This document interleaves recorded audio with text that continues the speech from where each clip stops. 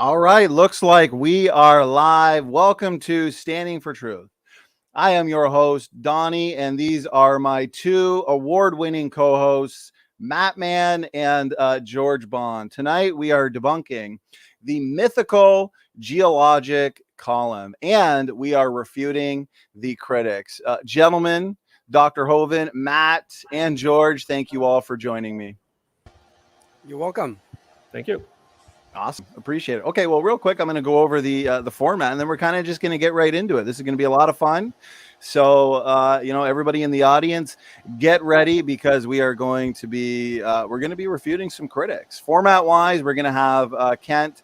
He's going to be doing about just 10 minutes, kind of laying down the foundation for the night, the Geologic Column, and whatever it is related to that. Then we're going to do about 10 minutes responding to some written comments from specific critics. Then we're going to get right into the video itself, the video defending the Geologic Column as if it exists as portrayed in the textbook.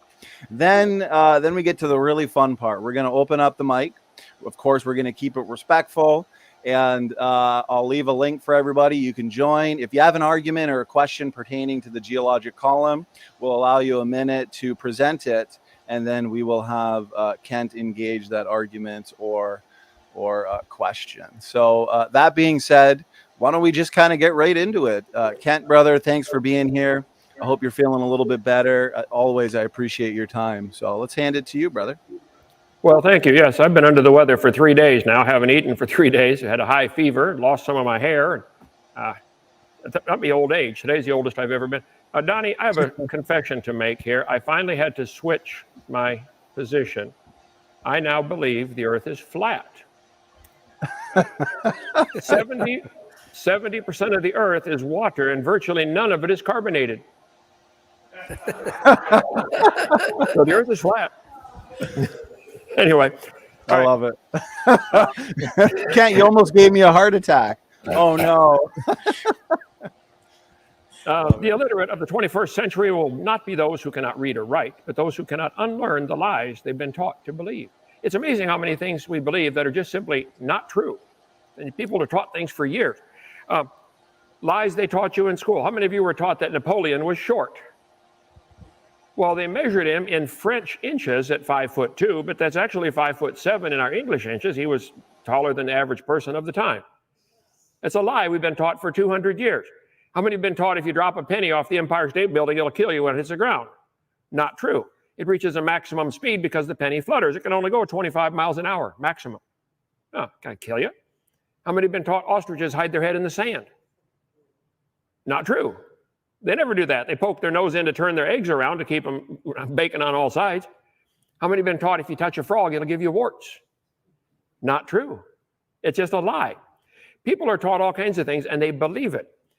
People are taught that the universe is self-existing and not created. Nobody made it. That is absolutely stupid. It's a lie. The universe came into existence 14 billion years ago. That's pure baloney. It's a lie, but you teach that long enough, people start to believe it. One of the biggest lies in history is the lie that the layers of the Earth are different ages. Joseph Goebbels, Hitler's right-hand man, said if you tell a lie big enough and keep repeating it, people will eventually come to believe it. And that's what's happened. For the last 200 years, we've been teaching kids the layers of the Earth are different ages. They divided the Earth up into layers, gave each one a fancy name, Cenozoic, Mesozoic, Paleozoic, and Jurassic, and Triassic, and Mississippian, and they gave each one an index fossil and assigned an age to it. All this was made up in the 1830s. There was no such thing as a geologic column. Now, 2,000 years before that, Peter warned us in 2 Peter 3, in the last days there shall come scoffers, walking after their own lust and saying, where's the promise of his coming? All things continue as they were from the beginning of the creation, for since this they are willingly ignorant, that by the word of God the heavens were of old. So the scoffers are ignorant of how God made the heavens. I covered that in great detail on my video number, here we go. Seminar part 2, what was the original creation like? Why did they live to be 900? Get my whole video series for $50, drdino.com. But the second thing they're ignorant of, Peter said, would be the flood. The world was overflowed with water. In Psalm 104, it talks about the end of the flood. At thy rebuke, they fled. See, thou coverest it with the deep as with a garment. God covered the earth with the water. The water stood above the mountains. At thy rebuke, they fled. At the voice of thy thunder, they hasted away. They go up by the mountains. They go down by the valleys unto the place which thou hast founded for them. Now, I love the King James and stick with it exclusively. However, some of the Old English phrases don't really make as much sense today. And it's probably one of the rare times I'll ever use another translation to say, I think this is what they're trying to say here. The mountains rose, the valleys sank. At the end of the flood, the mountains lifted up, the valleys sank down, the water rushed off. The mountains rose, the valleys sank. And it's all kinds of different, it's simple. It's interesting, all the mountain ranges in the world seem to follow the coastlines. And the mountains of the world are folded up, fold mountains. We talk about this on video number 6 of my series. You can get the whole thing, $50, and then return it when you're done and get your money back. Donnie, I used to loan my DVDs out. I learned right away Christians don't steal, but they do borrow and never return. So I'm not going to loan it to you. You can buy it when you're done, give it back, get your money back. Meanwhile, I'm holding the $50, okay? It works out real good that way. So the mountain ranges formed at the end of the flood. The earth is 70% underwater. One atheist I was debating, he said, well, if the world was flooded, where'd all that water go? I said, it's in the oceans. They're huge.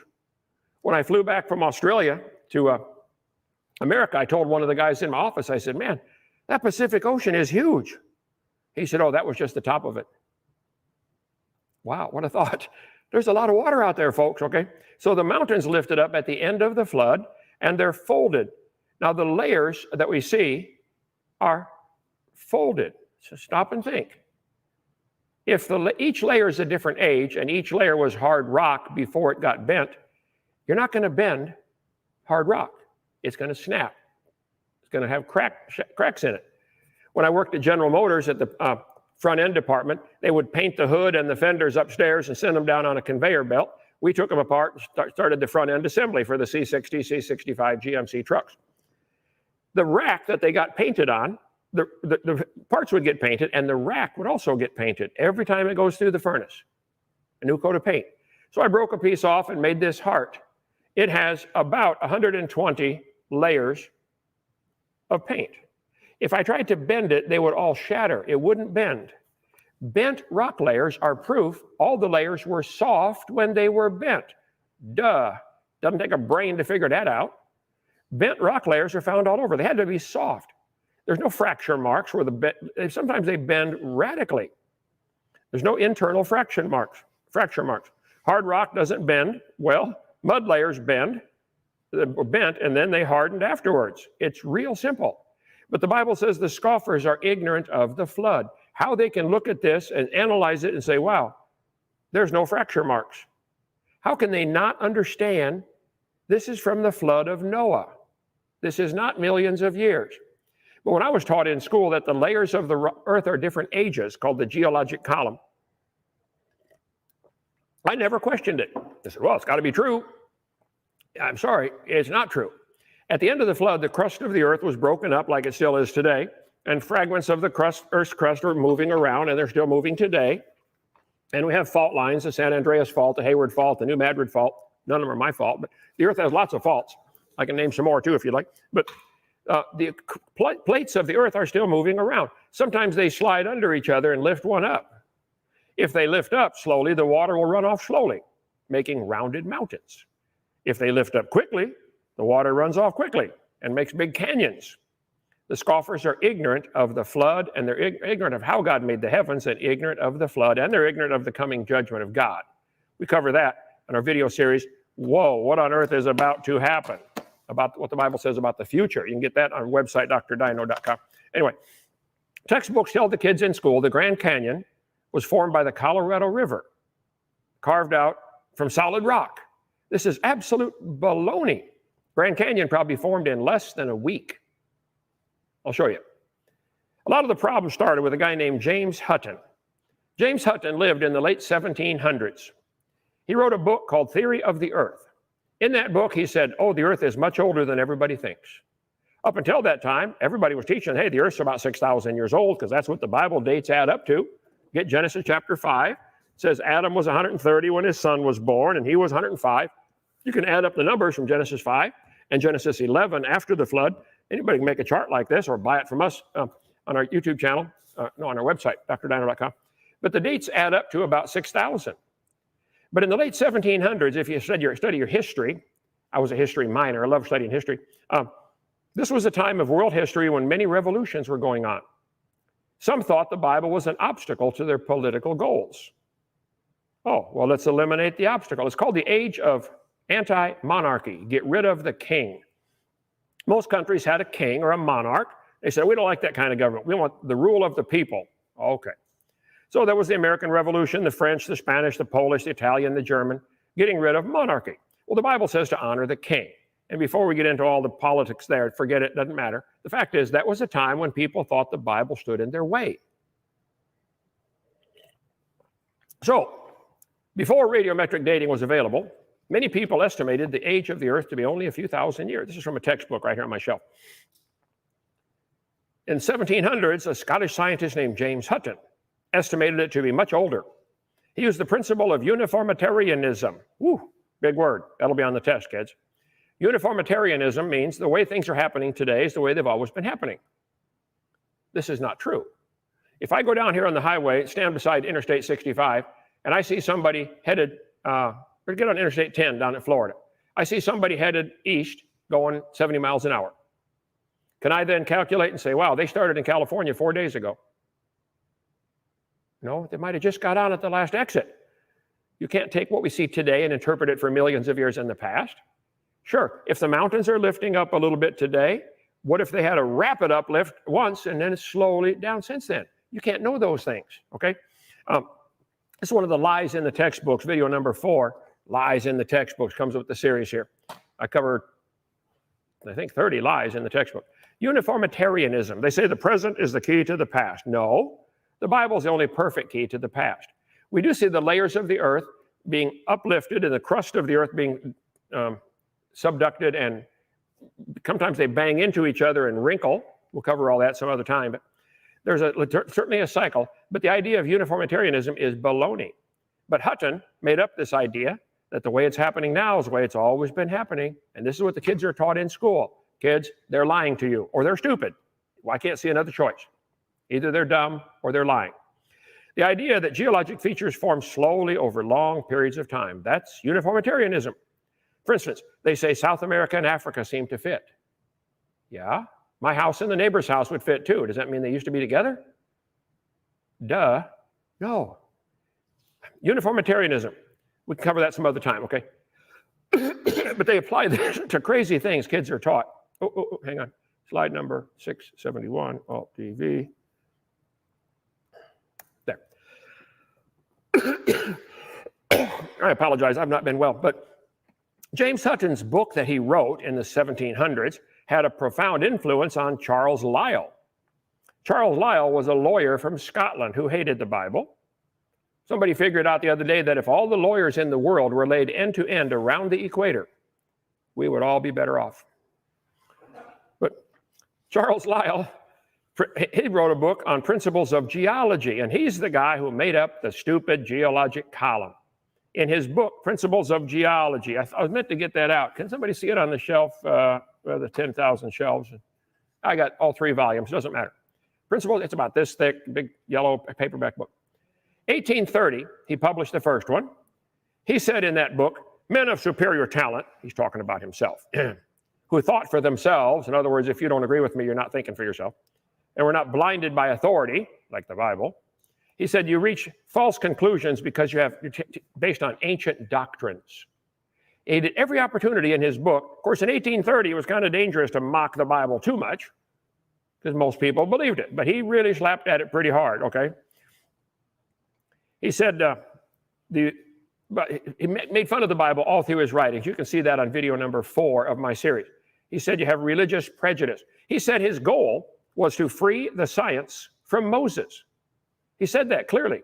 He said, I don't like people believing the Bible. I'm going to stop that. Oh, and he invented the geologic column that we're still taught today. It's been modified a few times. He gave each of the layers of the Earth a different name and an age and an index fossil.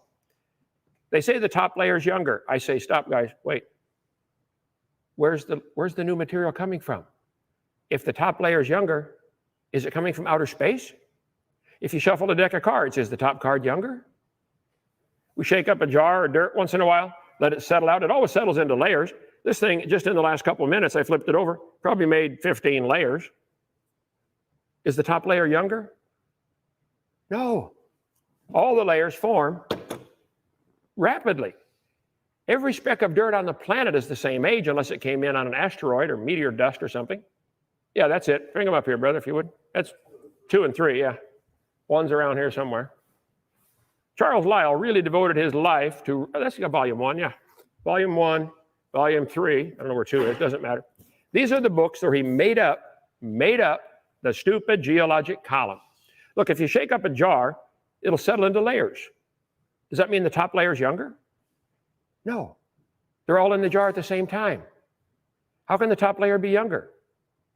Every layer of material is the same age. If I move it from here to here, that doesn't change the age of it. Think. The geologic column, does it exist? No, doesn't exist anywhere. Creation.com has a great article on that. Now, it's a fact the Earth has layers. There's no question. I've been to Grand Canyon, been to all 50 states, 70 countries. I love studying this stuff.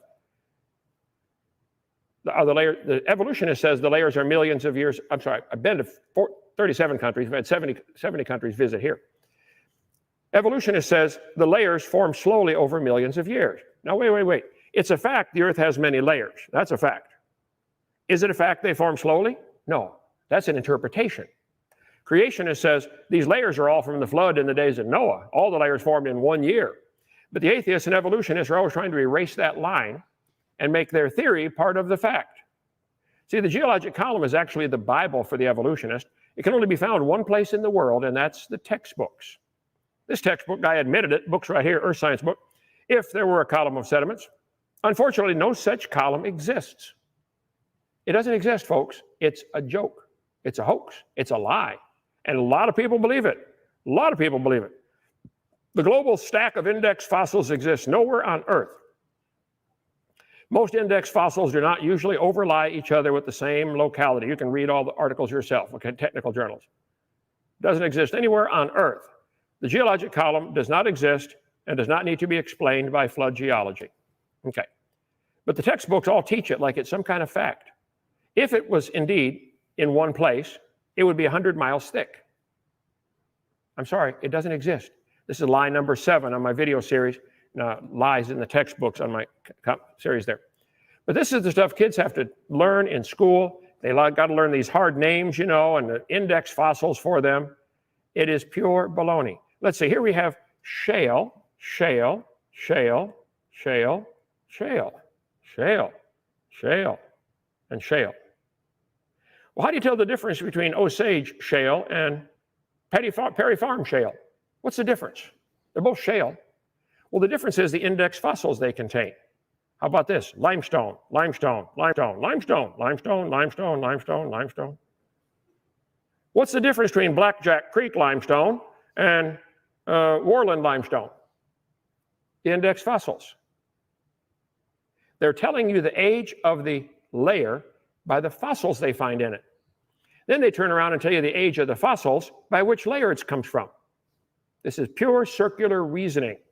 Hopefully, I like to simplify things, make it small words and make it easier. It's dumb, real dumb, okay? Article is a detailed examination of the young Earth creationist claim that geologic column does not exist. It is shown that the entire geologic column does exist in North Dakota. Whoa. They found one place where now it doesn't mean the geologic column exists. It means the layers are in the order that Lyell put in his book. Well, you shuffle them enough times. I bet if we shuffle 10,000 decks of cards, get 10,000 people, everybody shuffled a deck of cards, okay? Somebody in that crowd's going to end up with all 4 aces together. Does that prove something? No.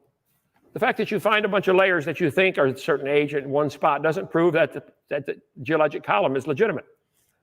Hypersaline waters, wow. Okay, I cover this on video number 4. I'm going to get to something else tonight. These index fossils may have been found in order in some places, but that's a result of random shuffling. See creation.com, answersingenesis.org, ICR.org. They've all got great articles on this. So they gave each layer a name and an index fossil. They tell the kids the layers of Grand Canyon are each a different age. Stop and think. If that layer sat there for 5 million years waiting for the next one, don't you think there'd be some erosion marks between the layers? Isn't it going to rain once in a while in 5 million years? The layers are stacked like pancakes. There's no soil buildup between the layers. It's rock, rock, rock, rock, rock. Interesting. Shake up a jar of sand, gravel, clay, and it'll settle out into layers for you in minutes. This whole geologic column is the Bible for the atheist and the evolutionist, and it doesn't exist anywhere. We get these sand toys you play with and make all kinds of layers. Here's what happens. The moon is up there right now pulling on our water, making a bump called the high tide. It holds that bump like a magnet, and we spin around once a day on Earth. But while we're spinning around, the bump of water is going up, down, up, down. Hold it. If the bump is coming up, where's the water coming to fill the bump? It's being pulled in from the side by moon's gravity, 230,000 miles away, depending on apogee or perigee. Okay. So at the North Pole, the Earth is spinning 0 miles an hour, and South Pole. At the equator, about 1,037. We're in Lenox, Alabama, 31 degrees above the equator. So at this latitude, you can do the trig on that and calculate the radius and diameter and all that stuff. I'll save you the hassle. I taught trig for years. But we're turning at this latitude about 886 miles an hour in Lenox, Alabama, which means if the moon pulled the water up, in order to fill that bump, the water has to rush in from the sides at 886 miles an hour. Now, there's already a lot of water, so it's just filling the bump. So not every speck of water is moving that speed, but it's gaining an extra 200 feet. Because if the Earth were covered with water, the tide would not get interrupted by banging into continents, and the tide would become harmonic. And harmonic tide on Earth would be a 200-foot tidal change every 6 hours, 12 and a half minutes. So at the equator, 1,037, Lenox, 886. So if the waters keep moving sideways at 886 miles an hour, up, not only is the tide going up and down, it's coming in and out. Whoa, that's going to take all the rocks and gravel and sand and roll them around against each other, make what's called a turbidity current, and it's going to round all the rocks off. Our whole gravel pit has trillions of rounded rocks. They call it river rock. Oh, that river goes from here to North Carolina? That's a big wide river, guys. I don't think so. Those rounded rocks are from the flood. You can get a rock tumbler and tumble rocks around, smooths them off. Noah's flood was a giant rock tumbler that tumbled all the gravel and sand. Come visit. How many rounded rocks do we have here? Trillions. Might even be quadrillions. I don't know. I'm not about to count them. You can count them if you want. I'll tell you what, let's get a government grant. I bet they'd let us do that. Yeah, okay. We have in our gravel pit 7 layers exposed. You can see it's gravel, sand, clay, gravel, sand, clay. These layers go all the way to North Carolina from Lenox. And they're telling me the layers are different ages. Guys, stop. No, they're not. The whole geologic column is dumb. The Bible says they delight in lies and the scoffers walk after their lust. We had this verse in here twice before. Okay. Textbook says Colorado River cut through layer upon layer of rock over millions of years. No, that river did not make that canyon. That river is what's left over after the flood, water got too full, went over the top, washed out Grand Canyon, probably in less than a week. Anyway, you said take 10 minutes. How long did I take, brother? Whew, too long. Sorry. Okay. No worries. No worries, brother. Tons of fantastic information and a great way to start the show and set the foundation for what we are going to address, Kent. So appreciate the visuals. And as we promised, we will be refuting the critics with half our brains tied behind our back. So, okay, let the fun begin. What we'll do is we'll start off with something simple before we get into the video. Matt, you've got the video ready, brother. So what I'll do is put up a comment from one of these critics. Kent, maybe we can respond to this, and then we'll just get right into the video. So this is from a critic who would say that the geologic column exists as it is portrayed in the textbook. So I can read it here, and then we can respond to it before we get into the video itself. So he says the geologic column is a specific sequence of rock layers. We don't always find all the rock layers, but we always find them in the same order, barring tectonic movement. By finding parts of this sequence in many different places, we can then reconstruct what the entire sequence looks like. As Ryan Christian, I believe is his name in the video that we're going to get to, said, we have places on Earth where only a few rock layers are missing from the sequence. We know that there is a specific order to the rock layer. So in other words, Kent, this is all a defense of the geologic column. I'd be curious as to your thoughts on that. Okay, well, let's go back to my analogy of let's get 10,000 people to shuffle decks of cards, okay? Is it possible that if I had 10,000 people scattered around the world, somebody's going to end up with all 4 aces together?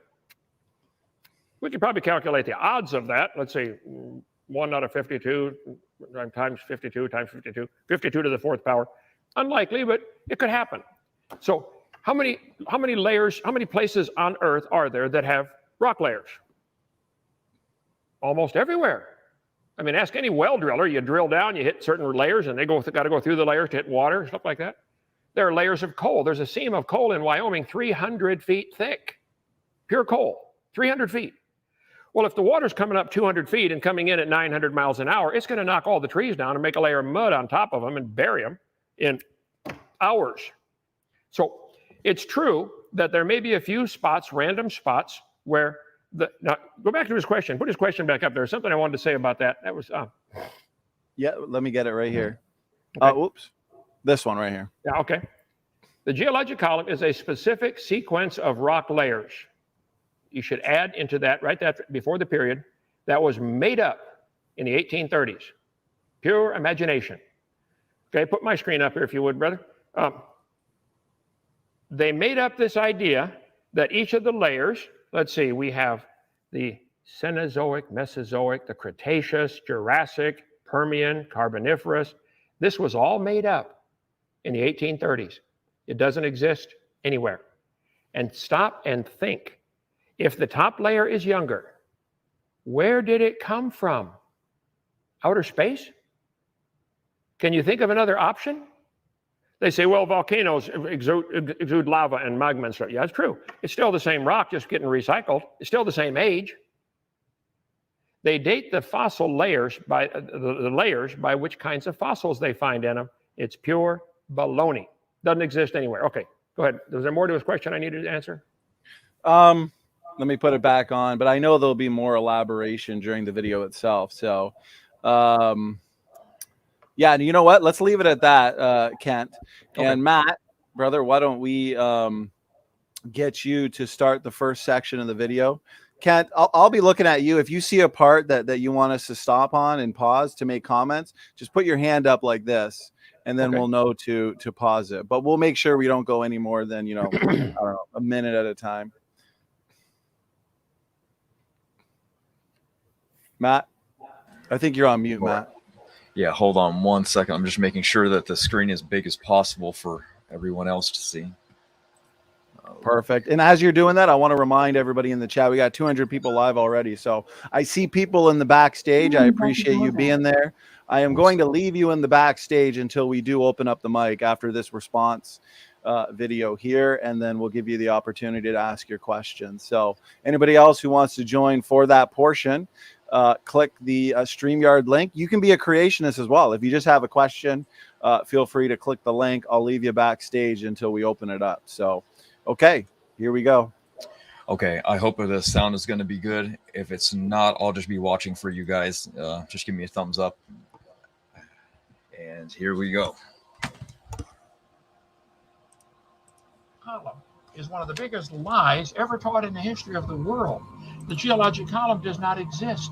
There's no such thing as a Jurassic age or Triassic or Mississippian. It's all baloney. Wow, the geologic column does not exist. Wow.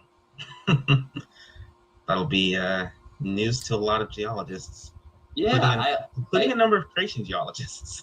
I know. It's quite surprising that he's willing to go this far out. But then again, he goes far out on a lot of things that a lot of people on his own side do not approve of. So maybe it's not too surprising. Yeah.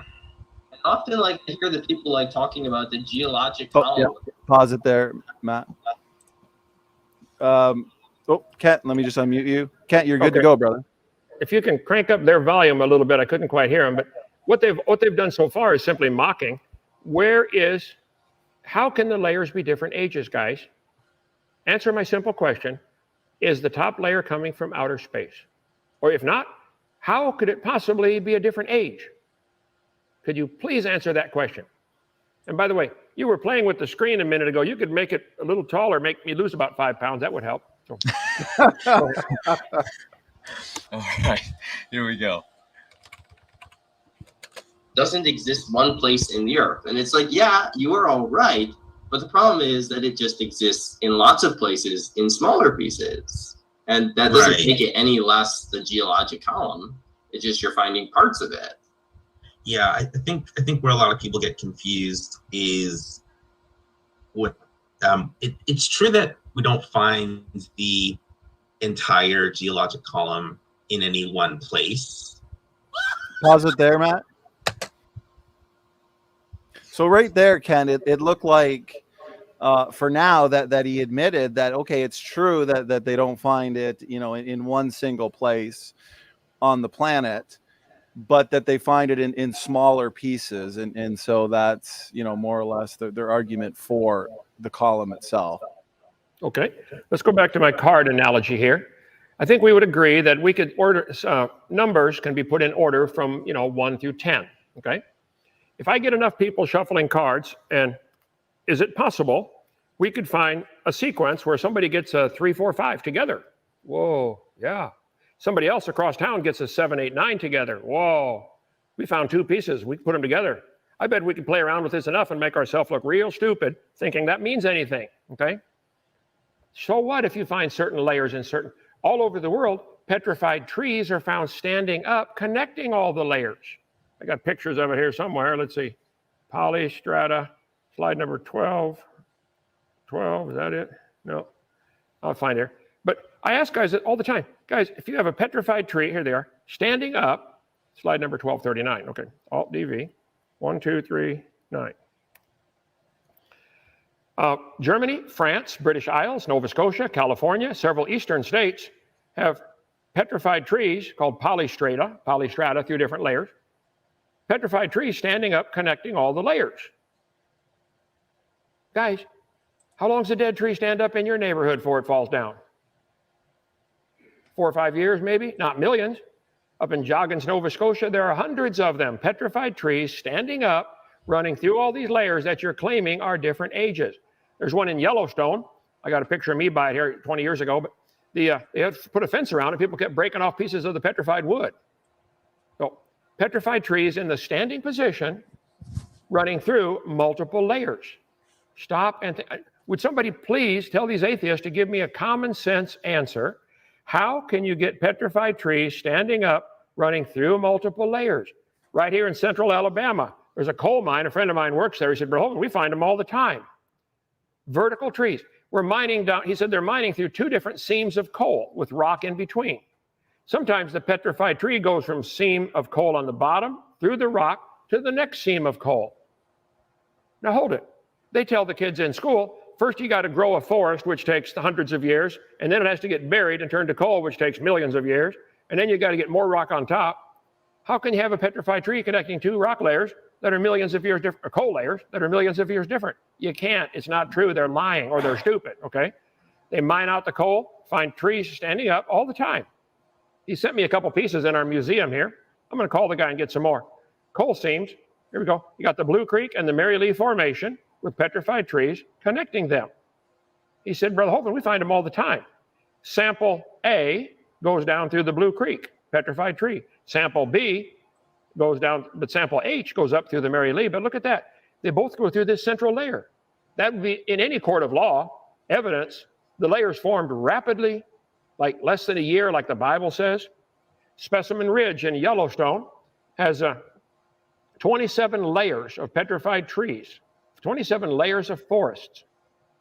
They didn't grow there. They were transported there by a flood. 30-foot petrified tree in Kettle Mine, Cookeville, Tennessee. Huh. That's to a SEMA coal here and a SEMA coal here. Now, when you carbon date them, they give really wild different dates. Right. Why are the coal seams always nearly found on top of layers of clay? That's a poor soil for trees to grow in. It was from the flood. David Reeves up at David Reeves Ministry, RIVES, up in Tennessee, he take you out and show them to you. Petrified vertical trees. Hello. Joggins, Nova Scotia, where they find thousands of them. Petrified trees in the vertical position. Now, you guys might get upset that your geologic column is being destroyed psychologically, because I know that is your Bible.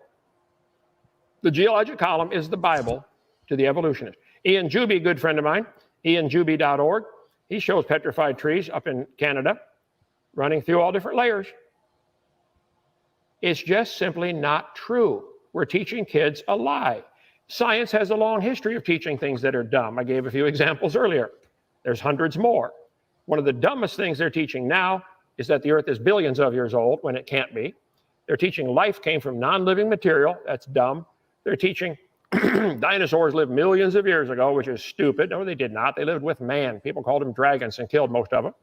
I covered that on video number 3 of my series about dinosaurs in the Bible. But petrified trees standing up, connecting all the layers. Wait a minute. How can the layers be different ages? This is just pure baloney. They found this fossil of a fish with his nose stuck in rock that's 1 million years older than the rest of the head. Oh, he balanced on his nose for 1 million years waiting for the layers to form. You'd have to go to school for years to be that stupid. Creation, the evidence from Polystrate fossils. There's articles. It's common. I don't know why they don't teach it. I do know why they don't teach it. It destroys their theory. Evolutionist has only 2 choices. Sometimes the trees are upside down, root end up. I think you got another problem now, okay? 2 choices. They can say, well, the trees stood upright for millions of years while the sediment formed around them. You want to believe that? I got some property to sell you. Or you can say the trees grew through hundreds of feet of solid rock looking for sunlight. There's a third way to resolve that. Maybe the trees were buried in a big flood. Yeah. So I'm sorry. These guys need some serious help. Tell them to call me. I'll debate. Normally, I'd do half my brain to hide behind my back. With those two, 90% of my brain tied behind my back. Well, that would work because they do claim to be a young Earth creationist, Kent. But I like to say 99.9% Evo, maybe 0.1% young Earth creationist with these arguments. Okay, Matt, if you want to share a screen, brother, and let's get to their next argument here and see what what they can bring us to the table. So, okay, right. Here we go. Here we go. It did not offer me to share my mic, so if it's not working, I don't really know. Well, I think there's when you share a screen and you want to play the audio, in the bottom left-hand corner, it says audio with a box. Did you make sure that it was checked? I didn't see it. Check mark. I'll just do it again. Share screen. No worries. Yeah, like I can see it. For me, it says share system audio. Do you see that? No. No, I don't. Very strange. Okay. At least you guys can hear it. I'll just turn it up again all the way. Okay. All right. No worries. Okay. Share screen, and then we'll see how it says. Okay. Here we go. We wouldn't really expect to, because geologic history is complicated. Nevertheless, there are places where it is mostly complete, like the Grand Staircase. At the bottom, you've got the Precambrian layers, and at the top in Bryce Canyon, in that area, you have stuff from the lower Cenozoic.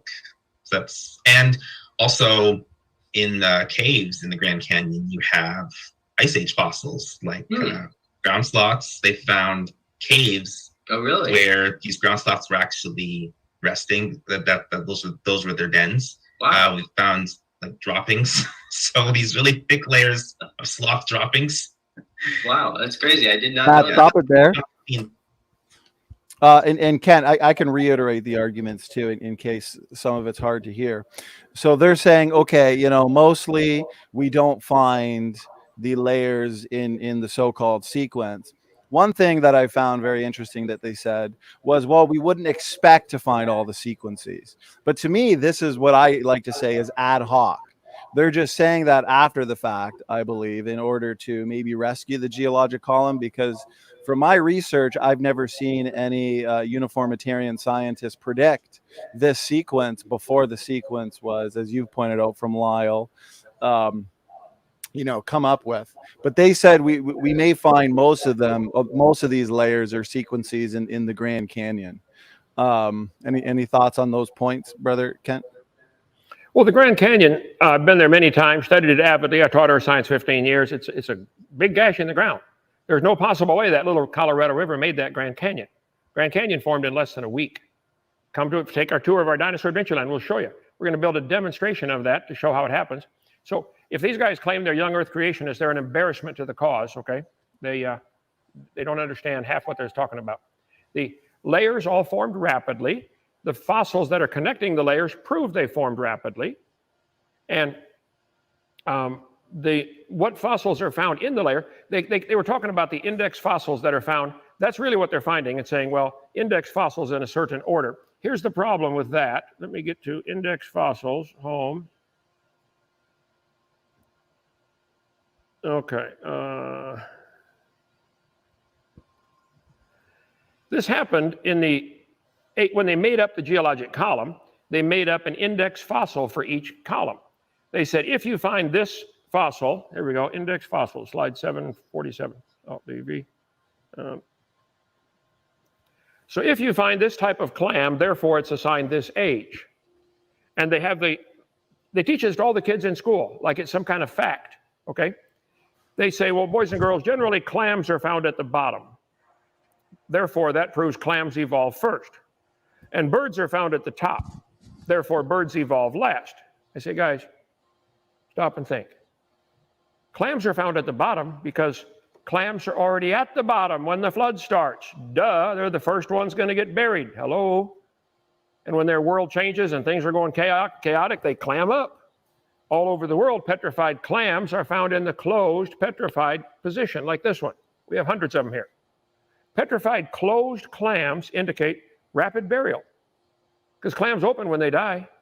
You hardly ever find a matched pair of seashells. They say birds are found on top because birds evolved last. Guys, birds are the last ones to drown in a flood. Hello? They can fly around till they run out of gas. And when they do, they got hollow feathers and hollow bones and they float. Hello? It's nothing to do with evolution. The fossils are sorted a little bit based upon habitat, where they live, based upon body density. Clamshells are a little denser than bird feathers. Based upon mobility, clams can't run very fast. And based upon intelligence. As far as anybody's been able to figure out, clams aren't too smart. So I think that's the order of sequence based on those factors, nothing to do with evolution. Nobody's ever seen a clam produce a baby that was anything other than a clam. So why do they say, because we find them in some kind of order, therefore this one turned into this one and this one turned... Guys, nobody's ever seen any animal or plant produce babies other than their same kind. Nobody ever has. Every farmer in the world will tell you, cows produce cows without exception, dogs produce dogs, pine trees produce pine trees. Now you might get some wild varieties within that category, but they're still the same. There are 115 different kinds of pine trees. Might have had a common ancestor called a pine tree. It doesn't prove we're related to a flea. So they don't get it, brother. I don't see any hope for them, but maybe they'll come around. So no, there is no such thing as a geologic column. They might find these fossils that they have assigned a fossil to each layer, an index fossil. You might find them in that order randomly, just like you might randomly shuffle the cards and find 1, 2, 3 together sometime. Whoa, what do I got here? Oh, no, I don't have a 1, 2, 3. Oh, I got a Jack King, almost got a sequence. If I had a queen, that would prove something to somebody somewhere. Go ahead. Awesome. Okay, Matt, put it back up on screen. There's a couple points I know they're about to make that I think Kent's going to have fun addressing. So as always, I'll be writing down what's saying as well in order to reiterate if necessary. But go ahead, Matt, whenever you're ready, brother.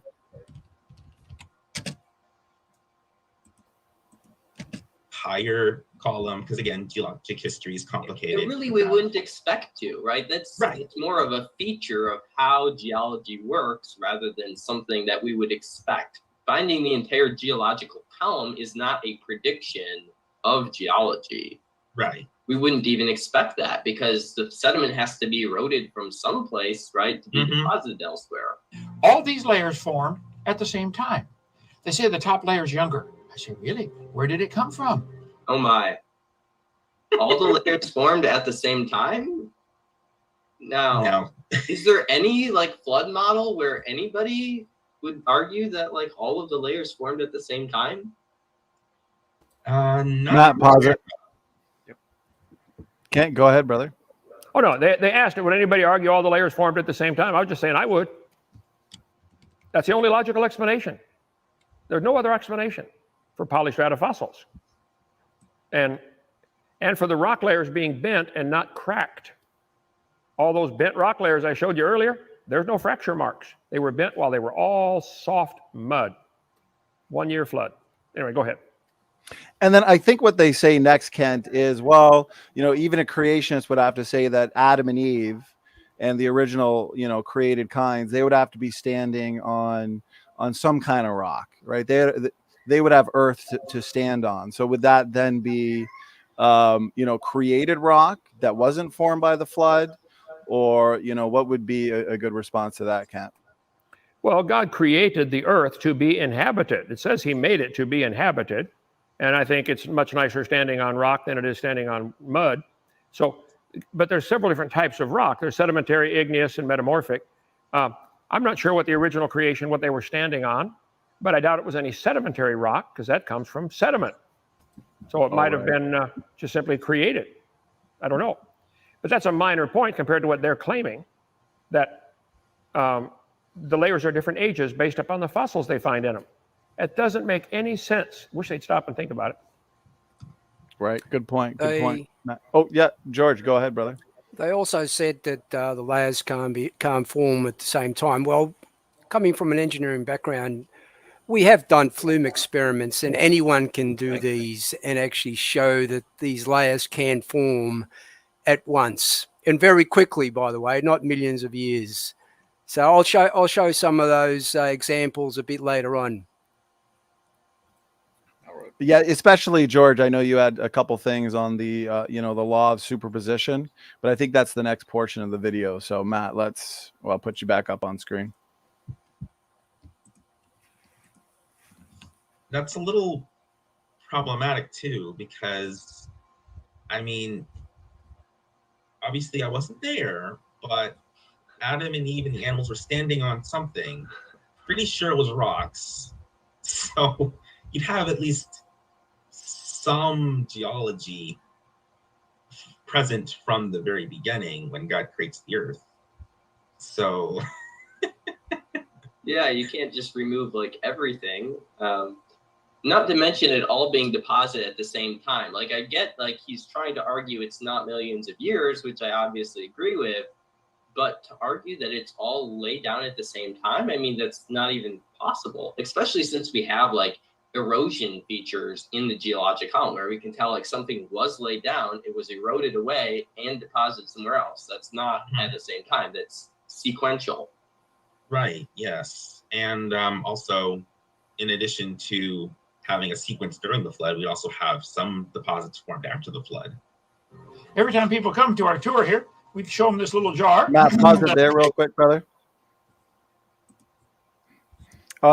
Kent, what would you think about the argument from, you know, specific rocks being eroded, laying down elsewhere, which would, you know, give us more of a sequence rather than laid down at the same time? Any specific thoughts on that? Well, I think many creationists have studied this problem and think probably the original created rock was granite. Because granite, if you melt granite down, it doesn't reform into granite. It forms into rhyolite. Nobody's for sure how granite is made. Other than that, might be the original created rock. And granite contains what are called radiopolonium halos. I was going to try to find the slides on that. I've got 45,000 slides, okay? So it would kind of help if you'd ask the questions in the same order that I got the answer. But, so I think the radiopolonium halos I cover on video number 7 in great detail. I can't find the slides right now. But I think probably they were on granite rock with a layer of soil for plants to grow in, like all over the world today. Well, mostly all over the world. So I lost part of your original question, though. Say it one more time. About the erosion, they'll say, well, you know, we don't always find the column in all of its sequence, but that's because of erosion. You have, you know, deposits being kind of moved around elsewhere. And that's a reasonable statement, but did it happen to erode the entire era? Didn't it erode partway into the next one? That's why I said earlier, there are no erosion marks between the layers. If it really was erosion going on, isn't going to make a few grooves someplace? Those layers are stacked like, you know, a deck of cards, you know, on top of each other, or pancakes. There's no erosion marks between the layers. No, all the layers formed at one time, 1 year during Noah's flood, and all the layers, all the canyons formed at the end of that. The Bible says in Psalm 104, the mountains arose, the valleys sank down, the water rushed off. If the ground came up quickly, the water would run off quickly and carve canyons deep quickly. The top of Grand Canyon is 5,000 feet higher than where the river enters the canyon. Whoa, rivers don't flow uphill in Arizona. So that used to be a giant lake behind where Grand Canyon is now. And we cover that on, let's see, video number, Grand Canyon. You just need to watch my whole video series. I cover all this. I'll find it. Oh, here we go. There's some more rock layers pushed up the Himalaya mountains. Grand Canyon. Nope.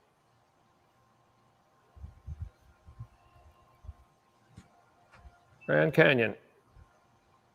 I won't take time for it now, brother. They mentioned Ice Age fossils. I think there certainly was an Ice Age. I think that came simultaneous with the flood. If you watch my video number 2, I talk about the canopy theory. I'm a strong believer as a creationist that the earth was surrounded by a canopy of ice above the atmosphere.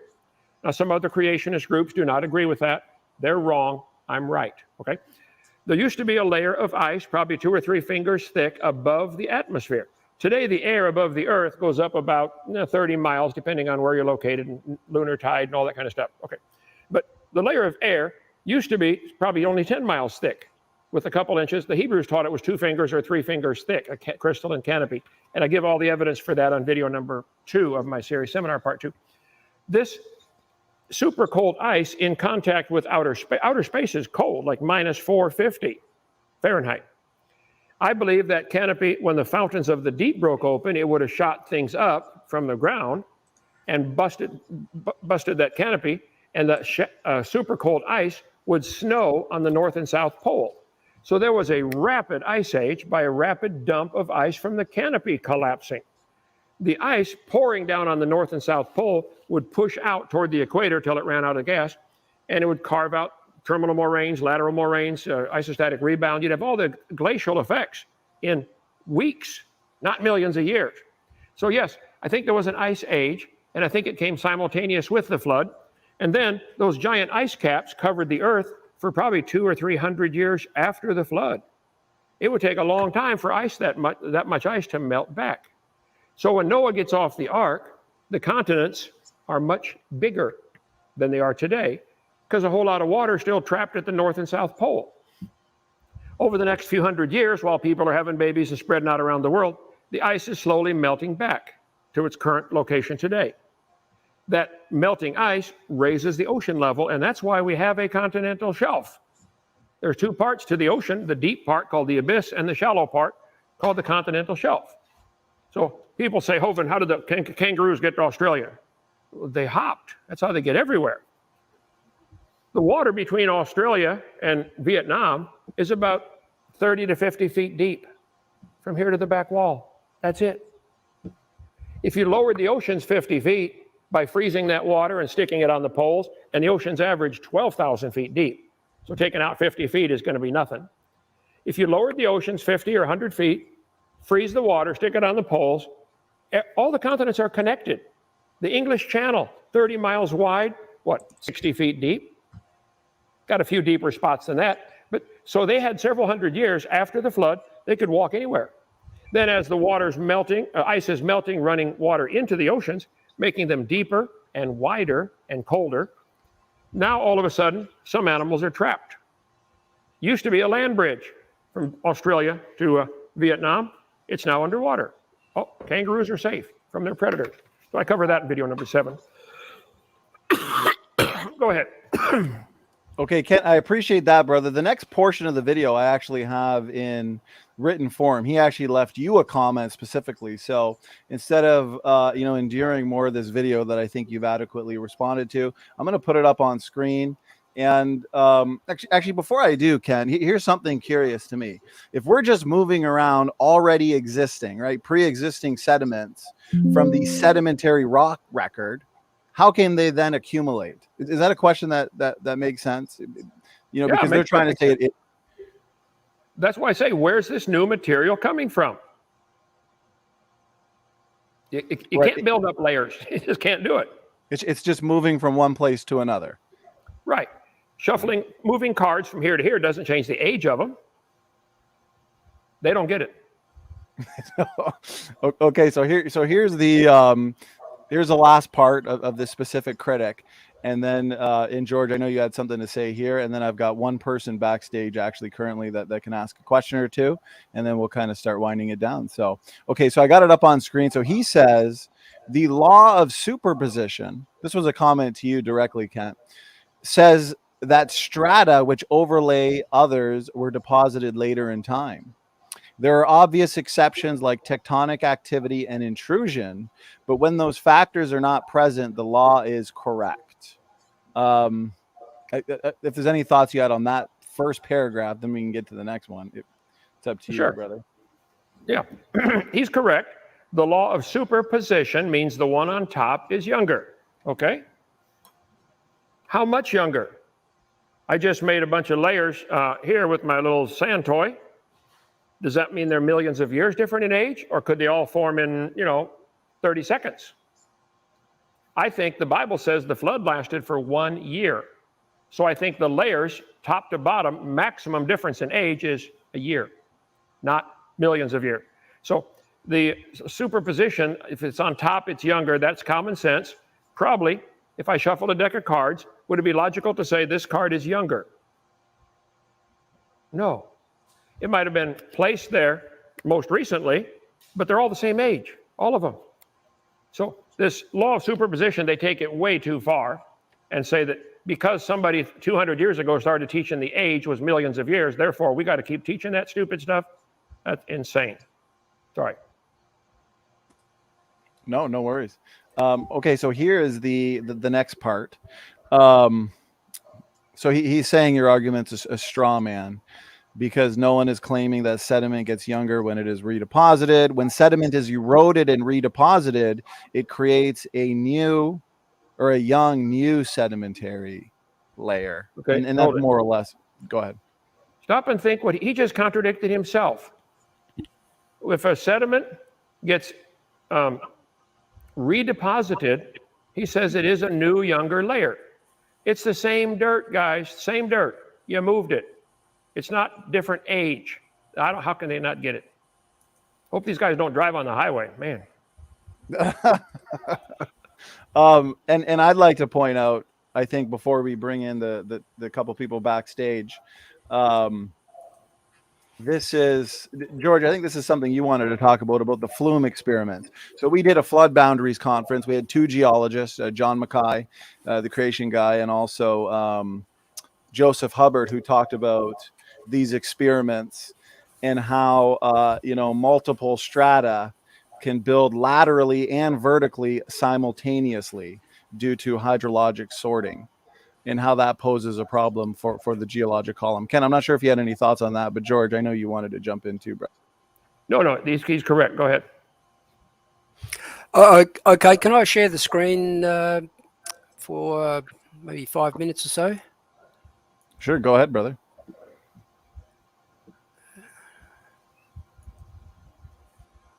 Okay. Here it is. Can you see me? Yes. Yeah. Okay, we're all aware of this particular so-called column that I think Dr. Hoven actually showed it earlier. But a couple of things I'd like to say about this is the erosion. These are secular erosion rates. I believe it's around about 6 centimeters per 1,000 years. They equate that to around the entire Earth's landscape being eroded to sea level in something like 10 to 12 million years. Even if you allow for mountains of rock, they push that out to around 43 to 44 million. Let's round it off at 50 million just for the sake of it. So effectively, every 50 million years, you'd expect this particular, the Cenozoic, for example, to be almost eroded down flat. You wouldn't see it. But in a deep Earth's age scenario, where we're talking 3.5 billion years, where I'm subtracting the 1 million years for it to cool down to its current form, that equates that entire column would erode over 200 times. Okay, so they effectively have to recreate those layers 200 times to get that current geologic column. But the other thing that most people don't actually look at in terms of this column, apart from the erosion, the lack of erosion between the preceding layers, is a thing called fulgurites.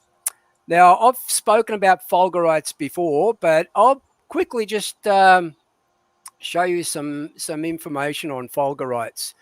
This is okay. This is a paper in Nature. Okay, so I'm not making this up. When the lightning actually hits the Earth, it creates these things that we call fulgurites. You can see the lightning going through the rocks there, but these are remnants of those fulgurites eroded near the seashore. But you get these lovely structures where the lightning has actually hit. Okay, you can see there it actually can go through multiple rock layers. So the interesting part about this is when you do the maths, you'd expect around 7,400 fulgurites per square meter on the surface. But let's say, okay, if these were distributed evenly over supposedly 19 layers in the geologic column, that averages to 390 fulgurites per square meter per geologic column layer. Now, the question is, why don't we find these fulgurites in the preceding layers? We don't find erosion marks in these preceding layers, but we don't find these fulgurites either, because lightning would have been part of the atmosphere over those billions of years. Okay, that's all I want to say about the fulgurites. So I'm just going to go back to, oops, excuse me, just bear with me. All right, so a big plug to our friends at Creation Research, John Mackay, Jason Hubbard, Diane Eager, and the rest of the team. Now, I've actually donated to these Flume experiments. Most people haven't really heard about rotary Flume experiments. Okay, we've all seen, or hopefully we've all seen the linear ones, but this is what can happen in a rotary Flume. Not only the layers actually reproduce, but also the landscapes. Now look at these landscapes. Some of you might actually, sort of fit those landscapes in something that you've seen on the Grand Canyon or somewhere around the different parts of the world. So that's a rotary Flume. So the other thing that we have found, not just the Creation Research Mob or ICR, etc., but even secular universities that do Flume experiments on a regular basis, rock layers grow sideways.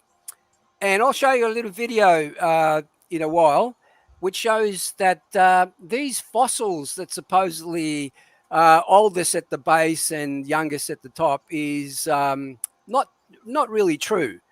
But before I do that, I'd like to show you, these are some of the Flume experiments that Creation Research have reproduced. Now, these are done purely by adjusting various parameters in the flume, like the quantity of water, the velocity, the direction of the flow, etc. And please note the different formations that you see there. They're very, very similar to the geological formations that you see in secular literature. Look at those. Here's one where they've actually formed these in 20 minutes and not millions of years as you would see them in the textbooks. They form parallel to the current. Okay, so these anticline and synclines that we keep hearing that would take millions of years and heat and pressure to produce. Sorry, guys, they can be reproduced in a Flume experiment. Now, the other one is this, the latest research that AIG have done are on the Tepete sandstone, especially the 90-degree bends. You'll see that from this diagram down here, that the Tepete sandstone is actually at the base of the great unconformity. That's an erosion mark of the original surface, okay? But it's important to note that these bends are 90 degrees. The secular explanation to this is it occurred deep down under heat and pressure.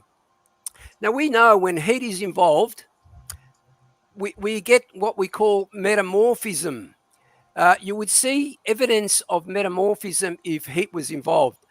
Now, AIG have done, apart from the history of this, when they originally applied for a permit to do this work, the Grand Canyon Committee refused them. So they took them to court. They went back, they got their permit, and they've done the results. And guess what? They found no evidence of metamorphism in that sand layer in that 90-degree bend. So, guys, that secular explanation is now debunked. Okay, it's debunked. There's another good view of the 90-degree bends. This is something that we've keep bringing up. I remember. And George, I'm gonna jump in there, brother. Fantastic points. Maybe if you could wrap it up in, I'd say 20 to 30 seconds, because I do want to make sure that we have the people backstage to ask Kent a couple questions. Okay, well, I'll show you that little video that I had compiled. It's only about I think about a minute long, but tell me if the volume's correct. This one, by the way, is called Sedimentary Layers in the Laboratory. It's taken from a segment from Evolution, Fact or Belief. You can find it yourself. You can take a screenshot, but here it goes. Of heterogeneous sand particles. Why is this important? Well, quite simply, because strata have been used to date sedimentary rocks, and the fossils in them are over 100 years. And it's kind of low, George. There is experimental proof to show I've got it on full. Strata form. Maybe what we'll do is send me that video and I'll put it in the description box for people to check out. Either fossils or rocks. Because it is kind of low. Maybe you can read the subtitles as well if the volume's not too. But what they're really explaining there is as you can see, the fossils at the base are not necessarily the oldest ones. Purely by the hydraulics of the way the layers are actually composed, the actual fossil at the top layer can actually be older than the fossil at the base. Are the same age as those in the bottom strata. So I'll grab that. In the same layer of sediment. No, I'll do it. Here we go. Copy. Layer of sediment arrives, and more sea creatures are trapped. Should I stop it there, Donnie? More important is the ones at the top. Well, I got to say, this is an amazing argument against deep time. Yeah, if you wanted to kind of sum it up as well, and then I'll put the video in the description box too for people to look at. Oh, effectively, that video sums everything up. That's the extent of the video, by the way. And send it to me. Just to go back. All right, we're at the front. So you can see quite clearly that in Flume experiments, we can actually recreate pretty much every geologic formation that you see in textbooks through real science. By the way, real science. I always say we are the ones that are doing the real science. We're showing them these Flume experiments how they actually form, and they deny it purely because they've assumed the presuppositions of deep time and the index fossils and all the other baloney that we keep hearing from them. No scientific proof, just complete assumptions and presuppositions. Amen, George. Well said. Appreciate it. Before I bring in the, I still see him backstage. Kent, any thoughts, any points you kind of wanted to add to that before we go to the next portion? I was not aware of that video, but the one the French guy did 30 years ago is very similar to that. Experiments in stratification done at the Colorado Springs, I think. Navy has a, believe it or not, our Navy has something in Colorado. A huge flume where they do this very same thing, and layers form, multiple layers form horizontally, not vertically. Good point. Thank you, George. Go ahead. Awesome. Great stuff. Go ahead, George. I've got those videos as well, but they're like 3-part series, part 1, 2, and 3, and they're a bit too long to show. I thought that was a good summary at the end of, how they use the index fossils to show that the fossil at the top is younger than the fossil at the bottom. Well, sorry, but we've just shown you experimentally that the fossil at the bottom layer can actually be the younger fossil and not the one at the top. All right, George, you are a warrior. Appreciate those comments. Kent, you've been doing a great job as well. Matt, you're going to get an award for your screen sharing tonight. So I've got Andrew, or a rational empiricist in here. So I do want to keep it on the geologic column and the points discussed. So maybe you had an objection. I do thank you for being here. An objection or a question for Kent, Andrew. So I can vouch for Andrew. He's always respectful, although, of course, we disagree. But he's been here many times. So, Andrew, thanks for being here. Introduce yourself real quick. And if you had a question or objection or something for Kent, go ahead. Yeah, sure. Thanks for having me on. My name's Andrew, of course. I'm often in the side chat of these discussions. But basically what I want to talk about, or try to explain at least, which I think I can do if I kind of, let's see if this will, or I guess what I'm going to try and do is explain some of the principles behind what we're actually doing with biostratigraphy and whatnot with these relative dating methods, which I saw some kind of information about it, but I didn't see a full explanation, or not all of the details addressed, I think, or all the nuances and nitty-gritty of it. And so I kind of want to demonstrate that. I kind of drew up a little diagram here, if I can kind of, let's see, I'm going to adjust my camera so I can show it. Hopefully this works. Are you trying to share? Oh, okay. Yeah, I kind of literally just drew it up right now, but is it showing okay, or do I need to adjust it? It's a little blurry, but I can put it full screen if you want to give a brief explanation followed by maybe a question or a point, and then we'll allow Kent to give his thoughts. Sure. Yeah, and you can still hear me from over here? I'm kind of behind my camera. Yes. Oh, yeah. Okay. All right, that's good.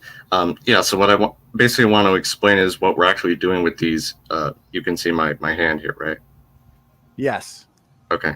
What we're basically doing is we have these multiple localities, different formations stacked on top of each other, which these formations can be different depositional environments. That kind of answers one question from earlier, is where is the sediment coming from? It's coming from deposition, mainly from the uplift of other areas, erosion gradually wearing down the sediments there and carrying them away to a low-lying spot like an ocean floor or a river delta, for example, and being deposited there. But anyways, Actually, Andrew, right there is a good point, I think, for us to at least stop at right now, Sure. in terms of where the sediment's coming from, since that would be an answer to one of Kent's questions, and then Sure, fair enough. allow Kent to respond there. So appreciate it. Kent, brother, over to you. Well, yeah, I think you just proved my point. If it's erosion, washing it down to a river delta and forming a new layer, it's still the same dirt. You didn't change the age of it. You moved it. You can move it Right, several that's different ways. what I'm getting to. You can move it with a backhoe or a shovel. You can move it with a river stream. It's not changing the age of it. So the only way you're going to get the ages to be different, the layers to be different ages, is to bring it in from outer space. You did not answer the question. Well, basically, well, correct me if I'm wrong here, but if they were somehow hypothetically deposited on top of one another from outer space, you'd still say that they're intrinsically not necessarily different ages, correct? Well, that's begging the question. As far as on Earth, which is really all we can examine. Well, it's a hypothetical example. I'm just kind of probing your logic here. Yeah. If stuff kept falling on the Earth from outer space, then we could say, as far as the Earth is concerned, these layers formed at different times. But we have petrified trees connecting all the layers. We have the logic that says... Hold on a sec, just before you go on there, because you're saying that just the sheer fact of deposition alone doesn't show that it's one age or another. But here you're saying if they were deposited from outer space, that they're necessarily different ages. That kind of contradicts what you said right there. Well, theoretically, based on the Big Bang, every speck in the planet, in the universe, is the same age, 13.772 billion. So you can't have any speck of dirt or rock any other age than 13.772 billion. So what you're really finding with your geologic column and carbon dating and potassium, argon, rubidium, strontium, lead-208, lead-206, all of them, they're trying to find something that matches what they've already decided. I suspect, I don't know who you are, rational empiricist, but I suspect you believe in evolution, and you've already decided the evolution theory is true, and we have to defend it. Is that your position? Do you believe evolution is true? Well, we're here to talk about the geologic column, not necessarily evolution, so that's kind of off the top. Well, so yeah, that's a fair point. Like, how do we know that these deposited layers basically are intrinsically different ages? And that's what I'm going to try and explain here, kind of with this little diagram. Basically, a little key right here where these red circles are, you can just consider those to be igneous deposits, igneous layers. So like an ash deposit, for example, from a volcano, or a lava flow, for example. And typically, of course, they go on more than once. So you get multiple of these igneous layers in between sedimentary layers that were where sediments were deposited, for example. And what we're doing basically is, say you have one locality, you can use radiometric dating, for example, to date the igneous layers. That helps you bracket the layers in between and the layers above using these stratigraphic principles, for example. Now, the other thing is, how do we know that this geologic column over here, for example, is really a thing globally, is because we can correlate these different localities, basically these different stacked up formations, using what you mentioned earlier, the index fossils. So, for example, we have the index fossils just for simplicity's sake throughout these different layers, and you can correlate them. You can show that, okay, this bit right here has the same index fossils as these layers, even though they may be different depositional environments, different sediments involved. And that shows, okay, these layers are correlated. Now, using the radiometric dating techniques from these, or the ages from these igneous layers, you can bracket the ages here. So, for example, if this is 80 million years, this layer right here, this is 70 million years, you can bracket the ages between these different localities. For example, that's how we determine the geologic column. Now, you may ask, okay, how do we exactly determine? Actually, Andrew, let's stop right there then, just to make sure we don't get too much on the table. Appreciate that in the visual, and I'm going to unmute Kent. Kent, go ahead, brother. Well, notice he keeps mentioning radiometric dating. That wasn't invented until the 1950s. Okay, way before that, they were teaching these layers are different ages and millions of years. So that way before, it predates radiometric dating. And when you take a sample in to get it radiometrically dated, they will keep testing it until they find the number they want, because they know it's supposed to be this old, and they've got all kinds of excuses they can use why the radiometric test didn't work. Contamination, is the big one. Something got contaminated. So they actually date the layers by the types of fossils they contain. They're called index fossils. Here we got limestone or shale found all through the geologic column. How do you know the difference between Labet shale and Perry Farm shale? They're both shale. Or limestone. You can take any of the sedimentary rocks you'd like. They date them by the fossils, which is based on the assumption that evolution is true. They've already decided they've got a chain of events of animals turned from an amoeba to a whale over billions of years, and it went from single cell to multi-celled, went through the fish, amphibian, reptile, mammal farm. They've already decided that. That's unquestionably true in their religion, and evolution's a religion, okay? So they've already decided if I find a fish in a fossil in a rock, that's got to be a certain age. If I find a bird, it can't be the same age. Because it's all based on the assumption that evolution is true. It's just absolutely stupid. In my totally humble, unbiased opinion. Go ahead. Well, sure. Appreciate that. Okay, go ahead, Andrew. Oh, sorry.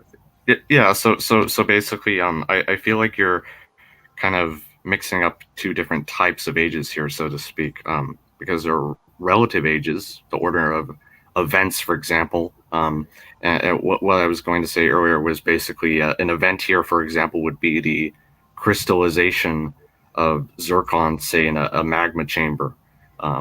And that's kind of an event that's happened, and you can determine, okay, like I said, by bracketing these ages or these different layers, this is the order of events. That's a relative age, basically. Okay, this happened older than this happened much earlier than this happened much later than this. And that's what basically the index fossils are used for, is determining these relative ages. The radiometric dating is used to determine numerical ages. So that's a key difference there, and that's why it's not circular reasoning. Okay, let's let Kent respond to that. Go ahead, Kent. Okay, this is all still based on the assumption that all those layers couldn't form in 1 year. If the world was destroyed by a global flood, everything's being shaken up, moved around, redistributed. The animals are going to tend to be sorted based upon their body density, based upon their habitat, based upon their intelligence, based upon their mobility. Nothing to do with evolution. You're probably going to find most of the dinosaurs in one layer because they hang out with each other. I bet if there was a flood today, you probably wouldn't find many coyote fossils in the same layer as birds, because they don't hang out together. So there are so many other logical reasons for any kind of sorting to the geologic strata we see, other than what you guys have already decided.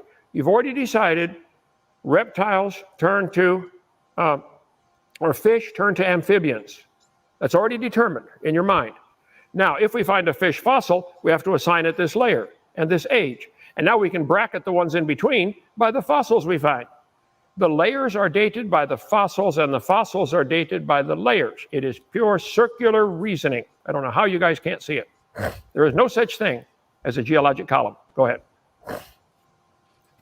Andrew, go ahead. Well, sure. Okay, so let me address the first thing you said there. Basically, is the geologic column, these or I should say, I guess, since we don't agree on that, the rock layers in this case.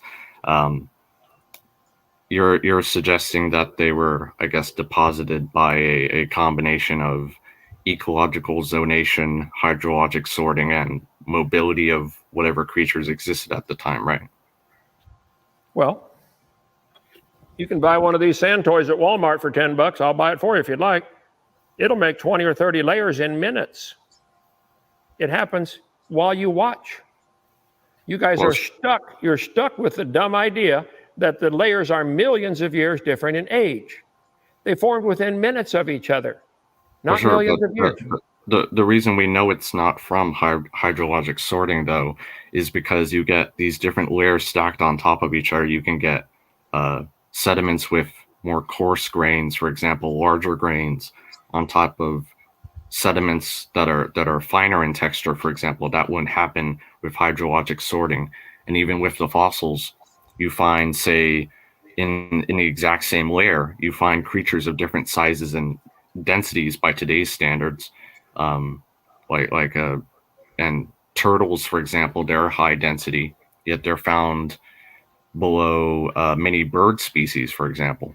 So Go ahead. I think sorting doesn't work. turtles being below birds in the fossils would be common sense. Turtles don't fly in the sky. Birds can fly around till they avoid drowning, till the last minute.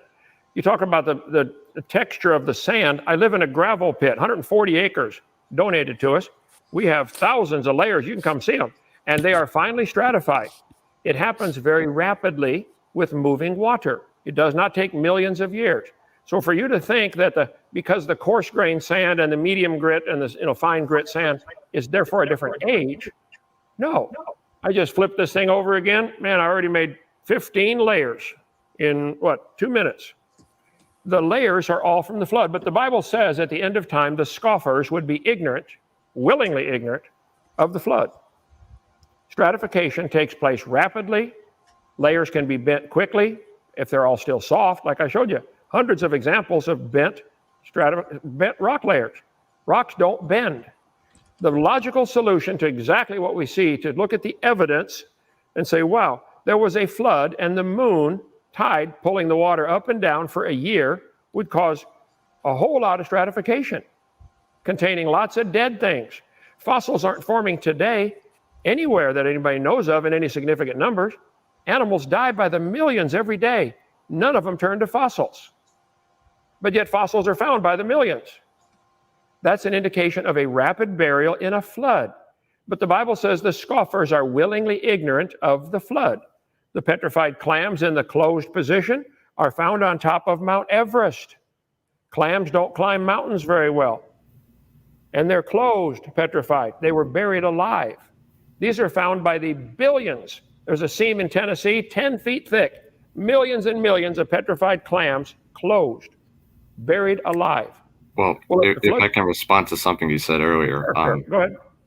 Well, I think you're not quite understanding what I'm saying here, because I'm not saying you have the coarse grain sediments, for example, at the very bottom, then the finer grain sediments closer to the top. You don't get this. What I'm saying is you can have sedimentary layers where, for example, at the bottom of a certain formation, a certain sequence, you have layers made of finer sediments, which would usually be at the surface if hydrologic sorting was true, and above them, then you get, say, these gravel deposits, or say deposits where there are larger grains inside the sediments to begin with.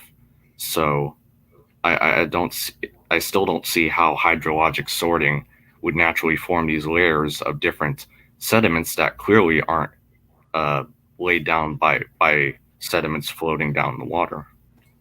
Well, each tide is going to be a totally different event. Each time the tide comes up 200 feet in a liquid-covered planet, if the Earth were completely covered with liquid, the tide would not get interrupted and it will go up and down 200 feet. It's called a harmonic tide. Each tidal event, every 6 hours, 12 and a half minutes, is going to make a new bracket of different sediments. So you're going to have gravel, sand, clay, and the sand is sorted. Here's our gravel pit right here. Come see it. There is fine grain, coarse grain. And of course, it's automatically sorted that way in minutes. And then you wait 6 hours, 12 and a half minutes till the next tide, and you get another layer going the other direction. So the tide and the flood is the only way to explain the stratification that we see. To say that there are coarse grain, medium grain, fine grain containing different fossils, that may be true. As I showed you, there are petrified trees connecting all the layers. That ought to be a big red flag for those who want to believe the layers are different ages. Well, but they never address that. For example, you can find the largest preserved fossil remains, for example, in the fine grain sediments. So the fossil sequence, according to, if, say, hydrologic sorting were true, contradicts hydrologic sorting explanation for the sediments themselves. Because usually for the fossil to be a larger animal to be preserved, you need these fine-grained sediments, and that's where we find them. We don't find them in, say, gravel layers or anything like that. First, I don't know that that's true. If fossils aren't found in coarse-grained gravel, is that what you're saying? Right, yeah, they're the largest ones usually aren't. I don't know how could that be documented. I'm going to go check around every fossil they found in the world. Okay, sure. You want to check it? So I guess go. Oh, I'm sorry, Andrew. I accidentally muted you. Let's just allow Kent to respond to that Yeah, part, sure. and then maybe make your next point. Go ahead, Kent. Okay. I would say, as I mentioned, the fact that we have fossils at all indicates rapid burial. Animals die today, and they get scattered all over the woods by the coyotes and the owls and the ants drag stuff around. We find fully articulated skeletons of dinosaurs, all the bones still connected. Lots of animals are found fully articulated, fossilized. They didn't lay around for a long time and get scavenged. They were buried rapidly. We don't find fossils forming today anywhere that I'm aware of in any significant numbers. The fact that we have fossils at all is indication of rapid burial. The fact that we have trillions of petrified clams found closed indicates rapid burial. The whole top of Mount Everest, 2,000 feet of that mountain, the top 2,000 feet is sedimentary rock full of clams, closed, petrified clams. I think they were buried rapidly, alive. So the fossils formed, I think the only logical explanation is the flood. I don't know you at all, rational empiricist, but I suspect you're talked about in 2 Peter chapter 3, a scoffer that's willingly ignorant of the flood. You don't want that flood story to be true, because that means God has authority to judge his creation. Oh no. Yeah, he does, and he will, and he's going to do it again. So the layers are not different ages. During the flood, while the tide's coming up and down and coming in and out, the velocity of the water is going to change depending on a number of factors. Contour of the ground.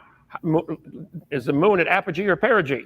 Is the moon and the sun lined up? Do you have anyway, there's a lot of, so the velocity of the water moving back and forth is going to determine the particle size, whether it's coarse grain or fine grain. This is hydrologic 101. Anybody that does anything in mining knows they have to, when they pump fluids with sand in it, it's going to sort the sand into by particle size. And also you get sorting by density. What type of sand is it? There's so many factors here. I think the only logical explanation is, like the Bible says, it was destroyed by a flood. It's not logical to claim the layers are different ages when you see petrified trees connecting all of them. Well, the other point too, Kent, is the erosion rates, secular erosion rates of the denudation of the landscape within 10 to 12 million years. I mean, we shouldn't be finding any fossils whatsoever. They should all have eroded away. The other point too, Andrew, in a lake deposition, okay, the bottom layer in the lake, I think you'll agree, would have been eroded from the surface of a nearby hill or landscape, and it would have been washed into the bottom of the lake. Now that is a younger layer, the youngest layer. Now subsequent erosion will then erode the next oldest layer on top of that. So what you have in a lake deposition is a reversal of the ages you had on the landscape. Do you understand that logic? Go ahead, Andrew. You're saying the ones deposited first are youngest? That you're contradicting yourself there. No, in a lake, okay? If you get deposition in a lake, that deposition comes from a nearby hill or landscape, which is then considered, which was originally considered youngest. That youngest layer is washed into the lake at the base of the lake. Now, subsequent erosion will then fall on top of that layer in the lake. So effectively what you're doing is you're reversing the ages of the original ages in a lake deposition situation. Well, sure, yeah, but this is what I was kind of talking about earlier. Is your one sec. Actually, if I could, because I know Kent's only got a few more minutes. Time has flown by. Kent, you've been so generous with your time, brother. I do have. Sorry, I know I took a lot of that time up, so I'm sorry for that. Oh no, that's good. That was good. That was a very enjoyable back and forth between you and Kent.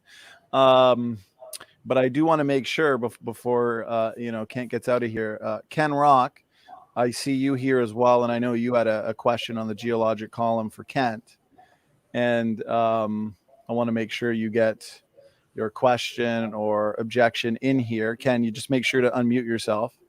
And thanks for being here. Yeah, sorry about that. I wasn't trying to interrupt. And so my biggest problem, I've been listening for a little bit. My biggest problem is similar to what I've had last time we talked, was a lot of your arguments seem to come from the argument of possibility, and I'm also hearing some arguments of absurdity. So basically, because an argument sounds absurd, then that means it is absurd. What are your objections to those, or how would you justify those within your arguments so far? I don't think I understand a word he said. I think Ken is saying that your arguments, Kent, are arguments from Kent. Did you say absurdity? Like you're saying Kent is making an argument that he doesn't think this is possible, and therefore. Okay. It seems to be a combination of an argument of possibility because other things are possible, or because some other things have happened. That means that it just negates what is being said, and that's not an argument against what's being said. It's just an argument to possibility, which says that something could happen. And then an argument of absurdity because something sounds crazy that it can't happen. It's more, I'm saying, his arguments sound like a combination of the two.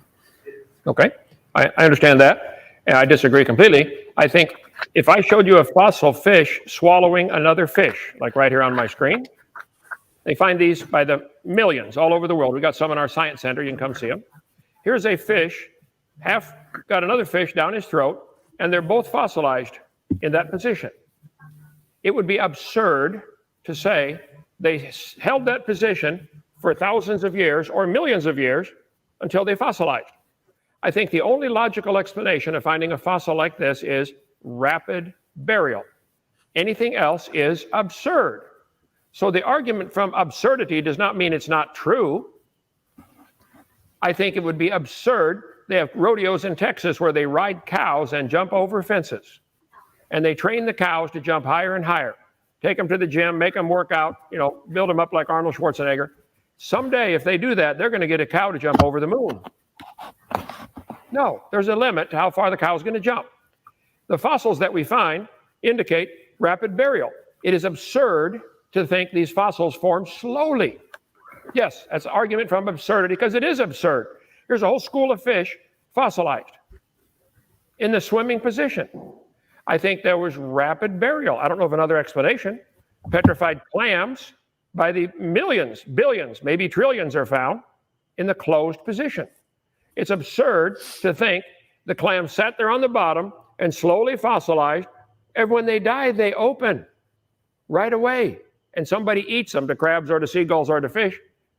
Petrified closed clams indicate rapid burial. It's absurd to think a petrified closed clam could petrify slowly over millions of years. Yes, I'm sorry, it is absurd. I use the word stupid more freely, but go ahead.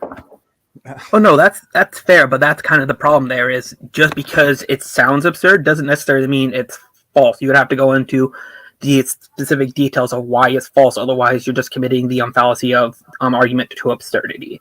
So well, you said one of the arguments. Yeah. Well, I was going to say, Kent did provide a few lines of evidence as to why.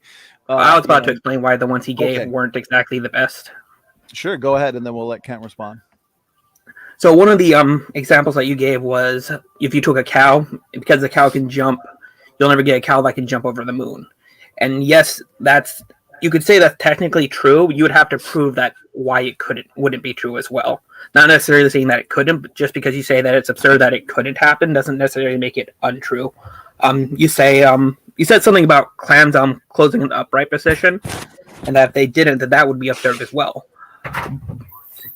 Donnie, I didn't follow. I can't understand half of what he says. Okay, he needs to learn to quit mumbling. But the cow jumping over the moon is an example to show, yes, you can train a cow to jump, and you might get him to jump higher. But there's a limit how high a cow can jump. You guys want to say everything is related. We see 500 varieties of apples now being raised around the world, and they might have had a common ancestor called an apple. Okay?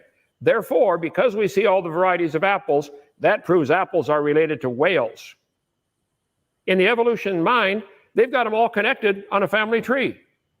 Do you believe, Ken, do you believe you are related to an apple over any amount of time?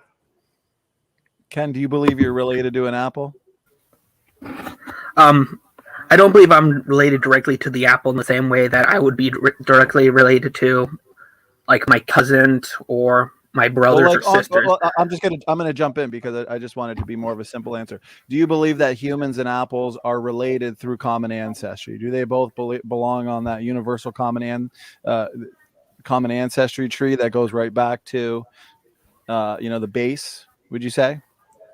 Yeah, that's a slightly different question than that I would agree to directly. Yeah. Okay, Kent. So sorry as well if I'm rushing. Yes. No worries. So we've got some evolutionists who admit they're related to a strawberry. Others are related to an apple now. What else did we get? That's absurd. That's an argument from absurdity. We see varieties of apple. We see cows able to jump higher. There are limits. There's probably a limit to how fast man can run. They've now got the 100-yard dash down to, what, less than 9 seconds. Do you think they'll ever get the 100-yard dash down to 1 second? Or is there a limit? Maybe they reach the limit. I don't know. But there is a limit.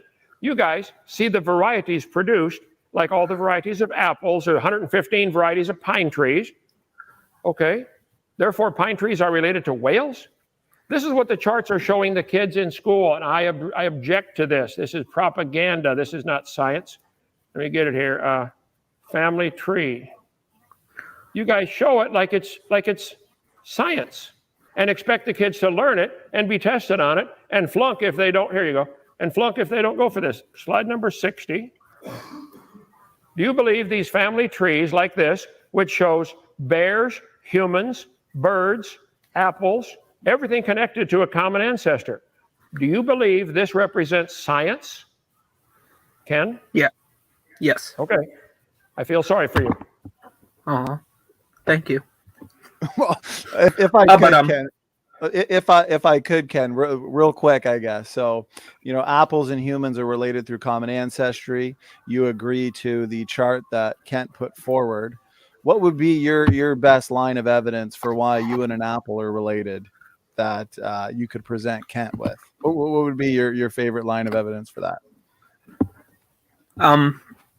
If I were to go through this right now, and we're not necessarily on the topic of evolution, but if you wanted this line of evidence, I would put for my best line forward. I would say that Kent would generally agree that most fruits are generally related. Would you agree with that, Kent? Okay, no. So he's asking, are all fruits related, Kent? No, I think God created apples. I think he created pears. I'll just pick a wild number and say there are 500 kinds of fruits in the world. They now have diversified into 40,000 varieties. Okay, most of them done by man for a particular reason. They want the apple to grow in hot climate or cold climate or sandy soil or acid soil. So man has developed apples from the apple root stock to have all kinds of apples. That's not evolution. It's a variation of the same kind. It's an apple. That doesn't prove this chart, which says sharks are related to apples.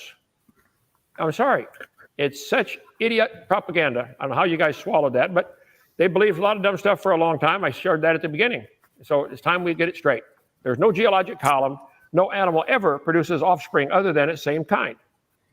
You can draw lines on paper connecting them. They got this one. Let's see. The octopus and the shark and the broccoli have a common ancestor.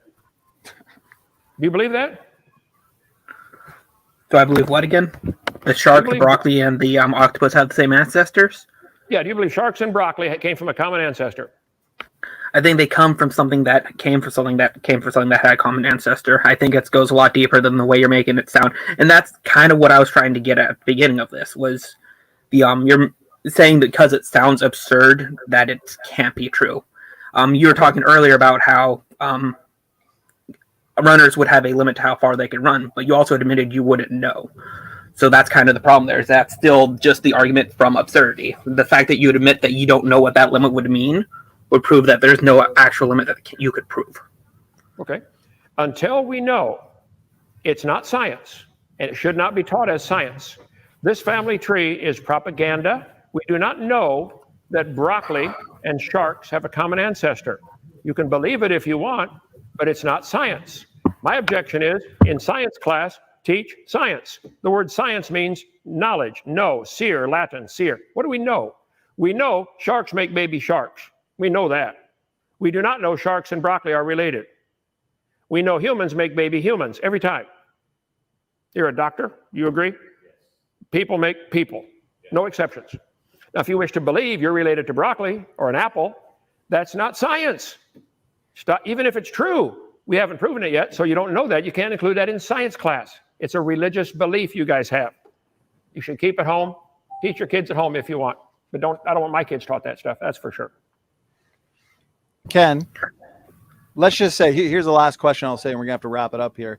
But this has been a ton of fun. We've had a huge audience the whole night. Time has flown by. If you were in an elevator with somebody and, you know, they really wanted just a piece of scientific, something that's empirical, right? Scientific evidence for why you and broccoli are related through common ancestry, you know, and they really were looking for a piece of scientific evidence with an open mind. You know, what would you provide them? That was for Ken? Yeah, for Ken. As of this, sorry, I'm gonna have to go. It's starting to get kind of loud here. I'm not gonna be able to answer the question. I'm sorry. No worries, Ken. I appreciate you being here. We're gonna have, I think, one last person here, Synagogue. Brother, good to have you here. I'm not sure if you're still here. I do appreciate your patience. Andrew and Ken, thank you so much for joining with your questions, objections, criticisms. CJ, I'm not sure if you're still there. I do appreciate your patience. I'm guessing you had a question as well for Kent, and I think we're gonna wrap it up here. That brings us to everybody. CJ, are you still there? Okay, he may have stepped away. Okay, well, Kent. Yes, Donnie, George. How many arguments from absurdity have you heard from evolutionists? Like the ancestors of the octopus hitching a ride on a meteor or an asteroid. Yeah, they got some wild stories. That's just Surfing one. monkey. I mean, their whole story is full of absurdities. I have to go. Nice to meet you again, Kent. What was that question? George? Oh, he was saying, he was just saying he's going to get out of here. George, I appreciate you're all the way in Australia. So nice thank to you meet so much. you, Kent. Again. He said, nice to see you again, Kent. Okay. All right. Hey, come visit America. We'll teach you to speak English. Oh, well, I'll stick to Australian. See you later, guys. All right. Okay, George. Appreciate it, brother. Okay, well, Dr. Hovind, thank you for giving us, 2 hours of your time. We did get a couple, brave evolutionists to come on in here and give some objections and some arguments. So, kudos to them. So, Ken, any final words, final thoughts before we wrap it up here on, I guess, everything we've talked about tonight? Well, I guess I would share with these evolutionists or people who believe in evolution, Pascal's wager. What I believe, that God created everything and he wrote a book and told us how he did it, and everything brings forth after its kind. That's all we've ever seen. There's no doctor in the world, no farmer on the planet will tell you he's ever seen an exception to this. Now, they might draw lines on paper imagining how it happened, but that's not science. But suppose I'm wrong. Suppose there is no God. Suppose everything has happened by chance and I die. Okay. I go back to the grave like everybody else. I haven't lost a thing. I've had a wonderful life. I enjoy life, enjoy my family. I haven't lost a thing. Pascal's wager. If I'm right and they're wrong, they've lost it all. They've lost it all. I've had 53 years of fellowship with my Heavenly Father. I gave my heart to him 53 years ago. And he moved in, started changing me from the inside. I'd like to see him move into everybody's heart, get on the inside, do some work. And just say, Lord, I'm a sinner. Would you please forgive me and save me? Come live inside and forgive me. And he will. And then he may want to change some things in your life. He had a whole long list on me to change. I'm not going to tell you what they are, but he's still working on a couple of them. Okay? But what about you? Where are you going if you die? You just die? You sure? You real sure? Real sure. If not, give me a call. 855-BIG-DINO, extension 3. I'll be glad to lead you to the Lord over the phone. Thank you. Amen, brother. Beautiful final words. Nothing more important than salvation. Where are you going when you die? You know, eternity is a long time, brother Kent. So I appreciate all you do for the Lord, all the time you give us for these important discussions. I'm going to let you get out of here. You know, again, thank you so much. You've got a busy couple months too. We got a lot of debates for you, and you've got a boot camp coming up, Kent. So, you know, I'll be praying for that, brother. All right. God Thank you bless so much, guys. All right. Bye-bye. Okay.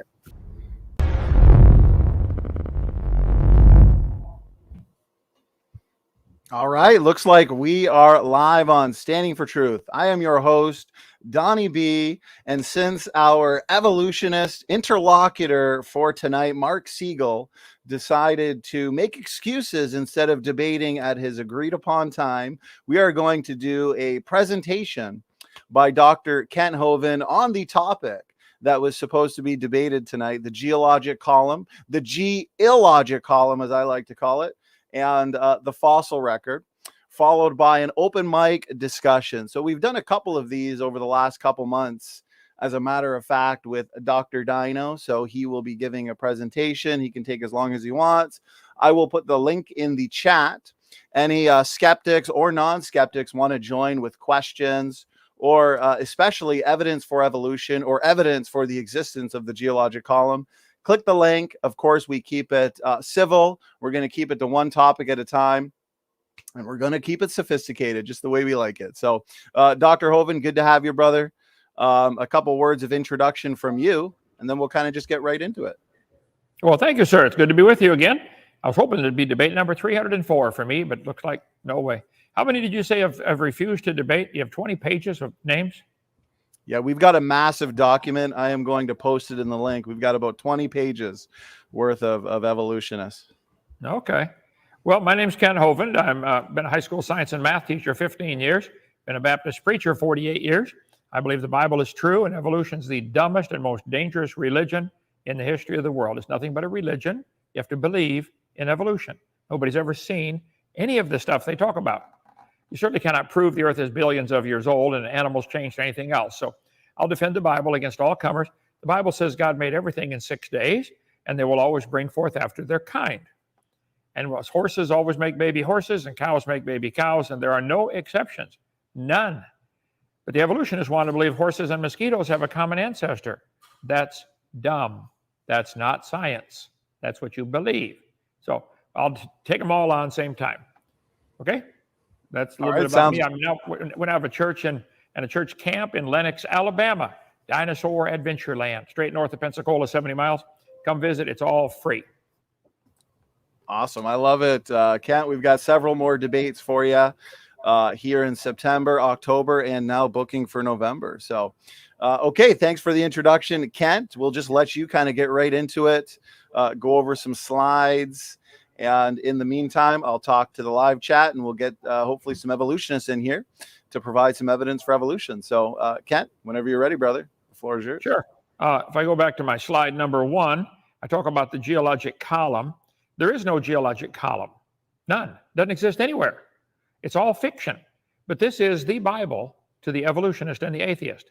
They think and talk in terms of during the Cenozoic and Mesozoic and Paleozoic and Archeozoic and Jurassic and Triassic and Mississippian and Devonian. This is how they think. I think in terms of Old Testament, New Testament, Matthew, Mark, Luke, John, Acts, Romans. You know, this geologic column does not exist, but it is the guide for their thinking. It's the Bible to the evolutionist. It doesn't exist anywhere in the world. The fiction guides their thinking, their rose-colored lens through which they look at life, the world around them, and history.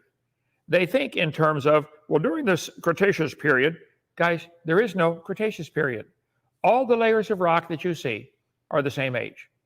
They were all shuffled up in the time of Noah's flood, that's all. If you shake up a jar of dirt, rocks, gravel, sand, water, it'll separate into layers. It does it in minutes. Doesn't take millions of years. Are all the layers the same age? Yes. If you shuffle up a deck of cards, you got some right here. Here we go. Just for the demonstration. If I shuffle a deck of cards, is the top card younger? No. They're all the same age. This is not younger, and this one older. They say the top layer is younger. Well, where's it coming from? Outer space? Think about it. All the layers are the same age. They got shuffled, that's all. So there is no such thing as a geologic column. It's a fact Grand Canyon exists. Nobody argues about that. The evolutionists will say it formed slowly by a little water and lots of time.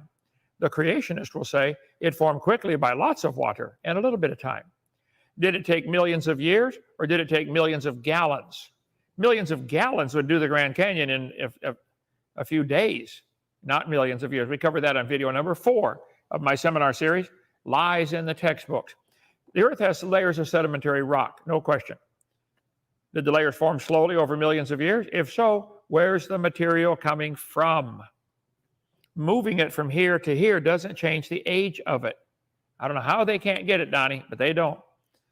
I think the layers are all from the flood in the days of Noah. The evolutionists are always trying to erase that line between the interpretation they have and the fact. The fact is the Earth has layers. Now that's a fact. It is not a fact. They're different ages, okay? Geologic Column is the Bible that can only be found one place in the world, and that is the textbooks. This textbook author admitted it, probably got fired for it. If there were a column of sediments, unfortunately, no such column exists. It doesn't exist, and they know it. It exists in their imagination, okay? If it did exist, it'd be 100 miles thick. Aha.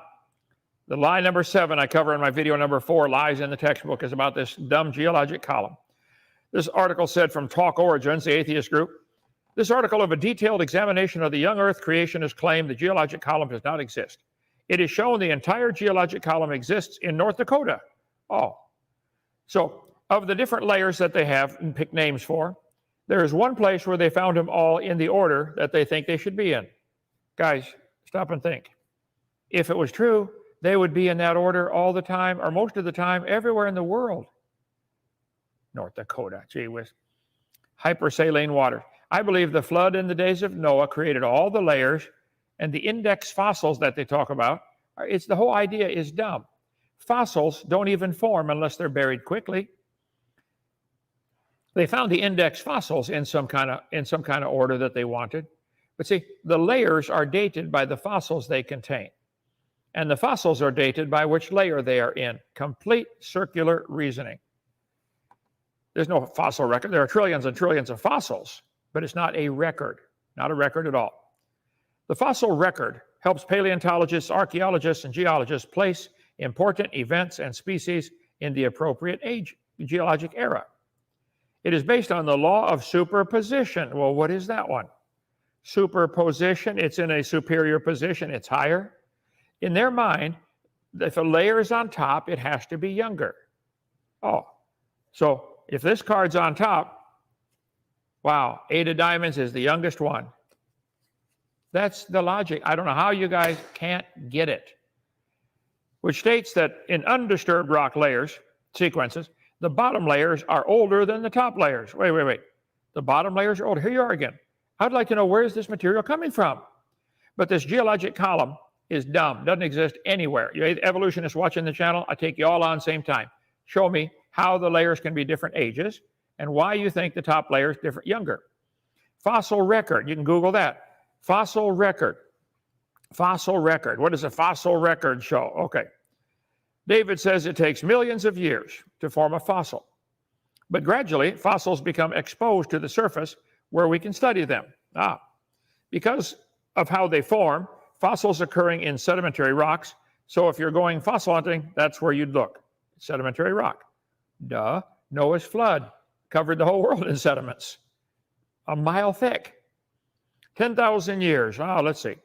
Fossils are defined as remains of traces of organisms that died more than 10,000 years ago. Who made up that definition? Could I form a fossil in my backyard today? Could I take one of these dogs around here, which we love to shoot, and bury it in mud and turn it into a fossil? I think that's a great idea for the Science Center. It takes 10,000 years. Let's see. Smithsonian. Scientists baked a fossil in 24 hours. What? Unfortunately, since the fossilization process takes at least 10,000 years, it is not particularly easy to study. So we can't study how fossils form unless we have 10,000 years to watch. The key to fossil formation is rapid burial in a medium capable of preventing or retarding complete decay.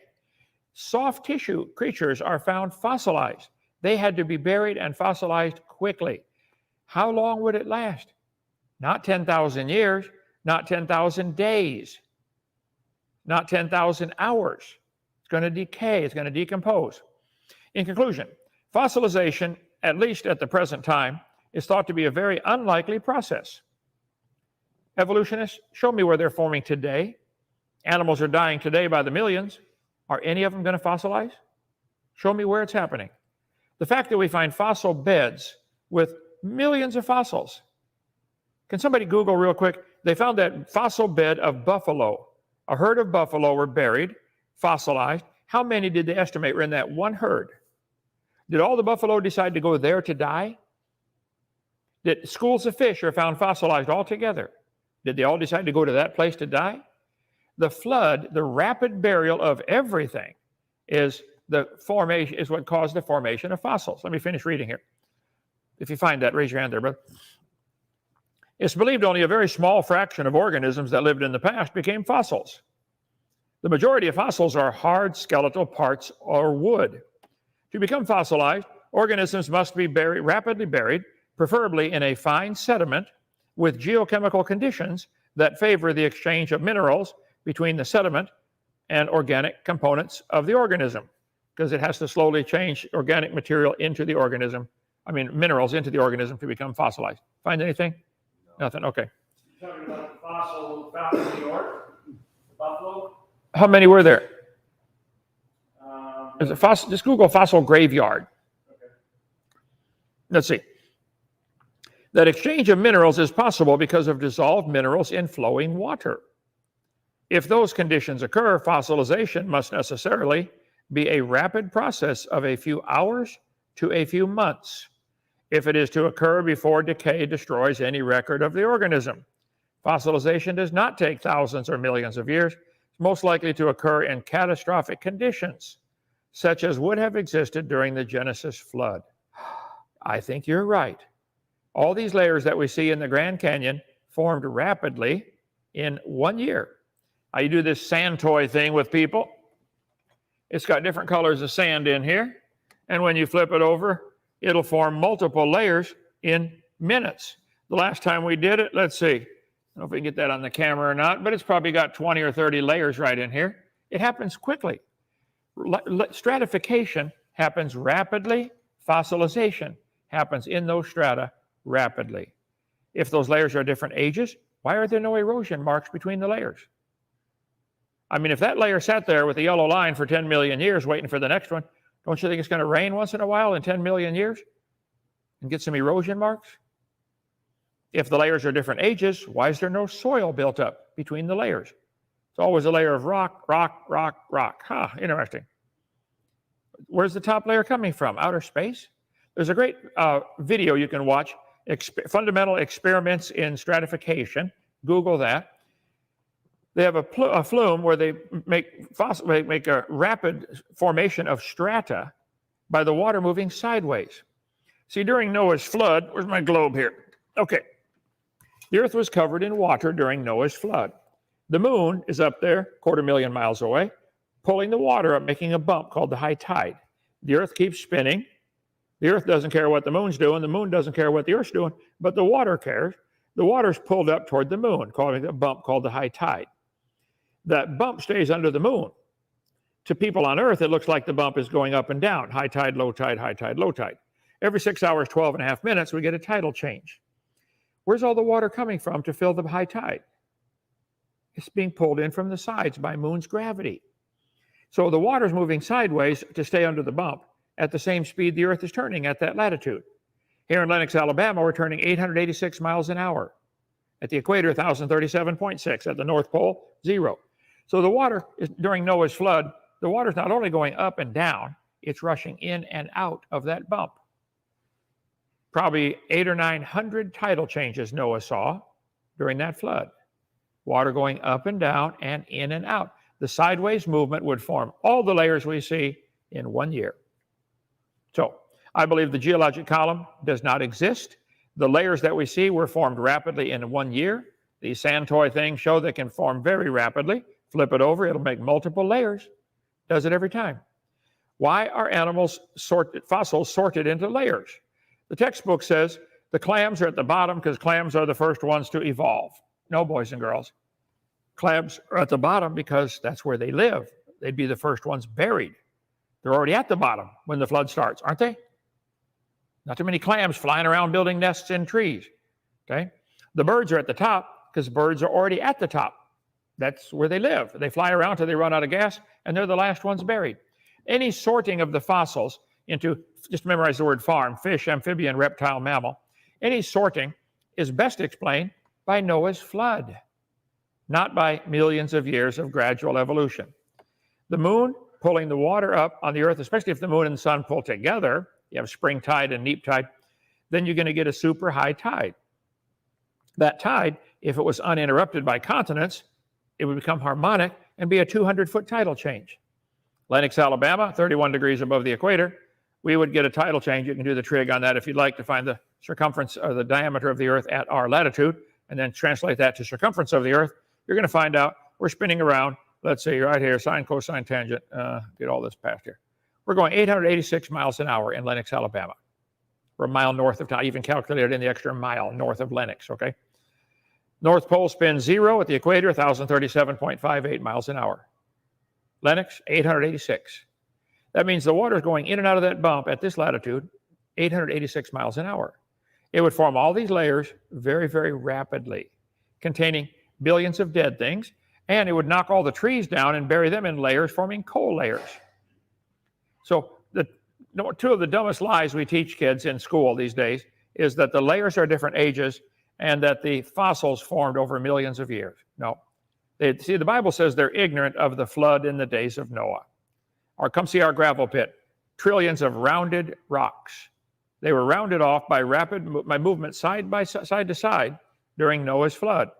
We have gravel layers of gravel, sand, clay, gravel, sand, clay. Are these layers millions of years different in age? No, that's baloney. All over the world, let's see, home. One more thought here and we'll take questions, brother. All over the world, petrified trees are found standing up, running through all the layers. Hold on. How long does a dead tree stand around? 4 or 5 years? Doesn't the bark fall off in 1 or 2 years? Why are these trees petrified, standing up, running through all the layers? They're telling me the layers are different ages. I don't believe that for 1 second. And kids, don't you believe that either. What you can do on your test in school, if the test says, how old is the Jurassic period? Or when was the Jurassic period? You could say, the textbook says, blah, blah, blah. However, this is stupid. The teacher knows, hey, you studied the material, you learned what they want you to learn. They got the propaganda through your head. Now, tell them, I learned it, I don't believe it, but I puked it back up on the test paper for you, teacher, okay? The layers all formed rapidly, petrified layers standing up are common. Got a fence around the one in Yellowstone because people kept breaking pieces off of it. Standing petrified trees, Yellowstone National Park. Standing petrified trees, it's common. Thousands have been found. One is all you need to prove the point. But they're all over. There's a place in North Alabama here where there are hundreds of them. There's a place in Joggins, Nova Scotia, where there are hundreds and maybe even thousands of them, petrified trees standing up. There's a coal mine up there in central Alabama, petrified trees standing up, running through one seam of coal, through the rock, through the next seam of coal. And they tell the kids the seams of coal form differently. In their twisted thinking, a forest has to grow, get knocked down, covered up, turn to coal, new sediments on top, new forest has to grow. Then it gets knocked down, turns to coal. So each layer of coal in their twisted thinking is thousands of years different in age. But when you have one petrified tree standing up, connecting all of them, I think you disprove that pretty simply.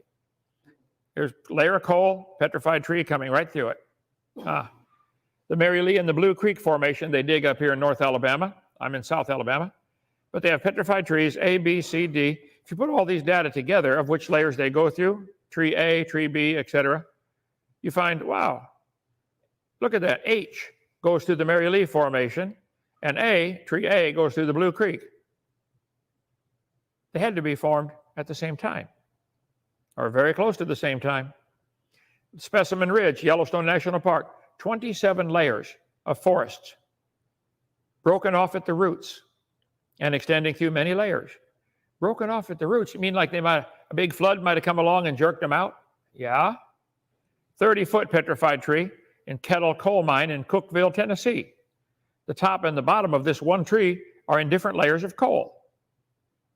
I think it's time, obviously, somebody is wrong about this age of the earth, and they're wrong about fossils. The evolutionists think I'm wrong, I think they're wrong. Or would you look at the facts and say, wow, how do you get petrified trees standing up, running through all these layers? Donnie, we've done a bunch of debates on your channel. They always switch the subject. They skip that one and go on to something else. They don't want to talk about that. I think it's embarrassing to them. It should be. So your choice is keep on believing your dumb geologic column or stop and admit, wow, maybe there was a flood, did all that. Joggins, Nova Scotia has all kinds of petrified trees standing up, running through all the layers. They're not different ages, folks. Go on up to Joggins. Johnny, you're in Canada. You guys can't get out yet, can you? Still captive by your communist government. Take a look at them. They're everywhere. Petrified trees in the vertical position. I think anybody with an open mind and half a functioning brain cell would say, wow, I think maybe we've been taught something wrong. Creationist engineering concepts. Polystrate fossils and petrified forests. If you want to get that material on that, you can contact them. Is there an address on there? Oh, freeze frame and get it for yourself. Petrified wood, a log running, a stick running through 12 layers in our museum in Florida. So here's a petrified fish with a nose stuck in a layer of rock that's millions of years older than the rest of the head. Balanced on his nose for millions of years. It's amazing. Sometimes trees are petrified upside down, running through many layers. Whoa, now you got a problem. You evolutionists do. I don't have a problem.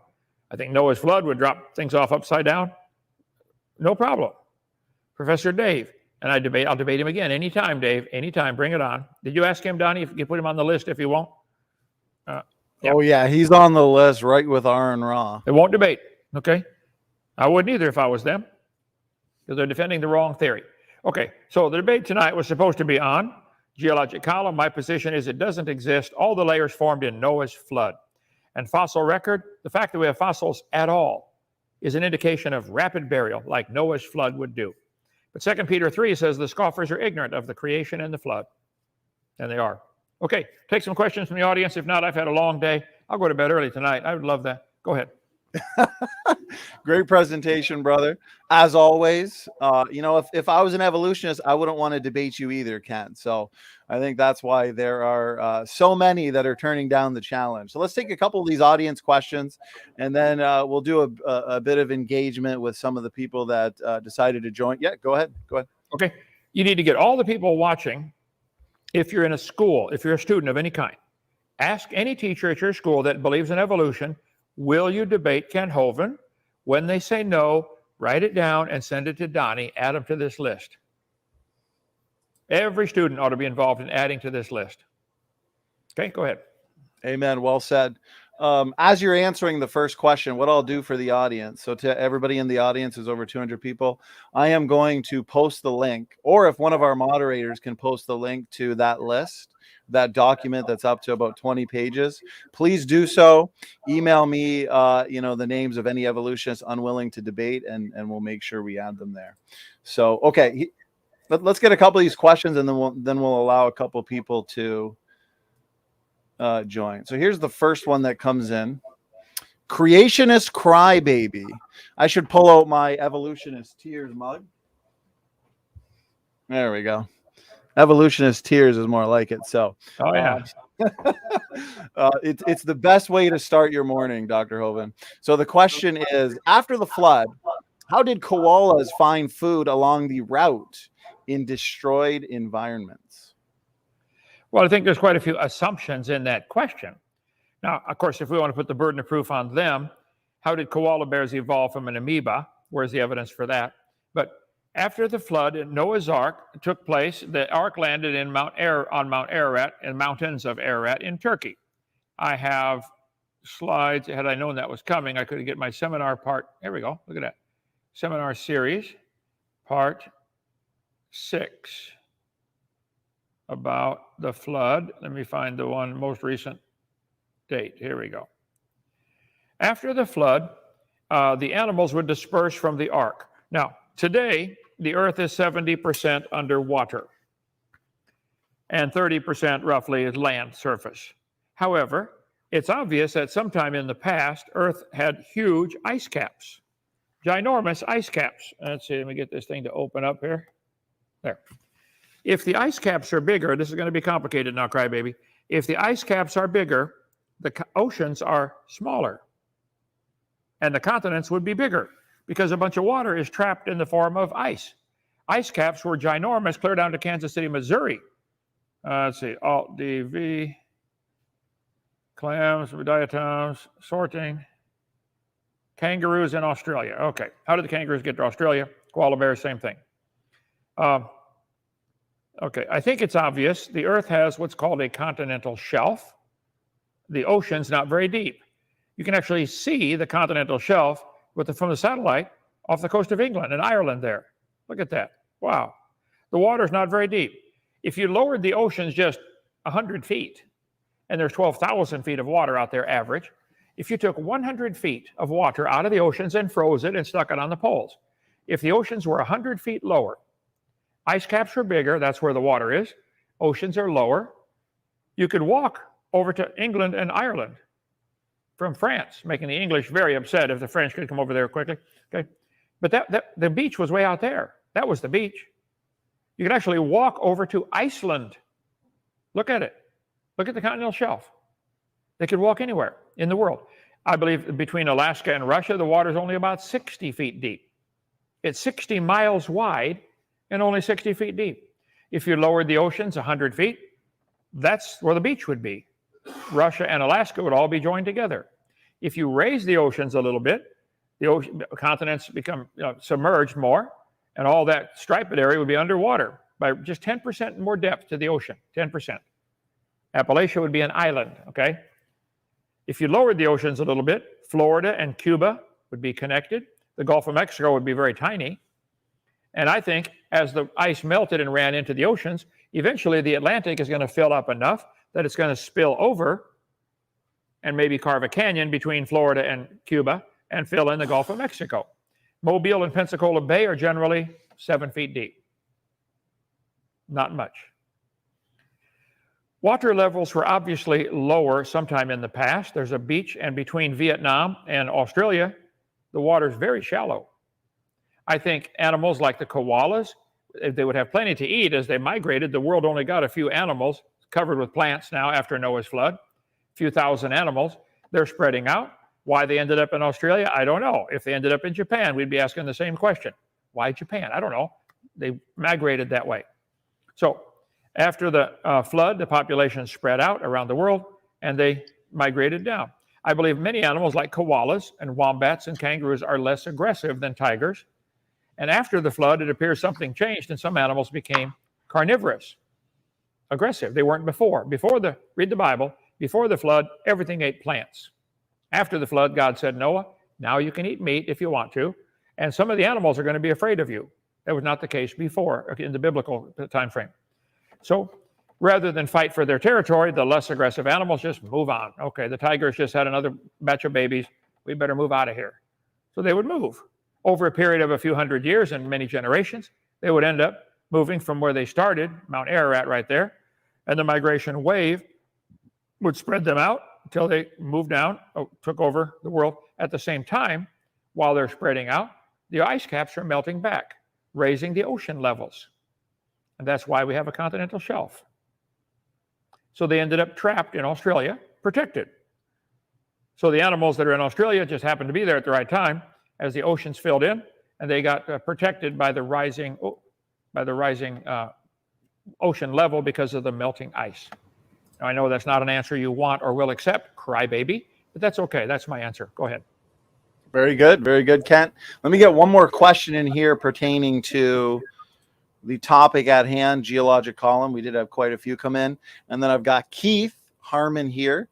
to join the discussion. From my understanding, Keith holds to the evolution position, so we will allow him to ask a question live. But before that, let me get this question up, and it is from Wade Robbins, Wade the Wizard. So you and Wade have had a few debates there, Kent, and he's asking, question for Kent. The atoms in you and me are the same age, but you're older because of the time you were formed. Geologists are concerned with when the layers are formed. So, Wade, are you admitting that the geologic column, the layers they're talking about, all the material in them is the same age, and you're only discussing when it was laid down? So if I shuffle this deck of cards and I decide to put this one on at 2 in the afternoon and put this one on at 4 in the afternoon, 2 hours later, wow, this one's now younger. I moved the position, didn't I? You're claiming moving the position of these atoms or of these layers changes the age of them. The geologic column says the rock is a certain age. They're not talking about when it was laid down. You're mistaken, okay? They date the layers by the fossils they contain. They date the fossils by which layers they're in. It is complete insanity to believe in the geologic column. But schedule another debate, Wade. We'll take you out again. Just that one topic. I'll get a bunch of slides prepared for that. Okay? Let's do it. Sounds great. Let me throw one in here, Kent, and then we'll move on to some of the questions here from those that have joined. So I constantly hear this all the time for those that worship the geologic column. They'll say, Dr. Hovind, the reason why you can't really find the geologic column anywhere on the planet, and the only place you can find it is the textbook, is because of erosion. They'll say that rocks deposited during one period would be eroded away during a later period. What's a good response to that, brother? Well, does that change the age of it? Now it's a different age because it got eroded? Right. I don't understand what they're trying to make, the point they're trying to make there. I agree there's erosion. Gee whiz, it happens all the time. We live in a gravel pit here in Lenox, Alabama. We have floods and canyons. Canyons form all the time around here. Okay? So, no, that doesn't change the age of the material, though. So I think they're totally mistaken. What if they say it'll build up because you're eroding rock from one area, adding it to, so basically, yeah, what you're saying, you're moving material from one place to another. That's not adding new material. That's just same material being reshuffled, correct? Isn't that always eroding down? Show me a place where it erodes up. Our lakes gradually fill in. It doesn't make the sand dunes taller, it makes them shorter. Now, there is geologic uplifting. I'm familiar with all that stuff and the processes that do that, the strike faults and all that kind of stuff. But the layers are all, materials all the same age. It got shuffled up in a flood. And what about again, notice, Donnie, nobody answered the question about the petrified tree standing up. Right. They move on to a different topic. How can the tree be standing there connecting all the layers if the layers are different ages? They won't answer it. They'll move on to something else. That's right. That's right. Okay, great responses. Let me introduce Keith Harmon. Keith, thank you for joining. From my understanding, you hold to the evolution position. This is your first time here on the channel. Correct. So if you want to give a real brief introduction into who you are, again, thanks for being here. And then we'll just get right into a question or even an objection for Kent to engage a little bit. Go ahead, Keith. Hey, how you guys doing? My name is Keith Harmon. I have a degree in economics from California State University, San Marcos. And I've watched your videos for a little while now, and I'm seeing a lot of questionable information, so to speak. Hopefully this isn't too off topic. One thing that's been bugging me Donnie, I'm getting about every third word here. Can we get it more clear, more loud, more enunciate, write it out, do something? I'm not getting what you're saying. Yeah, no problem. Keith, it kind of sounds like you're a bit in a box. In a box. Yes, that's a perfect. If you want to, if you're using your laptop, make sure you're just maybe talking a little closer to the mic, just so we Okay, can, sorry about that. I'm using a different phone. But yeah, my name is Keith Harmon. I have a degree in economics from California State University, San Marcos.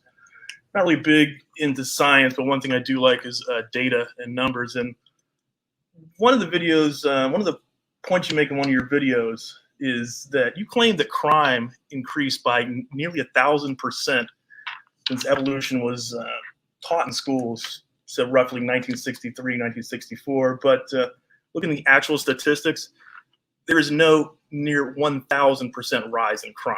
I don't know where that came from. And according to the FBI's website, it does not add up. Okay. First of all, tonight we're supposed to be talking about the geologic column and the fossil record. I covered that on my seminar part 1 about the when they began teaching evolution and took prayer out of the schools and all the different changes that happened. So I could go back and find all that if I'd like, but I documented everything right on screen where I got the information from. I don't have it in front of me now.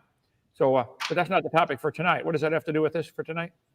Because you claim that teaching evolution is dangerous and stupid, but would it reflect in actual crime statistics? If you said, oh, teaching evolution is going to cause massive crime increase, it has not.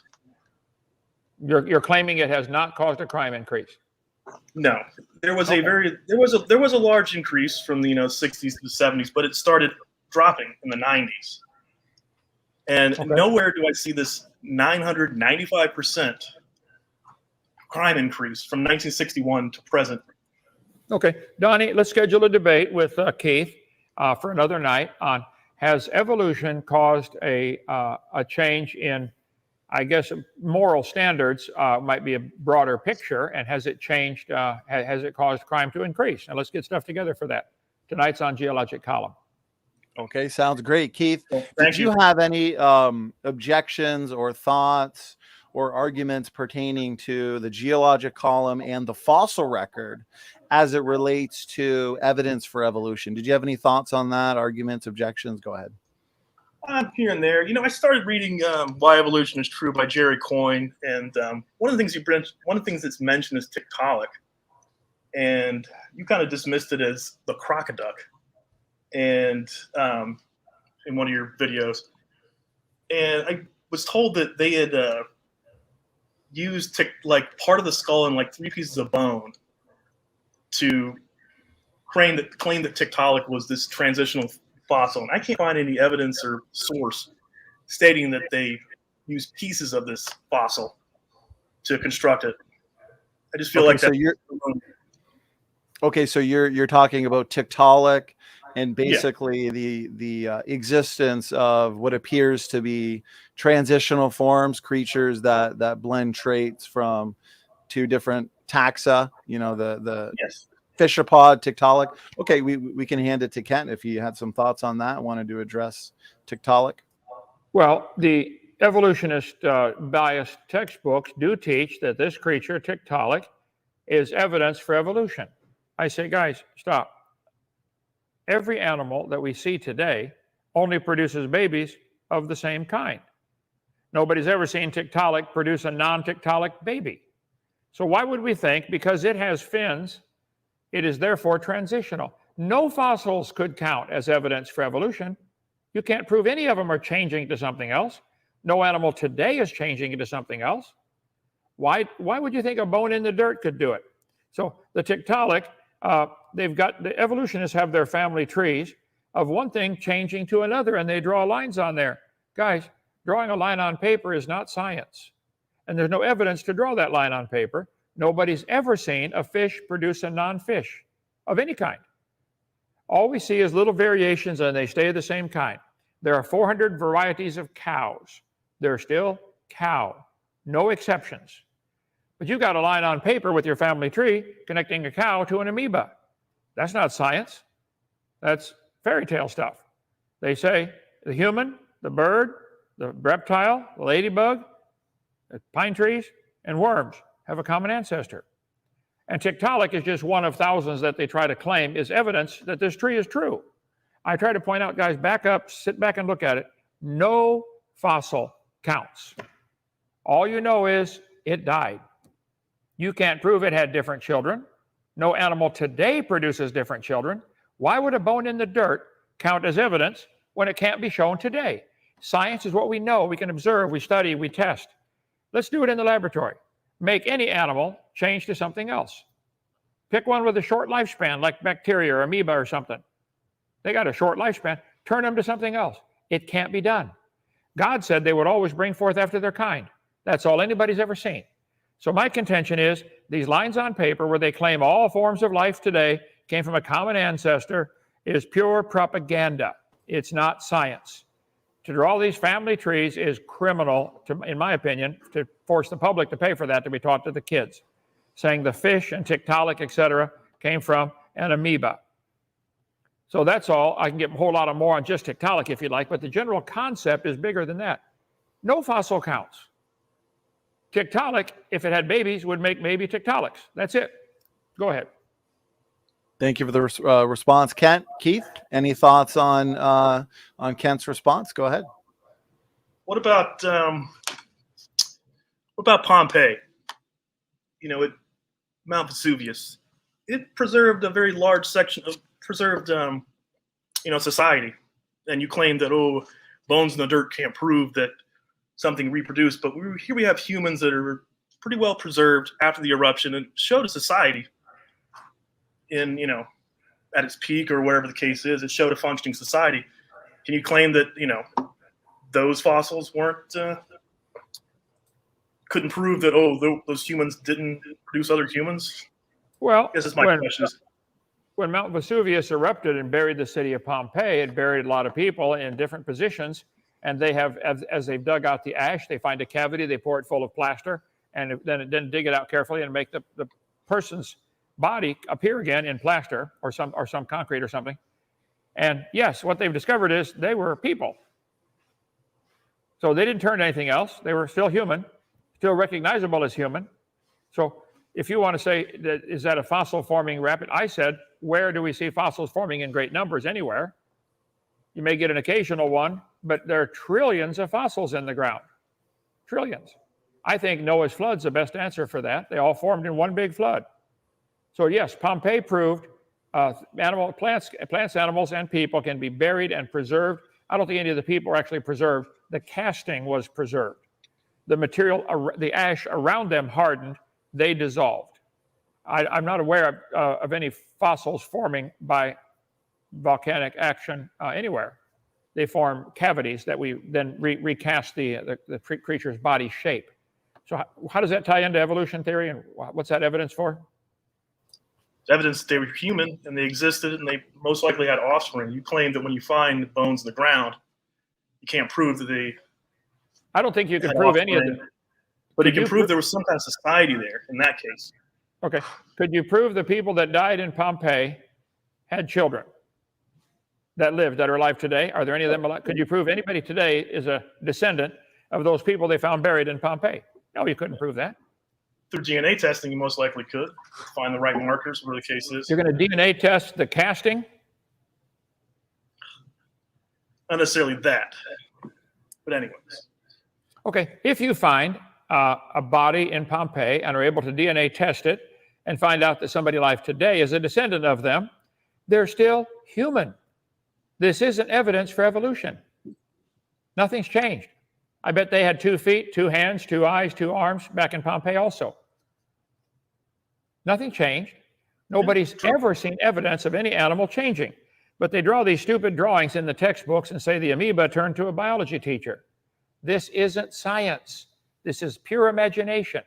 If the Pompeii people did have survivors, if they had children before they were buried and the children were not there when the city got buried, that's the only way I can think it could happen. They'd be gone on vacation or something. They weren't buried also. Well, but so proving the Pompeii victims had children is not going to help the evolution theory because they're all still human.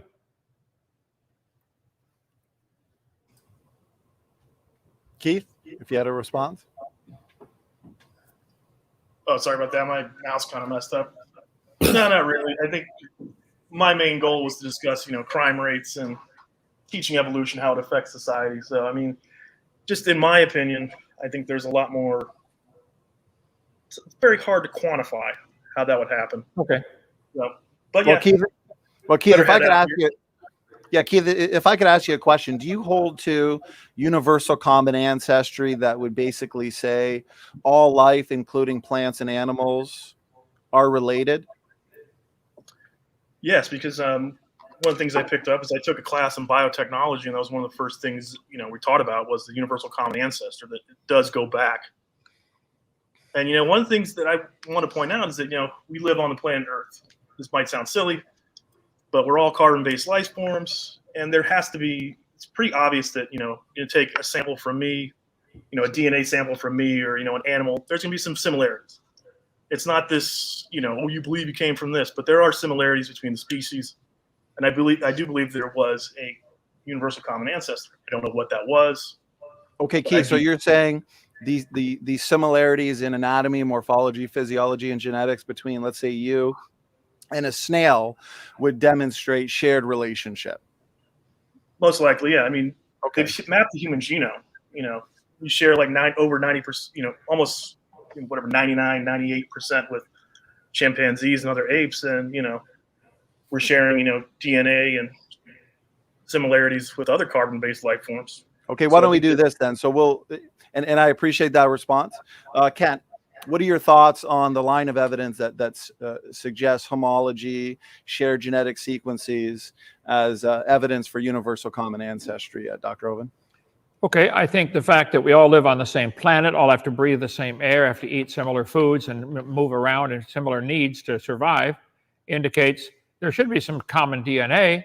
I've got DNA to make arms on my body, so does the chimpanzee, so does the dog. That's because they need to move. So this is evidence of a common designer. This is certainly not evidence for evolution. They could take it that way if they'd like, but it couldn't be in a court of law, in an honest court of law. They'd say, come on, this could just as easily be a common designer. That's why there's similarities. Doesn't prove a common ancestry. And so, yeah, I forgot, I wrote down something here. We need to have a whole debate just on this topic. So if you took a class in school and they told you that the evidence shows trees like this are scientific, I will debate your professor and anybody else at that school. Bring them all on, have them call Donnie. Donnie, if they won't call, add their name to the list. I disagree. The fact that we have similarities is not evidence of a common ancestor. It's evidence of a common designer. How's that? Very good. Very good, Ken. Appreciate that. Keith, did you have a response or objection to that specifically? I guess my thing being, when you say common designer, there are multiple, you know, creation myths, creation stories. Which one's the correct one? That's the big battle right there in itself. You believe it's, you know, the God of the Bible. Some might believe it's, you know, Allah or some other, you know, deity. Apologize for that. But I think when you say, like, when you start teaching creation, you say you want to teach creation, or you say proof of a common designer, which one is the designer? That's the big question. We don't know who that is. We can only view what we have here. Right. We can't say, oh, it was the designer. Right. Then you open up a can of worms saying, oh, you know, it's all these other, you know, deities. So, and I think, you know, teaching that there's a common designer, intelligent design is not good science. Well, we're off to a different topic again, but it's true. A lot of different religions claim that their religion is right. Okay, that's probably standard. The evolutionist religion claims they're right, and it's a religion. You have to believe in it. We don't observe any of it. So I believe the God of the Bible is the designer. I believe he wrote a book and told us how it's done. However, here's the difference. I'm not demanding everybody pay for my religion to be taught to all the kids. You guys want your religion taught exclusively to all the kids at taxpayer expense. Go start a private school and teach evolution to anybody that's dumb enough to pay their kids to go there and learn about that. But to force it down every kid's throat in the public school system, that's where it's wrong. It's a religion. Evolution is something you believe in. You believe there's a common ancestor. I believe there's a common designer. Okay? We both have a belief. Why do I have to pay for your belief to be taught? Why don't you pay for my belief to be taught? Well, now we're getting to economics, which I know a little bit about, but I can go in about forced rider and free rider information, but, you know, I think, you know. Okay, why don't we do this? I've got two other people here that have joined to ask a question. I think Talking Trees and James Booth are both creationists, yeah. So let's give them, I want to give them the opportunity to ask. Yeah, Keith, I appreciate your questions and your engagement here. Kent, I know you've had a long day, brother, so I want to get you out of here at the hour mark. I appreciate your time as always. So let's give both Talking Trees and James Booth the opportunity to ask a question if they would like to on topic, hopefully, please, gentlemen. Let's start with James. I noticed you were backstage first. James, thank you for being here. If you want to give yourself a really brief introduction and then ask Kent a question, go ahead. Hey, Kent, I talk to you every once in a while on the telephone, and I appreciate what you do. I follow you about every day, but so does the KGB, the IRS, the FBI. The yeah, I know that's right. I just have not heard a good answer to the question about the material they're finding in the dinosaur bones, where, you know, they say it's encapsulated by, I think, iron or something like that, and that's what preserves it and all of that kind of stuff. Well, I mean, it's got to completely be encapsulated by iron for it not to degrade, you know, and I mean, I don't understand how they can think that would happen. So I just don't understand how they can say that and, you know, stand behind it when they have, you know, no evidence, you know. I mean, and there's more and more fossils being dug up that has fresh material in them. Well, maybe not fresh, but that's not 65 million years old. Well, yeah, soft tissue is found fossilized, okay? And you got to ask, how did that happen? Well, it had to be buried rapidly. Fossilization can occur when minerals soak into the organism, and it can be any number. It can be iron. I've got fossils in our museum here. Some are calcium. So they can fossilize with a variety of minerals. I'm not sure which one the clam is here, which mineral formed this, but it's petrified closed, indicating buried rapidly, buried alive, because they open when they die. So Mary Schweitzer found the dinosaur bones, soft tissue, and they talked about how did this happen, and she wants to keep her job, so she's a creationist, but she's an old earth creationist or something like that still. But there have been a lot of articles written on different sites like Answers in Genesis, Institute for Creation Research, where they discuss this very thing. Joe Taylor, I believe, has done it on mountblanco.com, MTBLANCO, mountblanco.com. So I don't have stuff together right now on that, but fossilization can occur with a variety of different minerals. And if it's encapsulated in iron, then the soft tissue is still preserved. You're right. They're finding a lot of those now. All right. Thank you, James, for that question. And Kent, appreciate the response. Talking Trees, thank you for being here. Hey, what's going on, man? Yeah, happy to have you. Brief Can y'all introduction. hear me? Oh, yeah, Y'all yeah, hear you're me? coming in Okay, good. perfect. Perfect. You're coming in smooth. Brief introduction into who you are, the position you hold, and then a question for Kent on evolution, the geologic column, or the fossil record, of course. Donnie, I got to be honest with you, brother. My question, it's a question I've always been meaning to ask Kent. It's not on the topic. I just hope you forgive me. Just one question. I promise it's not going to be long. I guess about myself. Dr. Hoven, Kent, man, I got to tell you, I've been watching you for a long time, man. I first saw you when I was a kid, man, on Prophecy Club, and I got to tell you, man, you were dropping some serious knowledge, my man. I was just like, whoa, this was the first time I've ever heard like alternative, information to, Darwinian evolution and stuff, man. And I always saw that there was a lot of people giving you flack, giving you a hard time, and the thing with the taxes and all that other stuff. But I got to tell you, I definitely enjoyed your content, growing up, and it was just awesome to see someone, come with, like I said, alternative information. And to see you here, still doing it and grinding year after year after year, and then what you got going on, with Dinosaur Adventureland and stuff, man. It's like, I think it's really neat, man, that you're still doing it after all this time. And I just want to say it's real encouraging to see that. It's a blessing, and it's an honor and it's a privilege to sit here and talk to you tonight. So, well, thank you. Yes, sir. Come visit our Dinosaur Adventureland. We got 20 cabins. We'll put you up.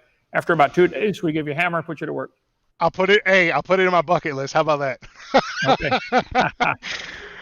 Alrighty, Kent. So this is my question. It's like I said, it's something that's always, since I was younger, I've noticed it but I've never heard anyone touch on it before, and I'm hoping you can maybe shed some light on this. It's in regards to um, intelligent design. I've noticed in my research throughout the years that there is almost a shifting taking place with the sort of alternative to creationism, sort of like alien gospel, UFO religion kind of stuff, where they talk about, that the aliens and the whole progenitors that came to Earth and left us, and went away, and they'll come back again one day, kind of stuff. The UFO religious stuff on like Ancient Aliens, like Discovery Channel kind of stuff, History Channel stuff. My question is, do you believe, or have you seen in your research, have you seen that same shift in the language and the I don't know what the right word is for it. Like there's a softening almost, with a lot of these scientist guys, that especially with like talking about like quantum physics. Do you think that do you believe that there is an agenda to infiltrate, or maybe a better word would be to kind of like hijack the intelligent design and present it with an alternative to the creation argument with intelligent design? Does that make any sense? It makes sense, and yes, you're correct. I think it's a compromised position. Mm-hmm. They don't want to be labeled as creationists, like that's some kind of bad word, so they try to avoid that and call themselves, they believe there's an intelligent designer. Mm-hmm. I don't think they're the enemy.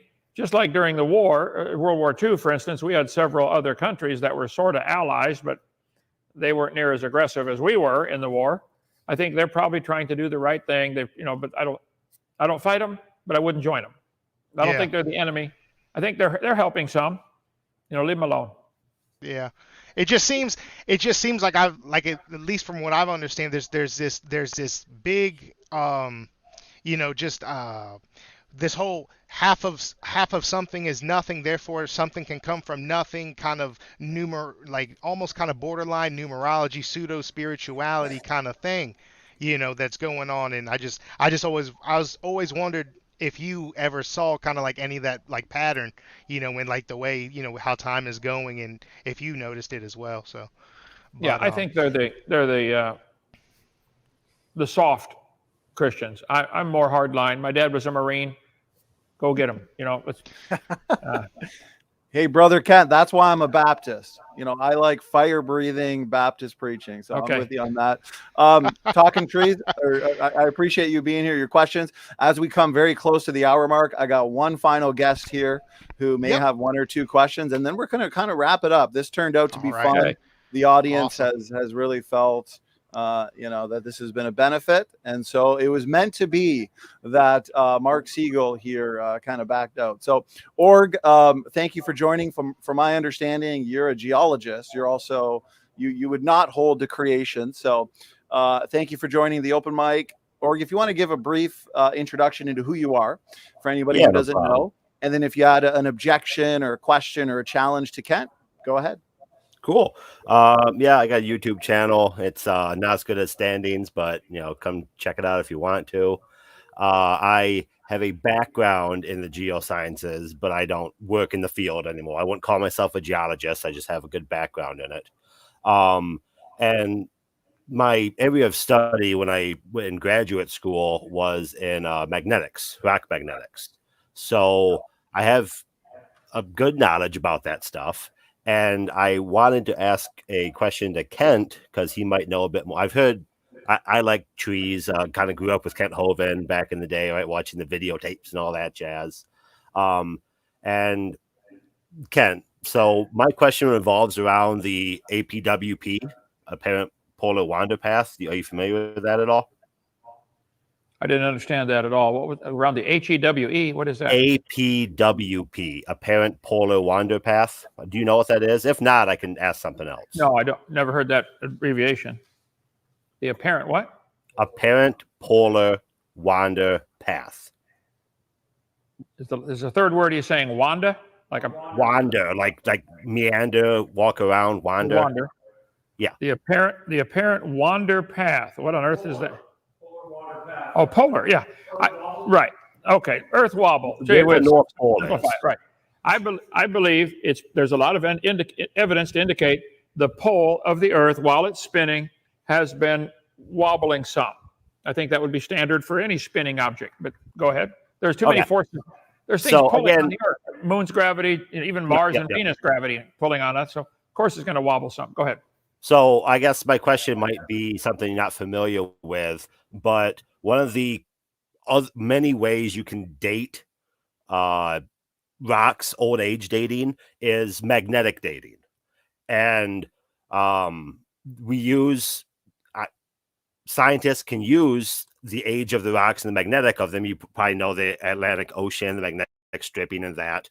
The apparent polar wander path goes back some 350 million years to the Carboniferous. And I've always heard creationists say that the changes in the magnetic field captured in rocks was like a bunch of quick changes during the flood or something like that. But we have the old age Earth dating goes back well before what most creationists would say is the flood line in the geologic record. So I'm wondering how you could explain all these changes and flips in the magnetic field well past where these floods supposedly happen in the rock record. And if you don't know what I'm talking about, that's fine. I might be outside of your purview, but I didn't know if you knew anything on that. I've never heard it called that. Polar wandering, sure. I think the Bible clearly teaches when God created the earth, there was water under the crust of the earth. The Bible says God formed the earth to be inhabited. That's why he formed it, to be inhabited. Well, today, 3% of the surface of the earth is habitable. 70% is underwater, a whole bunch more is ice caps and deserts. So 97% of the earth's surface is not habitable. So what we are seeing is not at all what Adam and Eve saw. When they had lived on the earth, there was water under the crust of the earth. I'm just guessing the crust of the earth was 10 miles thick, 10 to 20 miles thick. There was a layer of water under the crust of the earth, and I'm a strong believer in what's called the canopy theory. There was a layer of a couple inches of ice above at 10 miles of atmosphere. So when God created the earth, it was perfect. People lived to be 900 years old. We cover all that in my video number 2. So if the fountains of the deep broke open and that water underneath came out, the water coming up through the cracks, and the earth is obviously cracked up pretty bad, like an eggshell, all the fault lines all over the earth. That's where the water came shooting out that was underneath the earth. So that water, let's see, DV9, okay. The water underneath came shooting to the surface. That would make the surface rock collapse into the void, and it would condense, contract, I guess is the right word, the mass of the earth a little bit, causing the earth to speed up in its spin. Like a diver, when they dive, they tuck tighter, they spin faster. So the spin of the earth probably changed. Probably the redistribution of the water and material on the earth because of Noah's flood would cause a lot of wobbling for who knows how long. Maybe it's still wobbling from that flood 4,400 years ago. So I think to say that they can look at a rock and see the magnetic pattern in the rock and determine the age of it is real stupid. I wouldn't believe that for 1 second. How do you know that rock hasn't moved? How do you know the whole crust of the earth hasn't moved 2 degrees or 1 degree or 10 degrees? And now they're measuring the magnetic pattern. Do the rocks capture the magnetic field and therefore it's not changeable ever? How did they capture it to begin with? Is that a question for me, or well, I'm saying I don't believe at all that they can tell the age of these rocks by the magnetic pattern in the rock. I don't believe that. Okay. Yeah, you probably don't have that. This isn't time for an open conversation to get that, but thanks for your answer regardless. Okay, Org. Appreciate it. Org, I guess before we wind this down, in terms of the geologic column and Kent's presentation tonight, I'm not sure how much of it you caught, but I know you've caught previous debates. And yes. The question in pertaining to the geologic column in terms of, where would the new material come from and so on and so forth. Did you have a response or any thoughts on that, Org? Where new material would come from to create a geologic column? I think the classic answer is the recycling of the continents via plate tectonics, right? When the continents move, if you get a convergent plate zone, one goes down, boils up, then it comes back up as magma and what have you. That creates new continents, it creates uplift, stuff like that. So that's where the new material would come from. Is that answering your question? How does that change the age of it? You just moved it from here to here. You didn't change the age of it. Well, yeah, the age of the rock is determined when it's placed, right? I don't know how old the original atoms are, but you can make an estimation about how old the rock was when it's solidified for a volcanic, or when it metamorphized or something like that. Well, if you want to date the age of a rock by when it's solidified, you're talking about magma or some kind of igneous rock. Yeah. But the geologic Grand Canyon's nearly all sedimentary rock, and they've given ages to all those layers, and it doesn't exist anywhere. The geologic column does not exist. It's crazy. So, and even then, the only way I'm aware that they try to date the igneous rock or the metamorphic rock is by some kind of radioactive decay, carbon dating, potassium, argon, rubidium, strontium, lead-208, etc. All of those were invented in the last 50 years. And they were dating these rocks way before any of those were, the geologic column was developed in 1830, 120 years before there was any carbon dating. How did they know the age then? Well, I don't know if the ages 130 years ago match the ages we have today, but I'm sure you're well aware you got relative age dating, above and below Steno's laws and stuff like that, to date those sort of things. How to date sedimentary rocks is a whole bunch of stuff in there, the crystals involved with it and stuff like that, zircons, what have you. There's a whole lot to it. I'm not super up on all these conversations myself, but I know I was taught, obviously, that these things are accurate. And then when I went and did my graduate research, I had got to do some of the research in these topics, which solidified this case for me. That's kind of why I brought this in, because that's the research I did was on rock magnetics. And it's one of many things we have, right? You can, as you said, Kent, do radiocarbon dating. You can do index fossils, which I know you love so much. You can do general stratigraphy. You can do paleocurrents, right? There's a bunch of stuff. The fact that it all adds up and gives the same answers respective of each other, I would argue solidifies the case. Okay. If you have been taught that all those different methods give the same numbers, you have been brainwashed. That is not true. Let's schedule a whole debate just on that one. How did they determine the age of the layers? You give your evidence for why you think the layers are different ages. I would point out, is this top layer coming from outer space, or is it being arranged from someplace on Earth to another place on Earth? All the layers are the same age. All the material's the same age. What are you dating exactly? With carbon dating, aren't they dating the material in the layer? So I disagree completely, but that's for a whole other debate. I'd like to ask, again, nobody's answered my question. How do you get petrified trees standing up, running through all the layers? They exist. I can have a go at that if you want. You've heard everything I say you've heard before, of course, but petrified trees, similar to what we saw with Mount St. Helens, would be exactly what we. Let me restart that. We probably agree on how those petrified trees got in their location, right? You would say Noah's flood. I would say some catastrophic event. The difference we have is you want the entire world to have the same catastrophic event. I have a localized catastrophic event. So these trees, Mount St. Helens, when it exploded, all the trees floating vertically, collecting sediment, all of that jazz. That's the way I would say these things exist in nature. And I would go further and say the fact that they are very isolated, these sort of polystrate fossils, goes to show that it was not a worldwide event that caused all of them to happen simultaneously.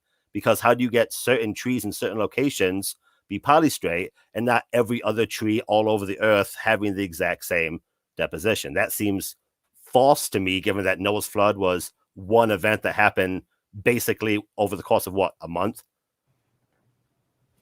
Okay, so if we have all these polystrata fossils and each one is a localized event, it's a localized event because of the tree. But if there's layers that don't have any trees in them, could that also have been a rapid formation, a localized event that didn't happen to contain any trees? Floods are happening all the time. Call Japan right now. They're having a tough time. Are they going to form any? Are the trees? Some of the trees are going to be knocked down. Some are going to be left standing and sediments buried around them. Sometimes trees are like Mount St. Helens blew thousands of trees into Spirit Lake. They floated around for a while. Many began floating in the upright position, floating, because the root end is heavier. They gradually settled down. I forget how many layers there are now at the bottom of Spirit Lake, but it's a lot. Those trees are going to petrify standing up, if they petrify at all, at the bottom of Spirit Lake from Mount St. Helens just 40 years ago. So if you see a tree that's standing up, you're saying that's a localized event. But how do you know an area that doesn't happen to have any of these is not also part of a worldwide flood? So my response to that would be there's areas, Noah's flood would hit everything the exact same, right? And there's places that do not have polystrate trees that I'm sure would have had trees, right? I can say it's a localized event that made the polystrate trees because as you leave that area, you don't get polystrate trees anymore, right? Polystrate trees are small little sections of the rock record. So where there is no polystrate tree, that event that caused that formation obviously didn't happen. That doesn't mean there wasn't trees around there. Trees are not a rare thing. Trees are literally everywhere, except for deserts and Arctic climates. So if Noah's flood happened, it hit all trees simultaneously. How is Noah's flood making certain tiny little subsections of the planet polystrate and all the other trees throughout all the other world hit by the same event don't have this exact same deposition? That's a problem for me. Okay, watch any video of a flood taking place, and you will see the trees tend to lump together in log mats, and there might be a place where there's a massive river or massive flood going, and there's millions of trees in one area and nothing in someplace else. It's all happening in one flood. The trees, it's called a log jam. It happens all the time. So I think you'd have a real tough time proving that because there's no trees in some area, therefore those are different ages than these where there are trees. So do you believe, your answer to the polystrate fossils, if I understand, the reason we have these trees standing up petrified is because in a localized area, a whole lot of sediments formed rapidly enough to bury the tree. Some of them I think are 40 feet is the record. So 40 feet of sediments deposited before the tree could rot. Let's assume 3 or 4 or 5 years, going through 2 coal layers. And your answer is, this is explainable by a localized event. My answer is, all the strata in the world was formed by one event, Noah's flood. Could you prove that wrong? Well, I think it can. That's a whole huge conversation, right? You know that. But I think I have an issue with your answer in that polystrate trees are localized because of log jams. Like every tree in the world was destroyed by Noah's flood, basically. And then they all happen to, when the waters receded, make log jams in the places that we have polystrate trees. Like all the trees in the world, some of them happen to log jam in a certain way, and all the other trees didn't. Well, I think during the flood of Noah, trees here. Well, during the flood of Noah, you get movement of massive amounts of water and wind. When you have a blizzard, you might get a snowdrift 10 feet deep one place and bare ground showing 30 feet away. Donnie, you know about snowdrifts up there. So I think the same thing would happen with water or air. It moves material around, and they tend to accumulate in lumps or clumps or piles. And so the polystrate trees, they're found all over the world. Got them in Alabama, Nova Scotia, Canada. I probably should get a map showing all the places they've been found and reported. Sometimes they're found and they won't be reported on because they go against the dumb religion of evolution. So yes, I think a flood is an easy explanation. Mount St. Helens, Google Mount St. Helens right now and watch the video of what happened. It blew trees into Spirit Lake by the thousands, and the wind would blow the trees to one end of the lake, and then next month they're at the other end of the lake. Huge log mats. Most of the lake is open, clear water. But the log mats are all together. One time they're at one end, sometime at the other end, and they petrify standing up. I think I've got slides on that. What you just said to me explains my case. If X number of years in the future, we go back, we find polystrate trees at Mount St. Helens, they're going to be clumped together in one isolated location because all the other trees didn't get polystrated, whatever the verb would be, right? So this localized event is going to push a small amount of stuff in one location, and that's why we find it that way. If the entire world underwent that same thing, I'm failing to see the connection here, right? Because, right, I believe your model would have the continents moving as the waters recede, they're going down channels and all that, right? Grand Canyon was a channel for the receding Noah's flood water. If you can connect, if you can correlate these channels when Noah's flood went with the polystrate trees, maybe you'd have something, but I don't. Do you have that collection? Do you have? You said you need a map, right? Can you connect where you thought the floodwaters receded with the polystrate trees to make these log maps work? I'll have to work on that. Yes, that's a good point. But again, the burden of proof is not on me to prove anything. The evolutionists only want their theory taught at taxpayer expense. They want you to teach the kids that all the layers are different ages when the evidence shows they had to form rapidly because of these trees. I just found my Mount St. Helens slides. I got 45,000 slides, so it would help if you'd ask the questions in the same order that I have the answers. Here we go. Here's the trees blown down by Mount St. Helens. Probably, I'll guess, 1 million. The rivers were log jammed with the trees floating away. There's the timber mill there, cutting the trees up. They hauled out logs by the thousands to try to save the usable wood. Mount St. Helens blew lots of trees. Mount St. Helens, bottom center, blew them into Spirit Lake. Here's the logs floating in Spirit Lake. They're still floating today, 42 years later, many of them. There's Mount St. Helens in the background. The log jams floated back and forth based upon the wind. Many logs began floating in the upright position. Here they are, picture of them floating upright in Spirit Lake right now. Go take a picture. Some floated flat, some sank vertical. And these trees, some are upside down. Some of the polystrata trees I show in my seminar are petrified standing up, upside down. Root end is up. How do you explain that as a localized event? I think it's insane to believe such a thing. It's much more common sense to believe all the layers. Why would that have an issue with a localized event? I don't understand. You keep saying there's a problem with it being a localized event, but I'm not hearing a reason why. You're giving an example of a localized event that produces polystrate trees, and then following it with the sentence, you can't show this was a localized event. How do you get a petrified tree upside down, running through layers in a localized event? Explain that.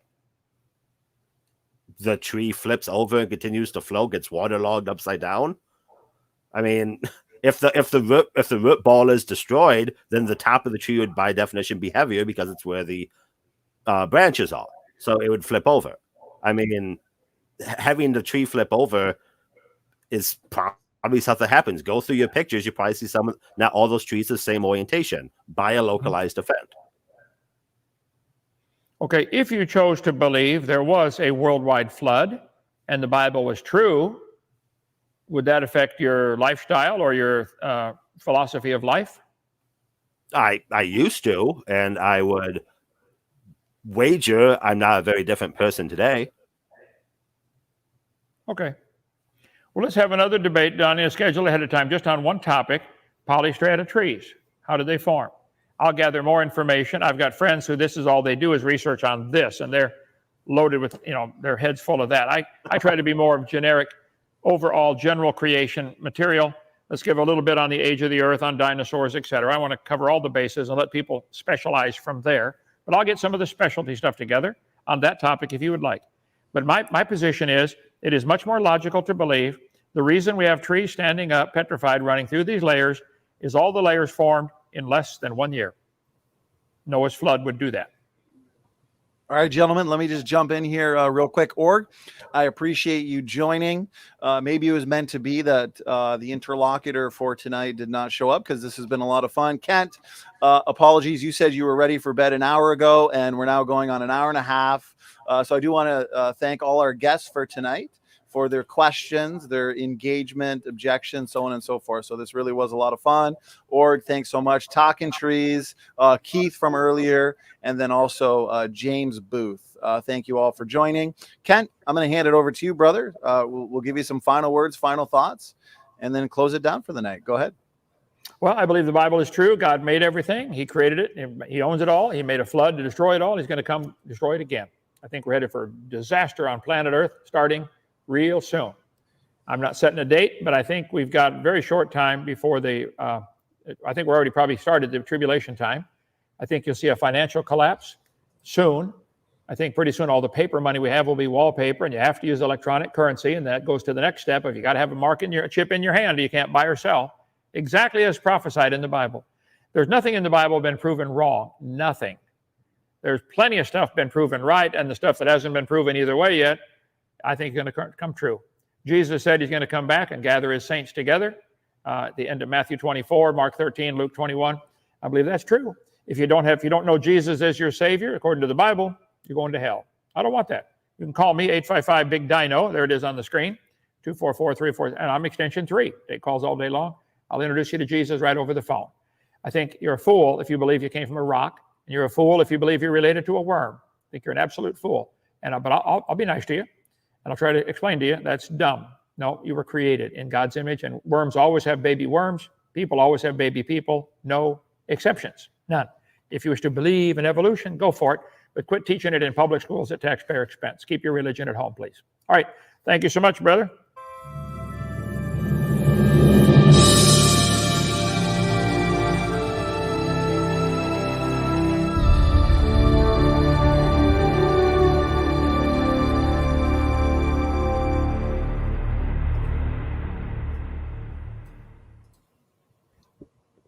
All right, looks like we are live.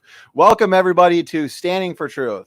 My name is Donnie B, and I am your moderator and host for tonight's epic 2 versus 1 debate between Call Me Emo and Snake Was Right versus Dr. Dino.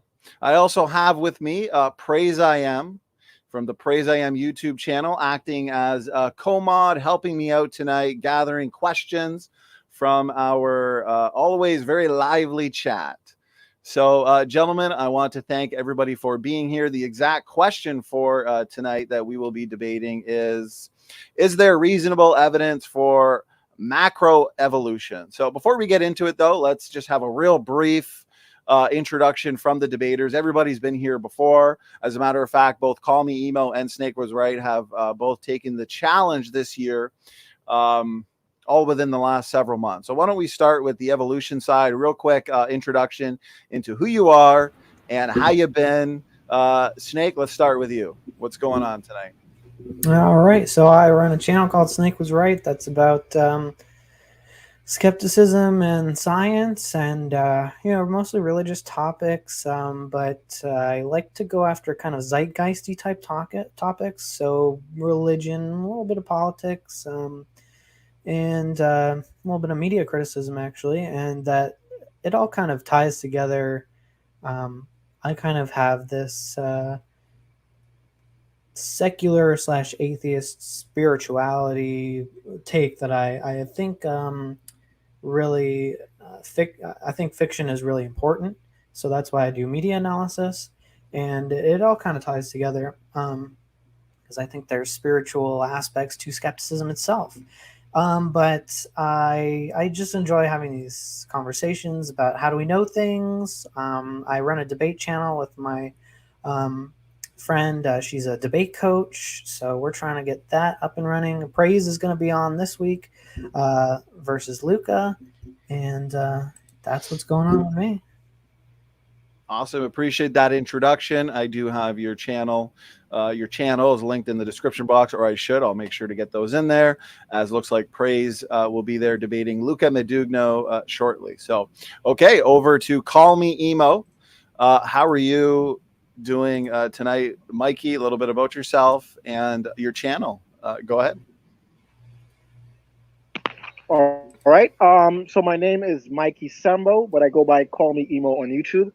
I have a channel, but I don't do much on it. So I have a few mirrored videos. I would, have discussions and debates, and I would just post it on the channel.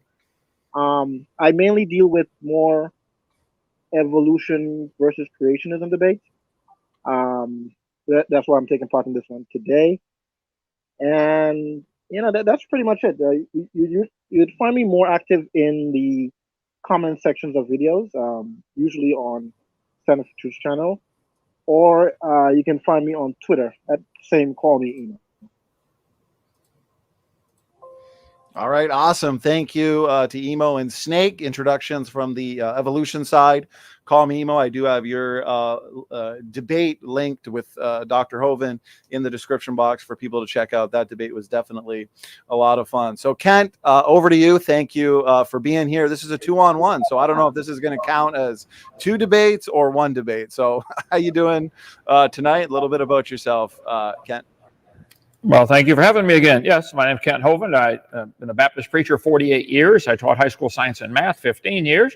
I believe the Bible is absolutely true and scientifically accurate. God made everything in 6 days, like he said he did. Stars, dinosaurs, everything. And the earth is about 6,000 years old. And we defend that position against all comers. So you're glad you found 2 tonight. We can take on 50 at a time if you'd like. I'll defend the Bible against all of them. We have Dinosaur Adventureland in Lenox, Alabama. If you want to come see that place, it's amazing. Where God gets the glory for his creation instead of the stupid evolution religion. We've got hundreds of science lessons that teach real science that have a spiritual application, all kinds of lakes and ponds to fish in, all kinds of buildings. You can come to our science center, 12,000 square feet, our museum, theme park, all kinds of fun stuff to do, and teaching about the amazing creation God has made. I believe God ought to get the glory for his creation. We produce a lot of DVDs and videos on science in the Bible. My seminar series is, I'm not sure how many have gone out there. It's well into the millions. Some people have estimated 15 million. So a seminar series, 18 hours for $50, you'd get the whole thing on defending the Bible as being correct. And then our Woe series on what's about to happen according to the Bible about the future. And we've got all kinds of videos on our website, drdino.com, as well as I've written 67 books, and I like to be kept busy teaching about God's creation. And I would like to get both of these guys tonight converted, get them to be God-fearing Christians. That's the goal, all right? Awesome. Kent, thank you so much for that introduction from you. And again, to the debaters, thanks so much for being willing to engage in this important topic. Praise as my award-winning co-moderator tonight. Any words of introduction from you? No, I'm just happy to be back on the channel that I was a part of in the very beginning of this channel. And it's an awesome honor to be back, man. And I'll do my best to fetch questions and whatever else you need me to do. Amen. Appreciate it. Glad to have you back. Real quick, so we've got 2 debates, one tonight, obviously another one tomorrow, the round 2 between Kent and Daria Bloodworth. Round 1 was how are pine trees and whales related. Round 2 will be how are humans and chimpanzees related. So make sure you are back here tomorrow for that debate at 7 Central. So for the audience sake, format for tonight, we're going to do our best to keep it equally timed, focusing on one topic at a time. We're going to have 12-minute opening statements. We're going to break it up for the evolution side, 6 minutes from Snake, 6 minutes from Emo, or I mean, in basically however they want to break it up. If Snake went a little bit more and Emo took 5 minutes instead of 6, that's fine too. Then we'll give Kent equal time, a quick rebuttal, and then some open discussion and audience Q&A. So please, in the audience, make sure you're tagging me at Standing For Truth. That way I won't miss your question. So let's get right into the fun now that the introductions are out of the way. To the evolution side, we're going to give you 12 minutes. And so whenever you guys are ready, Snake, I see you have unmuted, so I'm guessing you are starting. And whenever you're ready, go ahead. Okay. Gonna get up my magic share screen. And we're gonna go right over to the correct tab. Okay. So today I want to talk about the terrible double standard that skeptics of evolution use to uphold their idea of biblical kinds, yet deny evolution. They accept comparative genomics and comparative anatomy up to a point, and then just kind of arbitrarily drop that standard, just again at arbitrary points. So let's explore. The following are some slides by Call Me Emo. He's pretty good at this graphic design thing. So creationists point to morphological gaps between kinds as evidence of their separateness. And I have the gap. Mikey had the gap labeled there. So some, like Kent here, like to compare mosquitoes and pine trees, but really you should be comparing, you should be at least starting with the most similar organisms, like mosquitoes with other insects and trees with other trees. As we have here, the Bengal cat and the genet cat. Problem is, there's always new fossils or species discovered that often bridge these gaps, especially as predicted by evolution with Archaeopteryx and all the dinosaurs there. So these transitional forms bridge gaps. But, you could say that these are separate kinds altogether, the transitional form, and not part of these two kinds on the sides. But since they accept a wide range of diversity with these first kinds that we have here, because they're all related to a bunch of different species with a range of diversity, that means that the transitional form must be of a population set that has a similar range of variability. So this creates a problem. This now means that the variation possible within that kind is now larger than the gap between our original kinds. So now the amount of variation bleeds into each other on all sides, and there's no way to tell that there's any separateness. They could all be the same thing. You could try and solve it by saying that the transitional form is just one or the other of the two original kinds that we started with being separate. This also creates a problem because this literally just shrinks the gap between the original two to non-existent. Now they're just two different kinds that have no gap at all. And so whatever method we use, we end up with united diversity. A perfect example of this is the early horse and the tapir. Mesohippus is accepted by creationists and creationist organizations without exception, to my knowledge, as an early horse in the same kind as modern horses. And this is based solely on anatomical similarity and nothing else. And yet the Mesohippus is closer anatomically to tapir than it is to modern horses. So we have to arbitrarily just stop using comparative anatomy. Mesohippus and tapirs have identical feet, for example. The rest of the skeleton is pretty close, but feet's what we're going to focus on. Yet modern horses walk on a single toe with no other toes, yet they're related to four-toed ancestors that are smaller, by the way. So, yes, creationists accept that microevolution can lead to complex anatomical changes to larger animals. And that's a major structural change. Anatomical variation is larger within this horse kind than it is between the part of the horse kind and the tapir kind. So this is an inconsistent standard because there's no way to be able to apply this standard without just, like, I wouldn't be able to predict where they cut this off. So they say there's no possible relationship between these animals based on nothing. But definite scientific relationship between these animals, and thus it's an inconsistent application of comparative anatomy. Another emo slide, perfect meme. Comparative anatomy is viewed as valid to draw relations within kinds, but arbitrarily drops within animals they don't want to be related. So all these ceratopsian skulls, they're all related. They're all the same species or kind because they look the same. And yet when we do this with hominid fossils, somehow that method doesn't work anymore. Creation Ministries International, for example, claims to be able to identify snake fossils from just jaw bones, some of them with no teeth, that they say this must be a snake. Sometimes they use just vertebrae fossils that look like modern snake vertebrae, but how are they able to tell unless comparative anatomy is a valid methodological process? It's just a fragment of a fossil that kind of looks like something we have that's modern today. Baraminology, the creationist term for classifying kinds, demonstrates this self-defeating problem. Baraminologists try to find hard criteria for morphological gaps. It's declared when there is a larger gap between the clusters of similar morphologies. But as more fossils are discovered, these gaps close, and thus the Aves kind and the Dromaeosaur kind have been linked via the creationist methodology. So that was dropped. And comparative genomics is basically the same story. The process here is to take genetic elements that are so random that if they're the same, this indicates close ancestry. This is how paternity tests work. Creationist attempts to create genetic barriers always fail, like with DNA barcoding. They'll pick arbitrary thresholds that split up humans and other apes, but what happens is that it splits up cats and canines as well, which overloads the arc. If we increase the threshold to include cats and canines, all as the same kinds, which are declared by creationists, then we get humans and chimps in the same kind.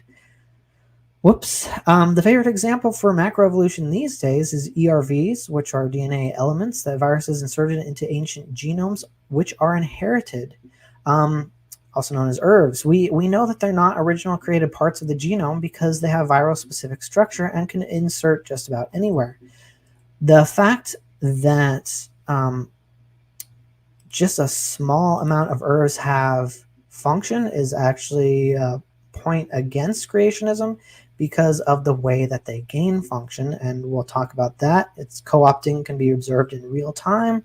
The fact that these viral elements are what's giving function and not an original created DNA element is a point against creationism. But also the inheritance patterns. Well, these make a great marker for ancestry because it's the same principle on how paternity tests work.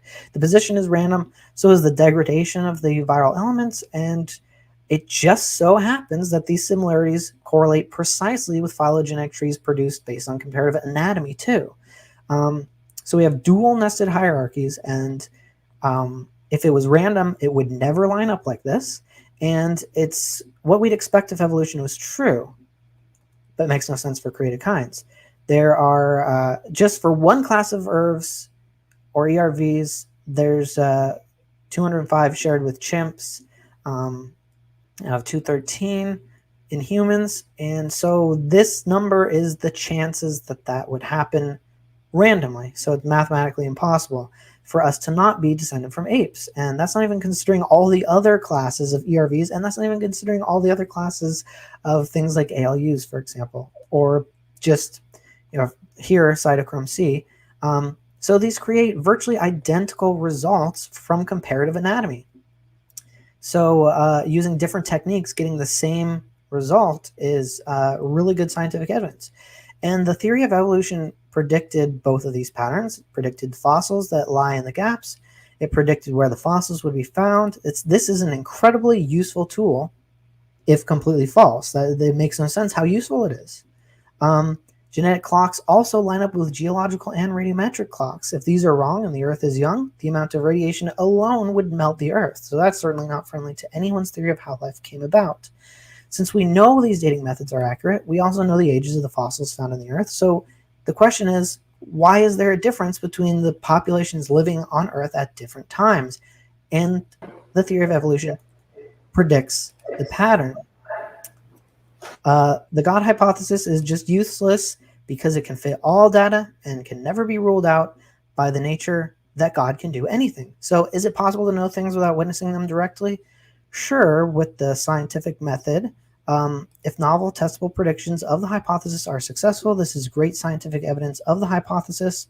Evolution does this over and over and over and over, and creation never. So it's clear why scientists choose evolution, and an all-knowing God should know this evidence is so good. If he does nothing about it, he must approve of our conclusions. And that's all I got. Okay, so that's just over 10 minutes. Emo, did you want to use the last 2 minutes of the agreed upon time for opening statements, or hand it right to Kent? Emo, it's up to you. I've got 2 minutes on the clock left until 12 minutes.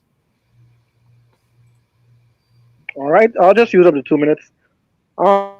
So at least we should first understand what is macroevolution. And macroevolution is usually defined as the production of new species, or speciation events, right?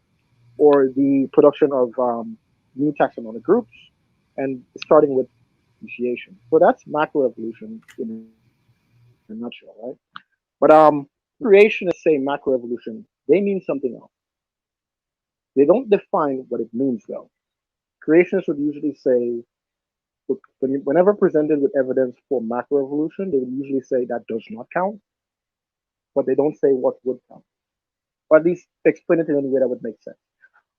They would say things like, the change from one kind to another, but they never explain how different organisms must become before they're considered to be another kind. So they set a criteria, but then you don't know how to meet such a fluid criteria.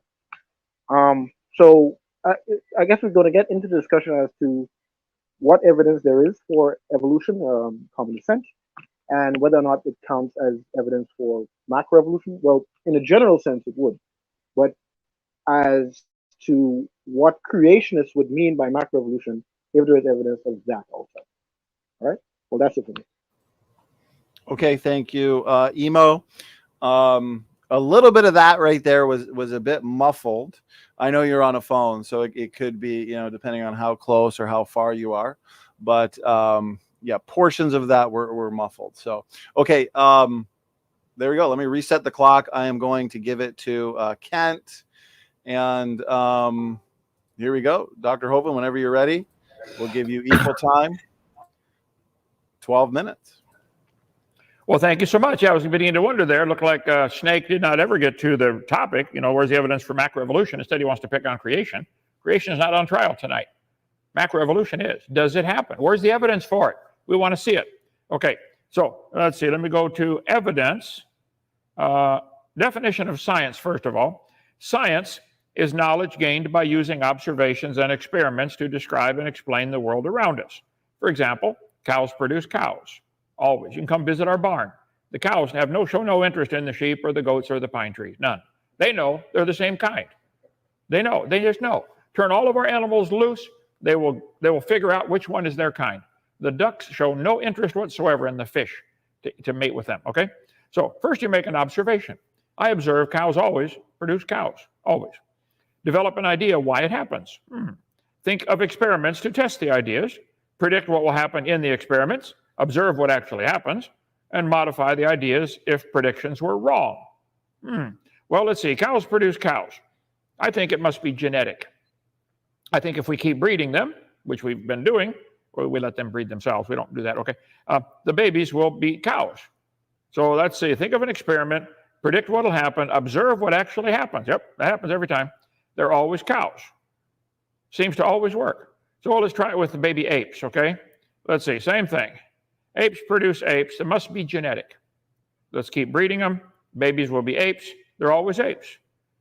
All we've ever seen in the history of the world is animals produce what everybody with half a brain cell functioning would say are the same kind.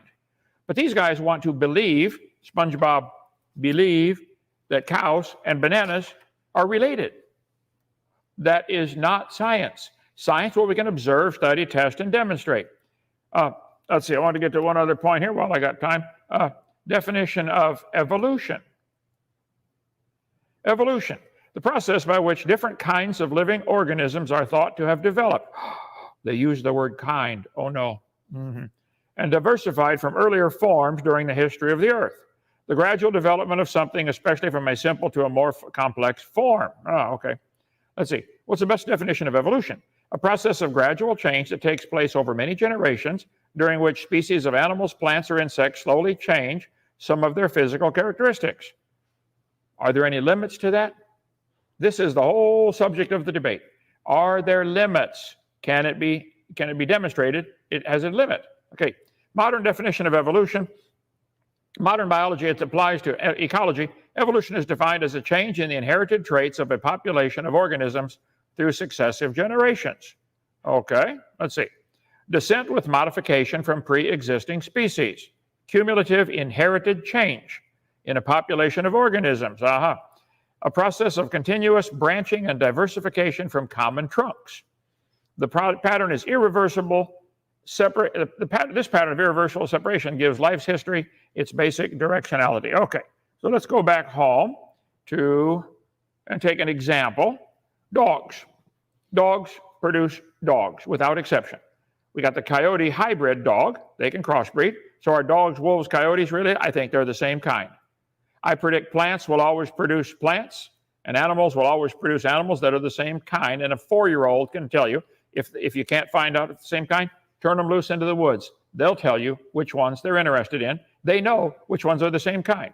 There are 339 breeds of dogs now recognized in American Kennel. God said they bring forth after their kind, after their kind, after their kind, after their kind, after their kind, after their kind. I mean, it's in there a whole bunch of times, guys, I think, or sort. The kind or sort. He said after their kind. 24 times in the first 7 chapters of Genesis, it talks about them bringing forth after their kind or after their sort. 339 breeds of dogs probably had a common ancestor called a dog. It is still a dog. Dog, wolf, coyote probably had a common ancestor, and I do this all the time when I speak at churches. I get a 4-year-old or a 5-year-old. I said, okay, kid, here we have a dog, wolf, coyote, and a banana. Which one is not like the others? I've only ever had one kid get it wrong. He said, the boy. Well, he's right, okay. So, but then banana, okay. The Bible says they bring forth after their kind. Charlie Darwin wrote a book called The Origin of Species, and here's where the confusion comes in. Evolution, the proverbial self-licking ice cream cone. Like, coyote can mate with a dog. Okay, let's see. We get coyote, Australian shepherd mix. Wolves in the eastern United States can mate with coyotes. Wow, who'd have thunk it? Coyote meets the coy wolf. Oh, okay. Let's see. Coy dog, a hybrid from a mating of a male coyote and a female dog. Well, I guess they must be the same kind. I'll tell you what. Let's get a coy tree. A coy pigeon. I'll crossbreed the coyote with a pigeon. Yeah, they can't breed. 40 subspecies of wolf. Wow, might have had a common ancestor. Wolves of the world, the red one, the Arctic, etc. There's lots of wolves. Here's the D-hole canid, native to Central, South, and East and Southeast Asia. Wow, includes a wild dog. Know your canis species. Oh, okay, probably related to the biblical kind. See, man has decided to divide animals and plants up into categories. I don't think the animals or plants care at all how we classify them. Not at all. We have developed kingdom, phylum, class, order, family, genus, species. Carolus Linnaeus did this. And we've decided to put the coyote and the gray wolf in a different species. Okay. I don't think they care. They're the same kind of animal. Is kind the same as family? I don't know. I don't think it matters. The point is, they always bring forth after their kind. And it's the burden of the proof is on the evolutionist to show me that it can go beyond that, okay? There are 19 different subspecies of coyote. Okay, let's see. Coyote, wolf, 339 breeds of dogs. The wolf, coyote, jackal have 78 chromosomes. Probably had a common ancestor. Foxes, coyotes, wolves are probably the same kind. They cannot interbreed. That maybe has crossed over the barrier. I know this, the coyote and the ostrich can't breed. That I know are a different kind, okay? 34 chromosomes, huh? So does a porcupine. So does a sunflower. Can they breed? You can't go by the number of chromosomes. Just take a look. Is it interested in reproducing with the other ones of the same kind? Artichokes, look at that. 34 chromosomes. Got to be related to a fox. You can see the similarity. They're both green except for the fox, okay? Let's see. Oh, porcupines. Yeah, you wonder how they make babies. So let's see. All these different breeds of dogs probably had a common ancestor called a dog. They can bring forth, they can bring forth, they cannot bring forth, they cannot bring forth, and they cannot bring forth. Is there a morphological limit? I heard Snake on a program just before the program tonight. I just listened to a little bit of a debate he did, a couple of days ago. He said, no morphological limits. You got to be kidding. Morphological limit. Morphology, the branch of biology that deals with the form and structure of a living thing. Is there a limit to the morphology of dogs? How to breed dogs of different sizes. Zeus, largest dog ever that we know of, had an English Mastiff that weighed 343 pounds. There's a big dog. Zeus in Michigan, 3 foot 8 inch tall. Pretty good sized dog. Smallest dog, a Chihuahua named Millie, 3.8 inches tall. So let's see, 3 foot 8 or 3.8. Dogs have been bred to be from 3.8 inches tall to 44 inches tall. Is there a limit? Yes. Have they reached the limit yet? I don't know, probably getting close. Do you think they'll ever get a dog that's 8 miles tall or a ½ inch tall? Guys, look at me. There's a limit. Have they reached it? Don't know. Is there a limit for the world? Other people are setting world records for speed, who can run the 100-yard dash or the mile the fastest. Let's say the fastest mile is what, under 4 minutes now. You think they'll ever run the mile in under 1 second? Or is there a limit? You guys just don't get it. Just imagine, boys and girls, all these dogs came from an amoeba millions of years ago. This is what their evolution theory teaches. All the dogs came from, there they are, the dogs came from an amoeba. Look at that. We got lines between them. on a piece of paper. That's proof. And not only that, all the dogs are related to the frogs and the butterflies and the birds and the octopus and the humans. You guys, I don't understand how you can't get it, but it's obvious this whole chart is absolute propaganda baloney. They're lying. The dogs always produce dogs. Cows can jump. I accept that fact. Cows can jump. I have a video of a cow jumping over a 7-foot fence. That's pretty high jump for a cow. Is there a limit? Yeah, I believe there is. A limit, how high cows can jump. Okay, let's see. Is this the video? Will it play? Nope. Okay, I guess it won't play. But there's a cow jumping over, a bull actually, jumping over a 7-foot fence. Wow. It says here 2 6-foot fences. I accept the fact they can jump. I accept that. Therefore, this proves beyond reasonable doubt that given enough time, billions or trillions or quadrillions of years, the cow could jump over the moon. No, there's a limit. There's a limit for the dog kind. There's a limit for the pine tree kind. 115 varieties of pine trees. Might have had a common ancestor called a pine tree. But you guys want to have everybody be forced to pay that your religion teaches pine trees and dogs are related. And it does teach that. They've got them on a chart with lines connecting them. You believe dogs and frogs and pine trees and butterflies have a common ancestor. That's propaganda. That's not science. No, teacher. There's a limit how high cows can jump. Have they reached the limit? I don't know. They're probably close. 7 foot, pretty high jump for a cow. They're not going to go 50 feet or 5,000 feet. Now that I'll guarantee, okay? 16 common cattle breeds, 400 breeds of cattle. Wow. Cow, know-how. Oh, how do you know your cows? They know. Turn them loose in the field. We have emus and cows and pigs and goats all together. They never even attempt to crossbreed. The cows go looking for, the bulls go looking for the cow. They don't go looking for the emu. 4 processes of evolution. 250 recognized breeds of cows. I accept that. And they probably had a common ancestor called a cow. 6 types of corn. Probably came from corn, okay? 200 varieties of wheat. Might have had a common ancestor called wheat. You guys, I don't know how you don't get it. 4,000 kinds of potatoes. Bunch of the cat kind, I don't know where the limit is. I don't know. Noah might have had 6 different pairs of cats on the ark. And it could be that the lions are not related to their common modern pussycat. I don't know. That'd be a good field of research. But the burden of proof is not on me to prove that kind of stuff. You're supposed to give the evidence for macroevolution.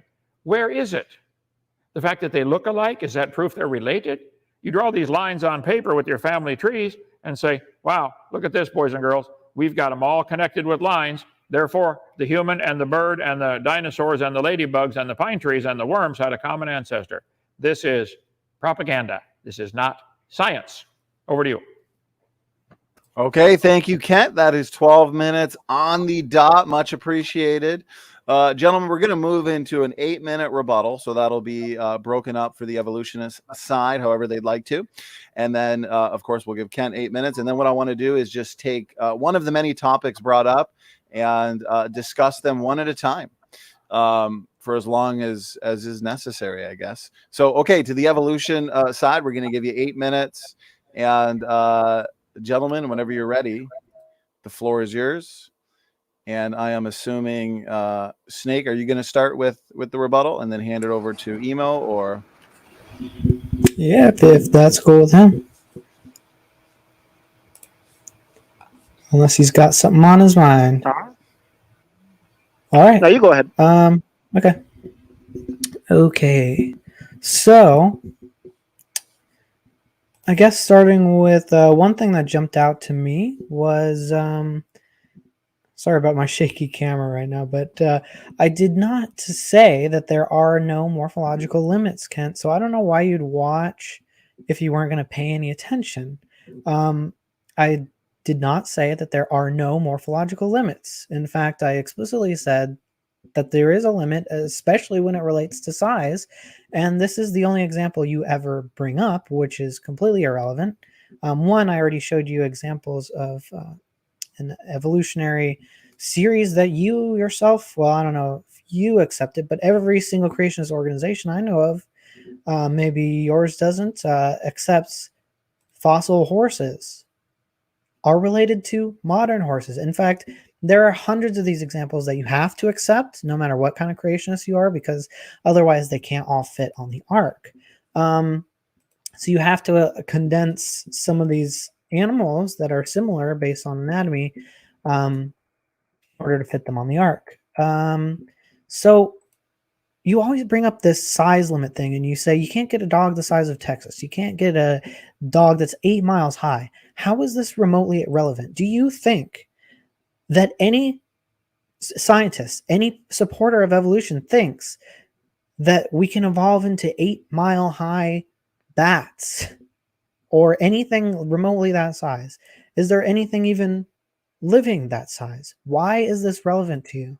Because this size limit doesn't address anything on the evolution side. It doesn't address the morphological limits, which is that we know bones can change size, shape, orientation, number, and location. Tissues can do the same thing. So, for example, whale evolution. There's no limit that you talked about. That we're not talking about a size limit. We're not talking about a animal becoming the size of Texas. We're talking about a wolf-sized animal that is good at swimming, that loses its hair, loses hind limbs. Well, they fuse into a. Well, actually, they don't fuse. That's seals. But their tail gets larger. They gain basically a fluke on their tail. Their nose bone moves up, and maybe they get more vertebra, more ribs. They increase in size. This is all stuff that we all accept. So that's the reason I brought up creationism, is to try and find the fact that there is some common agreement here. But the fact is that what we agree upon with microevolution is enough to justify macroevolution, because what macroevolution is just microevolution plus another microevolution. So the question is not, can we get something the size of Texas? The question is, where is the limit that you're proposing? How many microevolutionary changes can occur? So with whales, can an animal get more webbed feet? Can an animal get better at swimming? And at the same time, can these populations lose their hair and get better at swimming? Can they also get a little bit larger? Can they also move their nose bones up to get a blowhole? Can they also get a larger tail? Are these all possible within the same population? There's absolutely no reason why it shouldn't be. And that's where your inconsistent standards come from, because you accept them in low doses, but not in higher doses for some reason. And the way that you avoid that is by just talking about dogs the size of Texas, which is completely irrelevant. And speaking of irrelevant comparisons, why do you think that anyone thinks cows would breed with emus? Is this how you think evolution works? I know when pressed, you will say, no, that's not how anyone says evolution works. So don't bring it up. It just makes you look like you have no idea what you're talking about. Donnie, how am I on time? Am I splitting this? Are you going to cut me off halfway? Well, you're just about to hit 5 minutes. So that would be 3 minutes left. You can either give it to Emo, take another minute. It's totally up to you guys. Yeah, I'll just say you shouldn't compare dogs with bananas.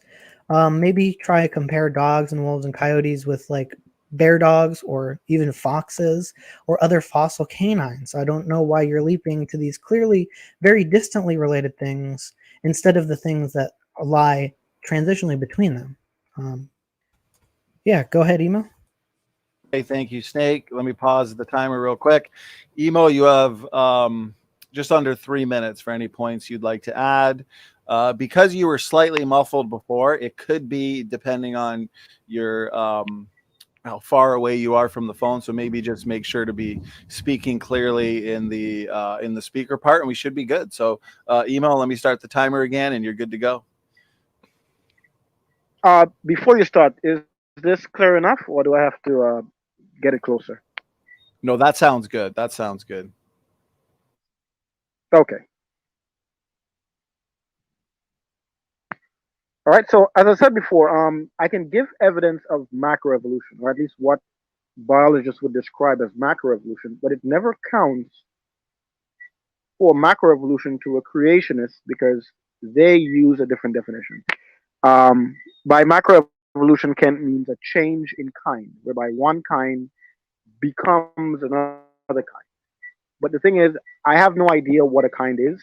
I mean, I know how I acknowledge that there are different kinds and how they're identified, but I don't know how much a kind has to diversify before it turns into another kind, right? So if Kent would explain that to me, at least explain how different organisms must become before they're considered another kind, then I can try to get that evidence for him as opposed to providing evidence for macroevolution that he does not accept as macroevolution.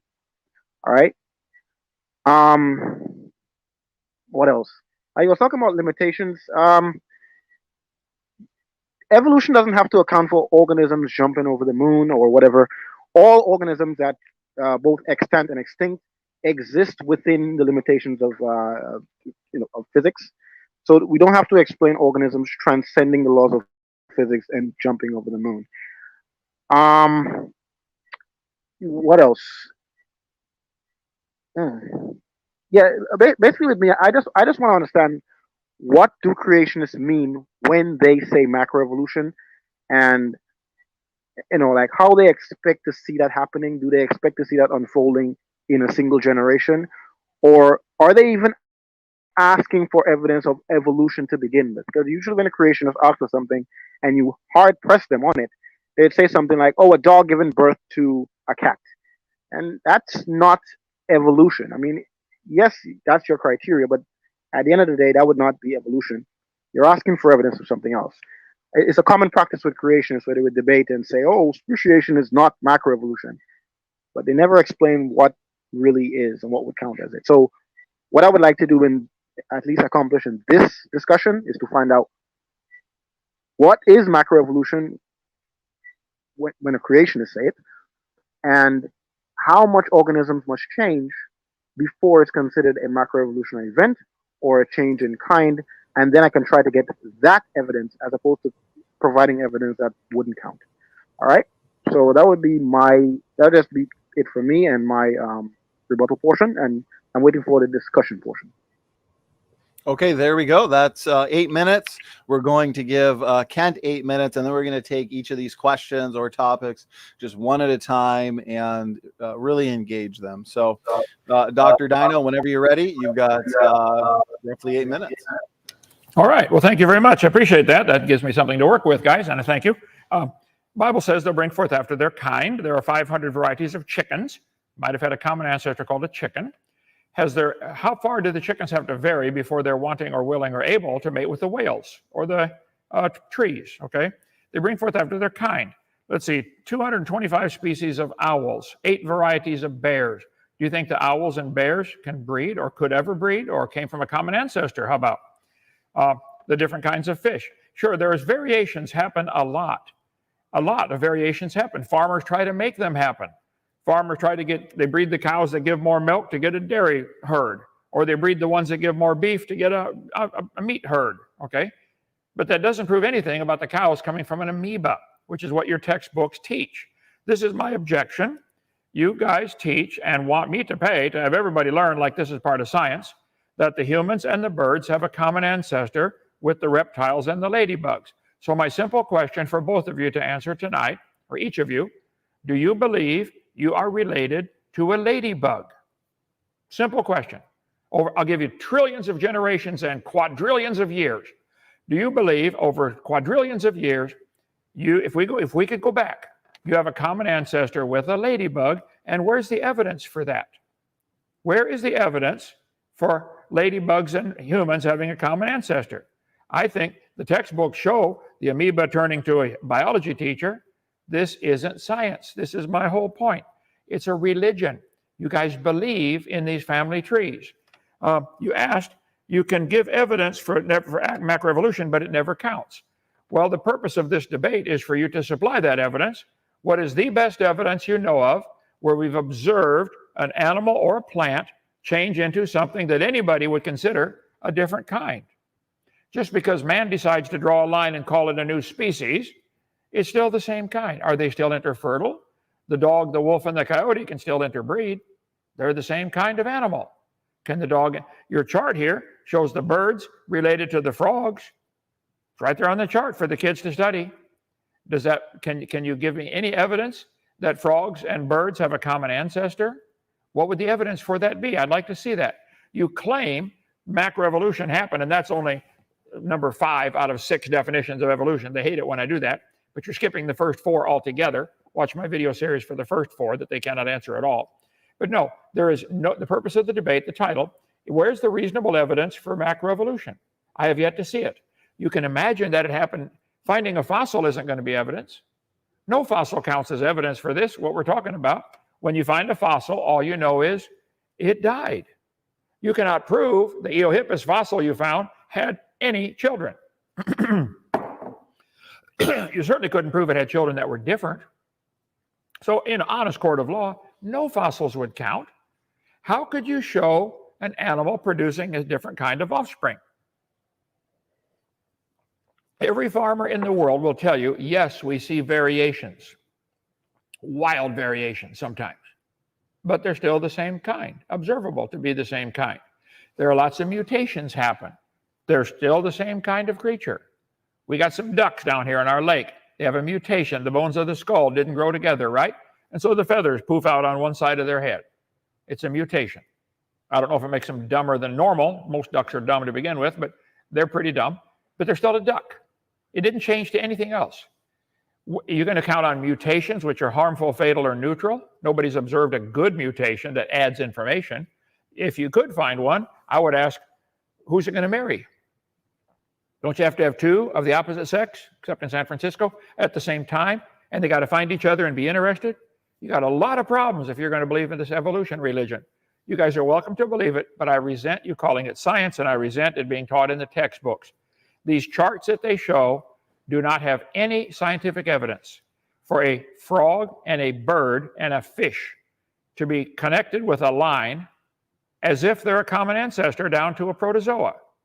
My whole point is, where's the evidence for this? This isn't science. They're teaching a religion. They believe this, and you guys probably really honestly believe it. I wouldn't question that. But it's not science. I wish you could admit it's a religion. You draw lines on paper. Let me get the big one here, the big chart right here. Oh. This one. Animals and fungi and plants have a common ancestor. So they're saying they're all related. They say humans are related to everything. They're all on the chart together. They draw these lines on paper connecting them. Oh, right here's one. Do you believe you are related to a ladybug? Just a simple yes or no. I'll give you millions of generations. Time will not matter. Is it possible for any creature to turn into both a human and a ladybug? If so, where's the evidence of this happening? I don't think it exists, and the burden of proof's on you to show real scientific evidence for macroevolution. These charts show macroevolution. The shark came and the fern. Whoa, the shark and the fern are related to a starfish and an octopus. Do you believe that? This is what's taught to the kids. I don't believe there's any evidence for this whatsoever. I think this chart is pure religious propaganda. Okay, open discussion. Pick any one of those guys. So far, I've seen no evidence other than, well, we know what happens. No, let me see it. Show it to me. Make it happen again. Let's see it. Go ahead. All right, gentlemen, real quick before we get into the much anticipated discussion portion, everybody's favorite part of the debate. We got a huge chat right now in terms of the live chat, close to 300 people. So please, if you are sending in questions, either tag myself or tag Praise I Am, and we will organize them here for the audience Q&A. So since Kent just ended with his rebuttal, we have concluded the openings and rebuttals. So gentlemen, Taylor or Emo, will give you the opportunity to either ask the first question, present the first argument, and then we'll go one at a time. Gentlemen, go ahead. All right. All right. I would like to start the first argument. Sorry about that. So Ken said a lot of things. He said something about new information and additional information. Now, I don't really know what creationists mean by new information with respect to an organism's genome. I have no idea what that means. But additional information, I think I have an idea what that means. Or at least what they try to mean by when they say that. So Michael Behe in Darwin Devolves argued that he was arguing about polar bears losing copies of a particular gene, right? That produces amylase, I think. Yeah, so they were losing copies of the gene, and he said that that would constitute a loss of information or devolution, right? Now the thing is, dogs actually have that same gene, and they have additional copies, right? So instead of losing copies and decreasing information or losing information, they have additional copies, which would, by that logic, mean that is additional information. So that would be an example of additional information. I don't know what new information is. I have no, with respect to an organism's genome, no idea what that means. But additional information, that's something that happens according to the logic of creations. Okay, we'll stop it there on that topic. Hand it back to Kent. Go ahead for your response. Take as much time as you need. Emo, a copy of a gene that's already existing that now has a duplicate is not new information. If I give you a copy of a piece of paper, say, here you go, here's this information. Oh, better yet, I'm going to run it through the copy machine and make 4,000 copies of this, and I hand you a stack of papers. Now you have 4,000 copies of the same information. You didn't add any information. You added a bunch of bulk and wasted a bunch of paper. So to have a duplicate of an existing gene is not new information. It's the same information to build the same thing. I got a picture of a cow somewhere in here with an extra leg growing out of its back. Well, it already had a leg. Your chart shows an amoeba turning into a human. How many things do humans have that amoebas do not have? Do amoebas have eyes, ears, legs, arms? Where's this information for all that coming from? To change from an amoeba, which they showed at the bottom here, to a dog is going to be a whole lot of new information. Do amoeba have hair? Do amoeba have can amoeba bark? Do amoeba have ears that they can perk up? Do they have a nose? Do they have eyes? There's a lot of information in a dog that is not in an amoeba. So your chart that you guys worship shows the amoeba turning to a dog and a frog. A frog has a lot of information amoebas don't have. So does a butterfly. So where's this new information coming from? Do you think duplicating the chromosomes in an amoeba will gradually give it wings? Go ahead. So the limit that we were talking about earlier is actually mutations to inherited traits of the parent generation. So would you accept a change in DNA sequence that causes new functionality? Is that new information? All we've ever observed, and the topic of the debate well, it's a yes or no question. I'm going to answer it. All we've ever observed is mutations that happen like that destroy information, scramble information, and they don't give any new information.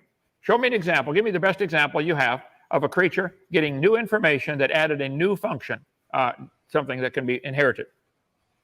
We talked about this before, the multicellular algae that evolved from single-celled.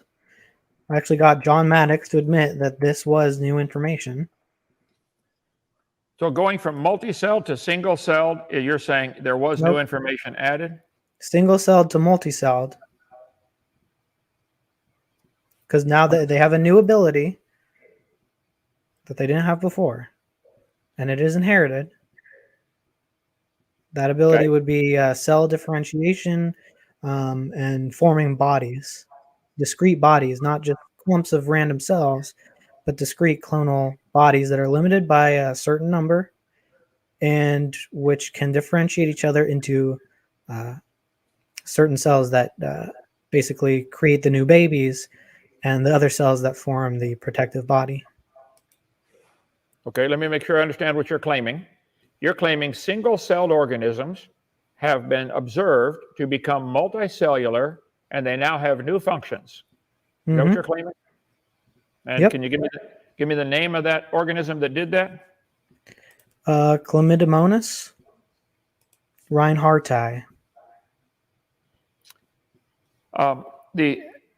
What we have observed is single-celled creatures becoming colonies to protect themselves. Our ducks hang out together to protect themselves. So do the frogs. Okay, but that's not is considered a single organism. It's a colony of organisms working together. Cellular. Are there any two-celled organisms? Cellular organisms are divided into two groups: prokaryotes and eukaryotes. What are the two-celled? Unicellular organisms, there's plenty of, but there aren't any two-celled organisms. There are colonies where they cluster together to accomplish a job, but that's not like termites cluster together to tear down a house, but they're still individual termites. I would have to disagree with you, and I think you'd have to demonstrate to me how that process you're claiming could change an amoeba to a whale or a human, but that's what the textbooks teach. Well, right now we're just talking about addition of information. So Okay. it is a multicellular life cycle. It's not clusters just creating colonies, because you can't just stick another random cell onto it, and if you cut a cell out, it will die. These are discrete bodies that are indivisible and not combinable. So this is a multicellular organism that has a multicellular body, and it was evolved from single cells. And do we see this happening now? You're claiming it happened long ago, or where do we see this No, happening? this was a modern experiment. They did this in the lab multiple times to actually different species. Is this the one you're talking about? Trichoplex? No. Chlamydomonas reinhardti. I didn't understand the word of that. That's the scientific name of the algae, not a protozoan. Okay, well, I will be thrilled to look at that. Trichoplex is made up of a few thousand cells of 6 types. Go ahead. You say that almost every time we talk, and every time we come back, you've done no research on it.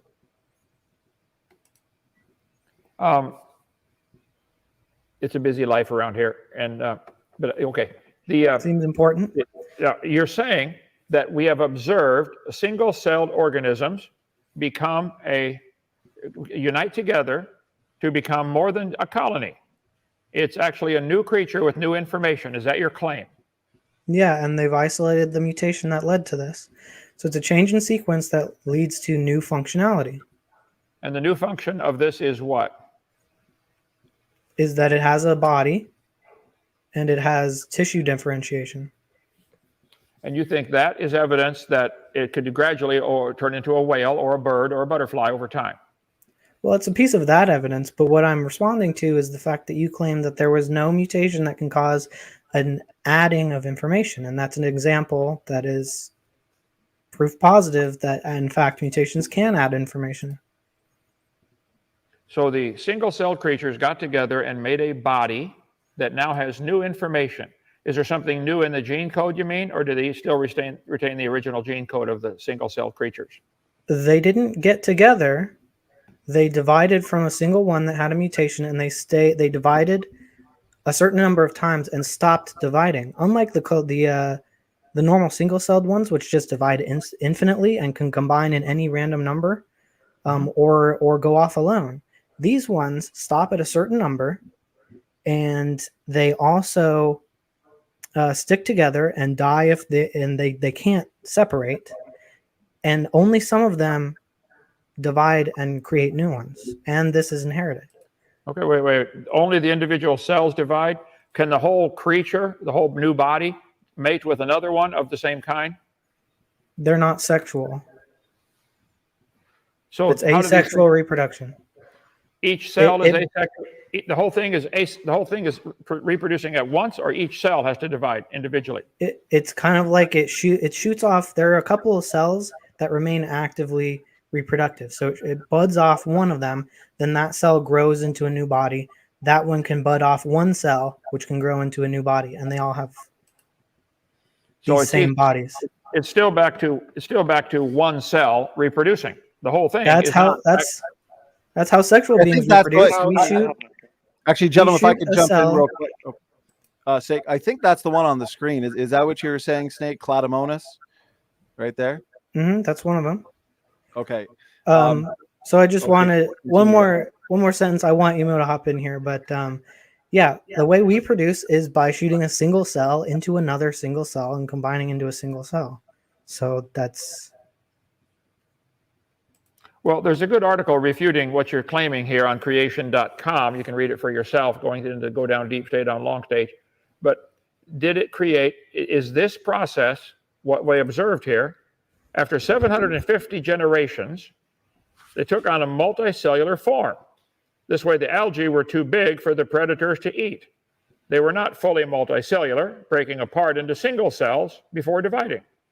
So it's still a colony, not a new organism, not a single body like you're claiming. And I did do my research, okay? It seems to go through a coordinated life cycle. Evolutionists claim this is a demonstration, or at least a significant part of evolution, from single-celled forms to multicellular. They're very similar at genetic level, even though they look very different. What causes this change from single-celled existence to at least a form of multicellularity? It's when they introduced a certain predator into the mix, is my understanding of this.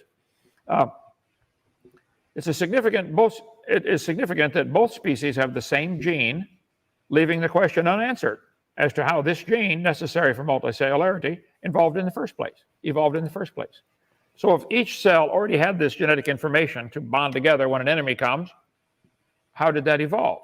I don't think you're giving an answer at all, and I certainly don't think anybody should say, wow, that's proof whales came from an amoeba because of this one single-celled creature learning to have to cooperate with other cells of the same kind for defense. Is that enough to convince you that the Bible's wrong and Jesus was wrong and the creation of Adam was not the beginning and then humans and whales and pine trees and beetles? I mean, are you related to a ladybug because of this? Well, first of all, evolution does not prove Jesus wrong. That's a completely different topic. But yeah, of course, these were the same genes, but one of them has a mutation to that same gene. That's the point. And saying that they're not multicellular is like saying that humans are not multicellular because we reproduce with a single sperm cell and a single egg. Okay, so you're saying the topic of the debate tonight, what is the reasonable evidence for macroevolution? You're saying this creature right here is evidence for the evolution charts that we teach our kids, that amoeba turned to a human. Well, how many times do I have to say no? That is part of that. But the reason I brought that up is to disprove your claim that no mutation can add information. How do you know this was a mutation? This was already in the gene code for this creature to do this. The genes were sequenced and they compared them, and there was a difference in the gene, and we know those differences arise due to mutations. You know? Mm-hmm. Okay. I'm going to make notes here. So you know that the genes changed and added new information to change it from this single-celled creature to a colony that can now fight off an enemy, but goes only single-celled go back to evolve again or to divide again. All right. What's your next best evidence? Emo, jump in there. Sorry for hogging the mic. Go ahead, Emo. Yeah. For one, I don't have any like best evidence for macroevolution. There is evidence for macroevolution that I can give. Well, you and Snake and you were talking about new information, which I don't really know what that means. But additional information is something that also happens. All right, and it's simply following the logic that if you lose copies of a gene, then that's a loss of information. Fine. Therefore, if you add copies of a gene, that's additional information. Right? Now, you brought up the analogy of if you copied pages from a book. The analogy is kind of bad because reason being, words don't do work in a book, right? Whereas genes and so on, they do work in the cell. They actually perform function. So a better analogy would be to compare genes, or at least their products, the protein products, to machines, right? If you have one machine working in a factory, and then you got 10 more of that same machine, it's going to increase production, it's going to increase efficiency. you're going to have an increase in what's being done in the factory, right? So that analogy would be better, at least using machines as opposed to pages that don't actually do work in a book, right? So duplicating a page is not, I don't think it's analogous to genes in a cell.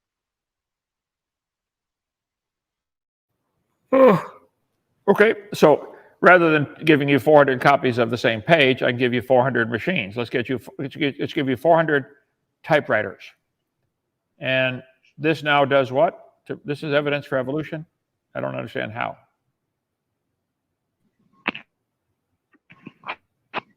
It's an analogy. I'm just talking about the analogy. But if you want evidence for evolution in terms of adding information, then I can show you where dogs has duplicated genes that increase their efficiency to digest starch. So to duplicate the genes to increase the efficiency. So if a person works out with weights and gets bigger muscles and they can now lift more weights, are they still a human, or are they changing to something else? Are they didn't increase their efficiency, but they didn't change to a new kind of creature. If you train your dog to run faster, it's still a dog. This is not changing it to a new kind of animal. This isn't anything going to, what you guys claim with your trees of life is that an amoeba turned to a whale and a human. I don't see any evidence for that at all. Yeah. No one is saying amoebas turned into whales. And what do you mean by a change in kind? That's what I was trying to say in the beginning. How different must organisms become before they're considered a different kind? Because every time I give you evidence for evolution, you're going to say, oh, it's still called a dog, it's still called this. I know that's how names are assigned to organisms. What I'm interested in is what physiological or genetic change is required, or how much they have to change before it's considered a change in kind. All right, and then I can try to show you that as opposed to... Because we already know there are slight changes, right? That was mumbled. I didn't understand that. We already know that there are slight changes within the kinds. So we would like to know how much is required and what do you think the limit is? Where do they stop adding up? Well, you're supposed to give the evidence that it happened. You want the kids to be taught this kind of stuff. The protozoa turned to a human. The charts show, you mentioned earlier, Emo, a second ago, that no one is saying that amoeba turned to a whale. Yes, they are. This chart is teaching the kids the protozoa, single-celled creature, turned to a human and a fish and all of them. They do teach the amoeba turned to a whale. And I'm saying there's no evidence for that. That's not science. It's a religious belief. Evidence for that. That's not science. It's a religious belief. We're getting a little bit of echo from you. I can't understand a word of that, Donnie. I can't get a word of that. Can you? I think there was a bit of an echo there from Calm Emo, but I think we're good now. Snake, I think it was you who just finished saying something. If you want to reiterate that, then we'll give Kent the chance to respond. Go ahead. I was just saying there was an echo. But to answer Kent, no, there's the theory would be that the protozoa basically made slimes, which made sponges, which made like sea cucumber type things, which made worms, which made eels, which made fish, which made walking fish, which made salamanders, which made lizards, which made rodents, which made lemurs, which made apes, which made humans. That's a very, very simplified version. But no, it's not amoeba to whale. So that's a very misleading way to phrase that. I think what's misleading is drawing these charts for the kids and having a line from an amoeba to a whale. Why do you think the line? How do you think the lines are decided on? Stupidity. So not anatomical similarity? And I can draw a line between a Volkswagen and a Corvette. Mm-hmm. They're both designed. They both have some similarities. But my point is, all we've ever observed is amoeba produced baby amoeba, octopus produced baby octopus. There's no reason to have these lines between them. This isn't science. You do teach, and the evolutionists do teach. I'll show you right here. Right there. The amoeba at the bottom turned to a whale. There's the whale, top left corner. They do teach this. I don't care how many generations. You're going to have to add a whole lot of information to change from an amoeba to a whale. My objection is this is taught. It's not science. It's a religious belief. And until it's proven, you should teach it in religious schools, not science class. This isn't science. None of this chart is science. They drew a bunch of lines on paper. That's all they did. They can make up the story and say, we think there's relationship. Okay, you can think what you want. Show me a protozoa produce, they got it going to a sponge. You said the protozoa turned to slime, which turned to a sponge. Can you show me it happen again make it happen again in the laboratory? So yeah, I don't know why you're leaving out the transition part. So do you deny that there are kinds with different yet related organisms? I can't understand your verbiage. Do I deny there's what now? Kinds of organisms with different yet related organisms. I think there are many different kinds of organisms. Yeah, probably 8,000 or 10,000 different kinds on Noah's Ark. And that's just the ones on land. The fish didn't have to go on the ark. They had plenty of water outside. So there may be 20 or 30,000 different kinds of organisms on the planet. How do you know they're related? I don't know that they're related. I think they all have a common designer. I think the fact that we can, they put a fish and a frog and a human and a bird together on the chart here, I don't think they're related at all. What I'm talking about is the ones that are related, that you accept are related, like dogs and wolves, or the Mesohippus and horses. How do you know they're related? Well, how do creationists decide that? Well, the burden of proof is not on the creationists to prove this. The burden of proof is on you guys to prove that the amoeba can turn to anything other than an amoeba, and that the whale and the pine tree. So, is that an R? The echo? It's just an echo. Actually, let me stop right there, Snake, and I'll let you continue. Call Mima, I think it almost sounds like you have the debate playing on in the background, because when you unmuted, it started to come through again. But that's fine. Looks like we're good now. I'm sorry. Go ahead, Taylor. Finish your thought there. The reason we bring that up is because you guys agree to some extent with comparative anatomy, and yet just kind of arbitrarily decide that it doesn't work anymore when it comes to macroevolution. So I'm trying to find a place of agreement, and you're just kind of saying, I'm not going to talk about that because I know you don't want to, because I'm using that to demonstrate the macroevolution has no limit that you can point to in terms of the changes that we've observed are possible, adding up in the same population. Not that I don't want to talk about it. I'm willing. That's what I do all the time. I have a YouTube channel every night. I produce thousands of videos on these topics. I do believe probably the Chihuahua and the Great Dane and the Dachshund have a common ancestor, but that does not prove it goes beyond that to anything other than dog. Dog, wolf, coyote. That's what I went through earlier. Probably had a common ancestor. But you guys want to believe, capital B, that the dog and the banana have a common ancestor, don't you? You do believe that. Dog and banana are related. I covered all this. I think probably all the different, we would consider the dog kind. Maybe it's the same family. Maybe it's the same order. I don't know. But that doesn't prove they're related to anything else. As I said, I don't think the coyotes and the wolves care how we classify them. They can still interbreed. 19 species of coyote. They can mate with dogs and wolves. And they normally don't, but they can. But they can't mate with the sunflower. That I know. And you guys got a sunflower and a coyote connected with your lines on your chart. You have a great faith, and all you have is a faith. It's a religion. That's all. I wish you could admit you believe in evolution, but you want to keep calling it science. It's not science. So since that range of diversity is possible and you accept that, why should we not accept that these are related by the same exact principle? I could not prove those are related. The fact that they're similar, could they have the same designer? Get all the paintings by Picasso and put them side by side. You'd say, wow, there's some similarities here. So it's the same guy designing them. You don't know that those two are related. You know that they are similar. But creationists know that these are related. Well, I don't. You don't either. Do you know that Mesohippus turned to Equus? Do you know that? They arrange claim it. fossils in order. One has 4 toes, one has 1 toe. For one thing, that's losing information. Number 2, there are some really fast animals on 4, 5 toes. Try the cheetah, So it's not an advantage to get a hoof. I don't know about you, but I'd need some extra information if I was to support my entire weight on a single toe. But yeah, creationist organizations claim that this is indeed the truth, and you have to, some of these are related, or else they wouldn't fit on the ark.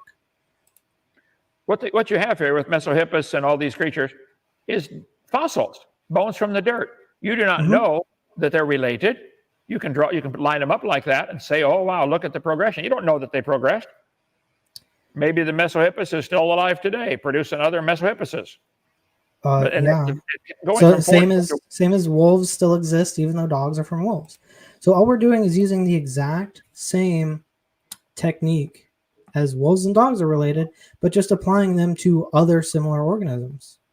And I want to check in with Emo because I know there's a delay and it's hard for him to kind of get in there. Well, let's take one topic at a time. You mentioned about put all the weight on one hoof, like that's an advantage. Elephants are lots heavier than horses.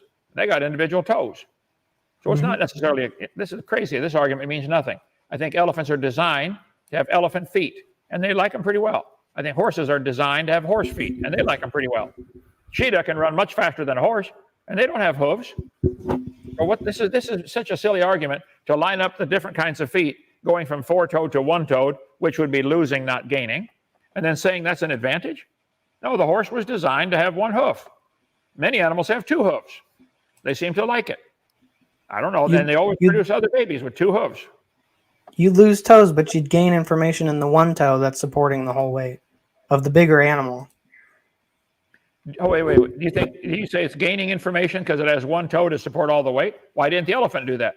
The one toe is gaining information if it's able to support more weight. The toe gained information. Even though it lost some toes, so sure, losing the other information for the other toes, but you're gaining information for the stronger toe that's supporting the whole weight. So the toe gained information or it gained strength? Well, if functionality is information. Well, I think the horse's gene code tells it to produce a hoof. Okay. That's in the gene code as the baby is developing inside the mother. That's how DNA works. Emu? Help me, Emu, help me. Okay. Help me, Emu. I know there's a delay, so I'm trying to get you in here. Okay. Okay.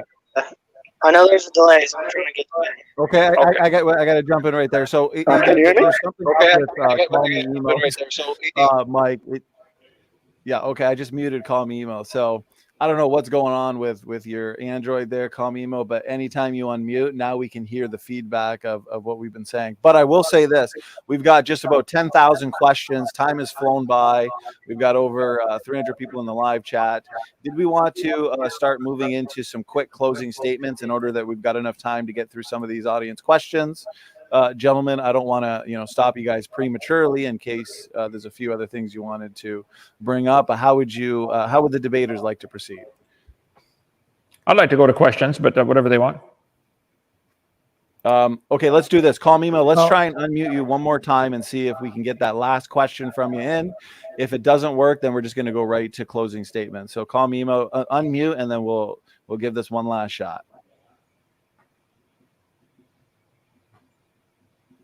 Emo, are you there?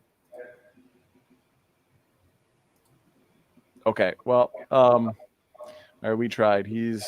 Mike, if you want to try and unmute and ask your question, let's try in 3, 2, 3. No. 2. So, that's not going too well. Yeah, it's happening again. Okay, unfortunately. Okay, so unfortunately, we're going to have to. Okay, Snake, if there's one final question you wanted to ask Kent, then we're going to jump into some closing statements and then take a few audience questions. Go ahead, Snake. Well, I did want to just go over how predictive hypotheses work in science. Are we doing this in addition to closing statements, or? Well, I was going to say, if you wanted to bring up one more point or question for Kent to address, then we'll get into some closing. Since we were going to have Emo ask one last question, his mic's not working for some reason now. I thought I'd just give you the last question to ask Kent, but it's up to you, or we can go right into closing statements. Snake, So- what do you feel best? Yeah, I guess I'll do like what would be your response to the fact that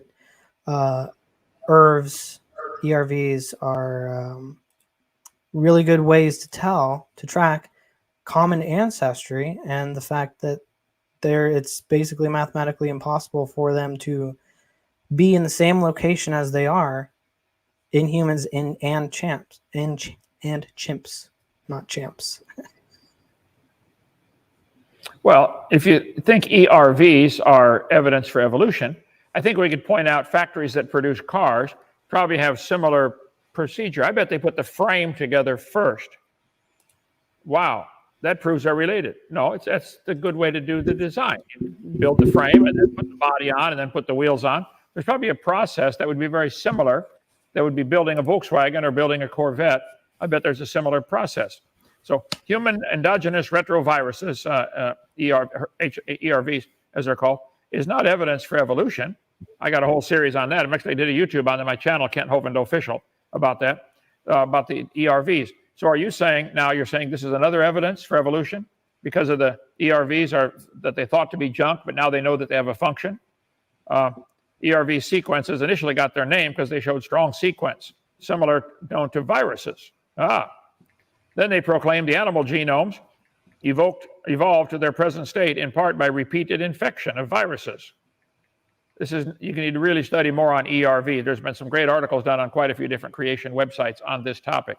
But I just want to understand now, are you claiming that the evidence you have for evolution is the single-celled creature becoming multicellular and the ERVs? That's your two best evidences, or do you have other ones? Let's stay on the topic of the ERVs. You kind of ignored everything I brought up in the opening statement, like the predictive function. It shouldn't be possible for this process of evolution to predict and to cross-confirm so many other different methods relying on the same answer if it wasn't true. But staying on the topic of ERV, so very few of the ERVs actually have function, let alone positive. So if you're relying on the fact that there's some of them that are functional as points for creationism, it's a really terrible design to somehow insert vital functions after the organism is already out there living, breathing, breeding, because the creator could just put it in the original genome. The fact that there is a function from infections is not pointing to design. It's pointing to co-option of viral functions, which would be evolution. Okay, let me jump in there real quick. If you're done with your point there, Snake, Kent, take as much time as you need to respond, and then Taylor, for your response, let's make it your concluding statement, because I could certainly listen to this all day, but we are running low on time, and we do have some audience questions. So, Kent, feel free to respond to whatever Snake said there. Then we're gonna jump into concluding statements, starting with Snake. Go ahead, Kent. Well, I don't think we understand all the functions of the ERVs to begin with. The ERVs play an important controlling immune responses role. They play a role in controlling immune response. Let's see, ERVs initiate immunity factors. Obviously, a mammal would get very sick and have difficulty surviving without ERVs regulating their genome. The fact that there are things we don't understand about gene code or human life or any kind of life form doesn't prove evolution. There's a lot of buttons on my phone. I don't understand what they do. A lot of functions on there. Just, okay, it's got a, I don't know, but it does has a function. ERVs do have a function. More detail about ERVs, why the evolution story is completely backwards when it comes to explaining their presence in the genome.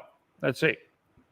Animal ERVs, only after God cursed the creation for man's sin. This began a process of degeneration and corruption. Everything is degenerating, falling apart.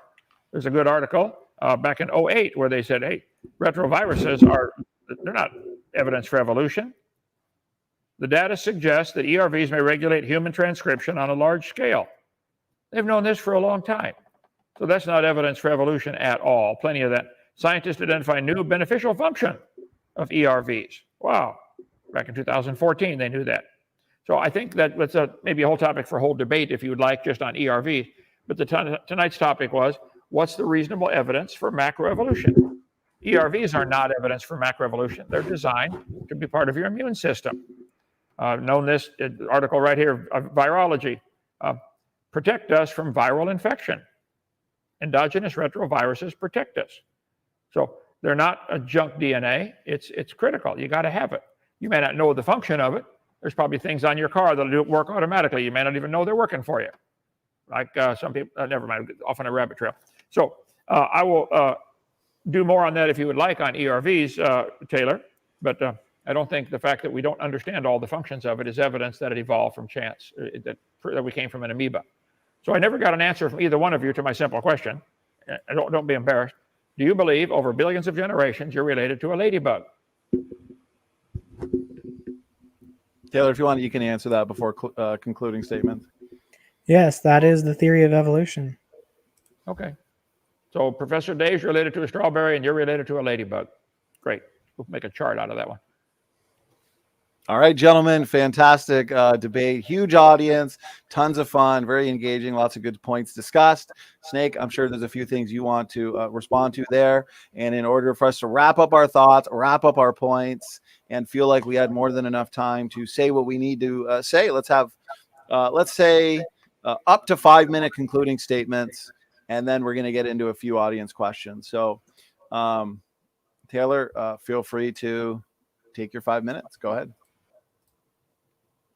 We went over the way the scientific method works. We didn't really get to it much during the debate, but I think there's a reason we didn't kind of cover that, which is because if a particular method works, if it's true, it should be able to apply and make predictions about the real world.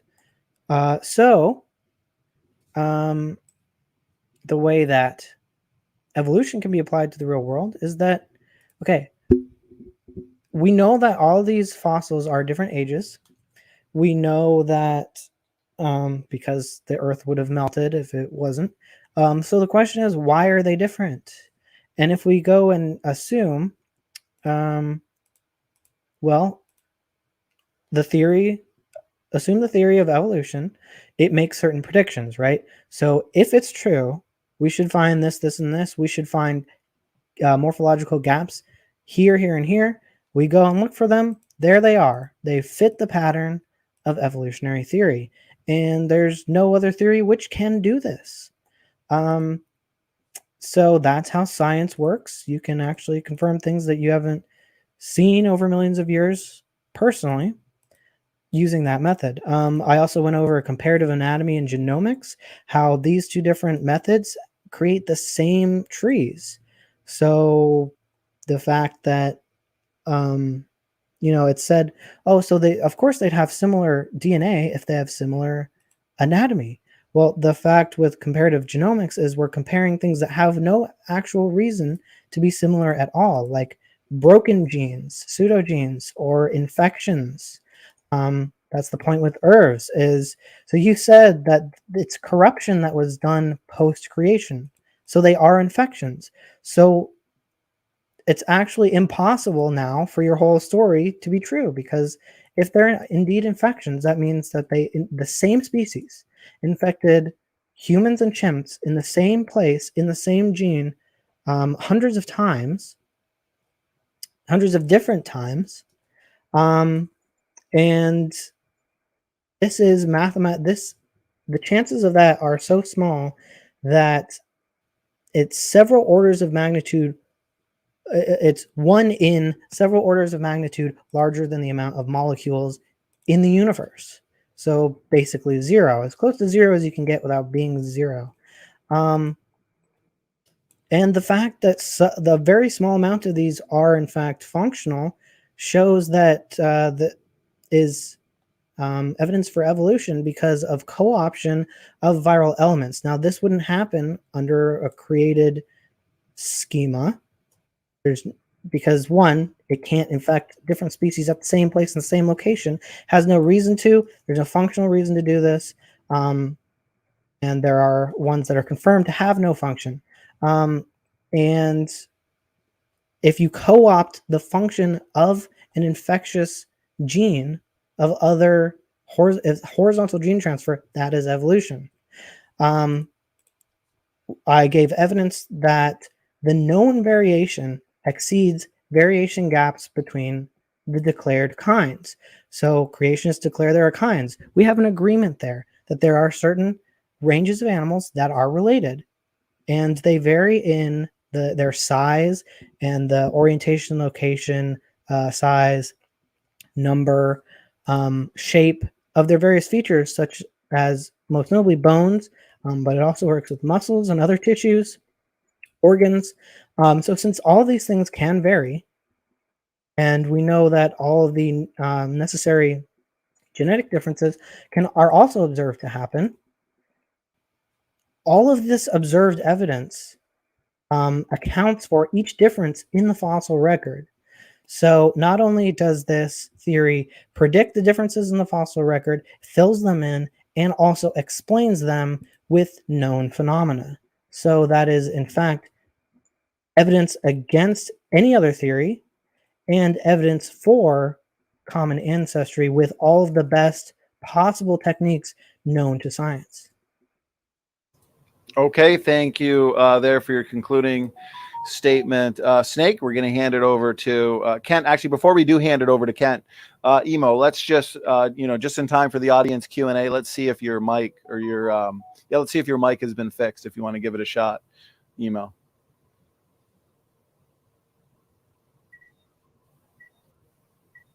All right. Is this any better? Yes, looks like it's been solved. So there's some evolution right there. Okay, appreciate it. Just in time for some audience questions as well. Okay, Kent, we're going to hand it over to you. Equal time, 5-minute concluding statement. Whenever you're ready, go ahead. Well, I would conclude by saying that it's obvious what we've observed, all of humanity has observed in all of its history, is every plant or animal brings forth what anybody would consider the same kind. 500 varieties of watermelons. Still a watermelon. It's not growing feathers. It's not flying. It's a watermelon. Okay? They bring forth after their kind. There are over 1,000 varieties of mangoes. Wow. Might have had a common ancestor. They brought forth after their kind. Apples, 7,500 varieties of apples.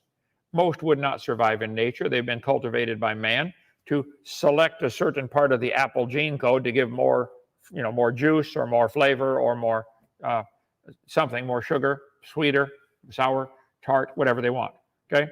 All the apples might have had a common ancestor. 17,000 species of wasps might have had a common ancestor. That doesn't prove wasps are related to tomatoes. 3,000 varieties of tomatoes. Again, most cultivated by man to select a slice of the gene code. We could select a slice of the gene code from dogs and get one smaller or bigger and end up with one 4 inches tall or one 44 inches tall. But you're not going to get one as big as Texas. There's nothing in the gene code to do that. Evolution doesn't work. Variations within the kind works. God said they bring forth after their kind. That's all we've ever seen. That's science. What do we see, observe, study, test? Bananas produce bananas. 1,000 kinds of bananas, but they're still bananas. They brought forth after their kind. But you guys make these evolutionary trees, which is pure propaganda, showing the bananas and the coyotes are related. There they got animals, plants, and fungi all related, going to a common ancestor. See, that's religion inside that circle. Outside is science. There are 1,100 species of bats, down to real tiny to really big. Might have had a common ancestor. They brought forth after their kind. The cats have always brought forth after their kind. I suspect the leopard and the lion are the same kind. They can be crossbred, many of them. Hybrid cats. They get a lion and a tiger can cross and get a liger, a tigon, liger, jag lion. I don't know where it stops, but you're not going to cross it with a pine tree or a potato. You guys don't get it. Yes, it's a cat kind. How many were there? I don't know. I'm not asking my religion to be taught. You're demanding your religion to be taught, which says all the cats are related to a strawberry. That's what your religion teaches. And because somebody can't draw clear lines where all the cat kinds are, I don't know. Doesn't matter. Burden of proof's not on me. But your books teach that cats are related to a strawberry and a ladybug. That's not science. What do we got? How many kinds of oak trees? Dozens of varieties of oak trees. Might have had a common ancestor. 195 varieties of chickens, bears, watermelon. Yes, they bring forth after their kind. 45 different varieties of pumpkins have now been identified. 111 species of pine trees. 12,000 species of grass. 650 species of roses. 60 species of rats. 1,000 species of sharks. 60 kinds of eagles. See, there's a bunch of different trees. They bring forth after their kind. Inside that circle is pure religion. You guys believe that? It's not science. That's all. Science, what we can see, study, test, observe, demonstrate. Nobody's ever seen any animal produce anything other than its kind. Knowledge gained from using observations and experiments to describe and explain the world around us. Okay, make an observation. I believe cows produce cows. Test it all you want. That's all that's going to happen. That's science. So I think it stops there. Then you want to believe cows and bananas are related, and you do believe that. Well, that's not science. That's all. I'm saying you guys have a religion, and you're demanding everybody pay for the kids to learn that. I think that's not only dumb, I think it's criminal. It ought to be stopped. Go ahead.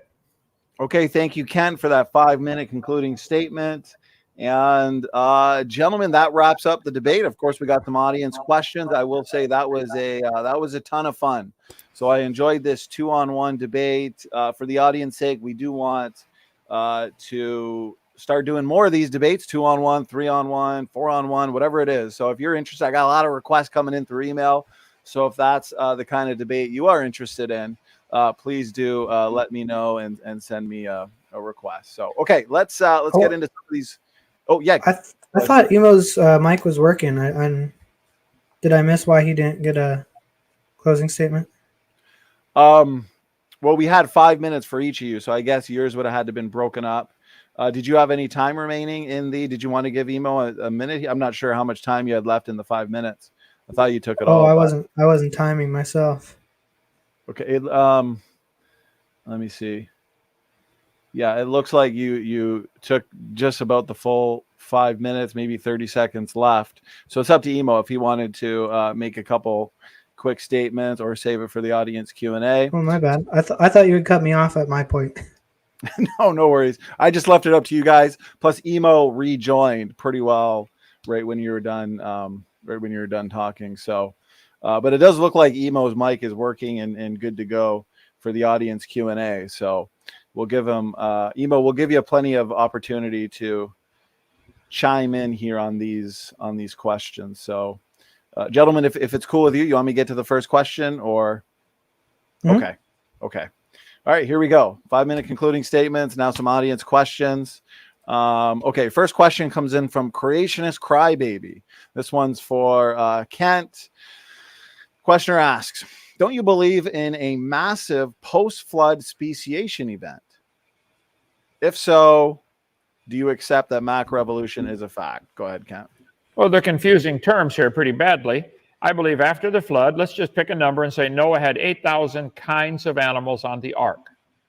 They have now diversified into what man has decided to put into more than that, a number of species.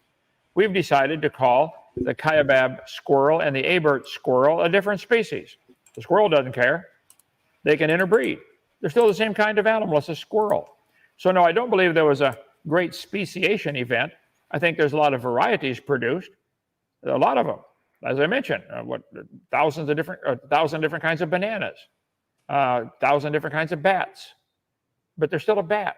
It's not a speciation event. That's certainly not macroevolution. That's a variation of the same kind. Some of the dogs that had thicker fur prefer the colder weather, so they stay happy up there in the cold in Alaska. Some are not happy up there, and they prefer the hotter weather. The dingoes, they have longer legs, thinner fur. They thinner body. They don't hold heat well, but they don't want to hold heat well because they live in a hot place. They didn't create that. That was already in the gene code. Natural selection works. It selects. That's all it does. No, I don't believe in a great speciation event after the flood. Okay, thank you very much, Kent. Over to Team Evolution. Whoever wants to start, we could start with Emo in case he wanted to add a few points. But gentlemen, go ahead. Floor is yours for your response.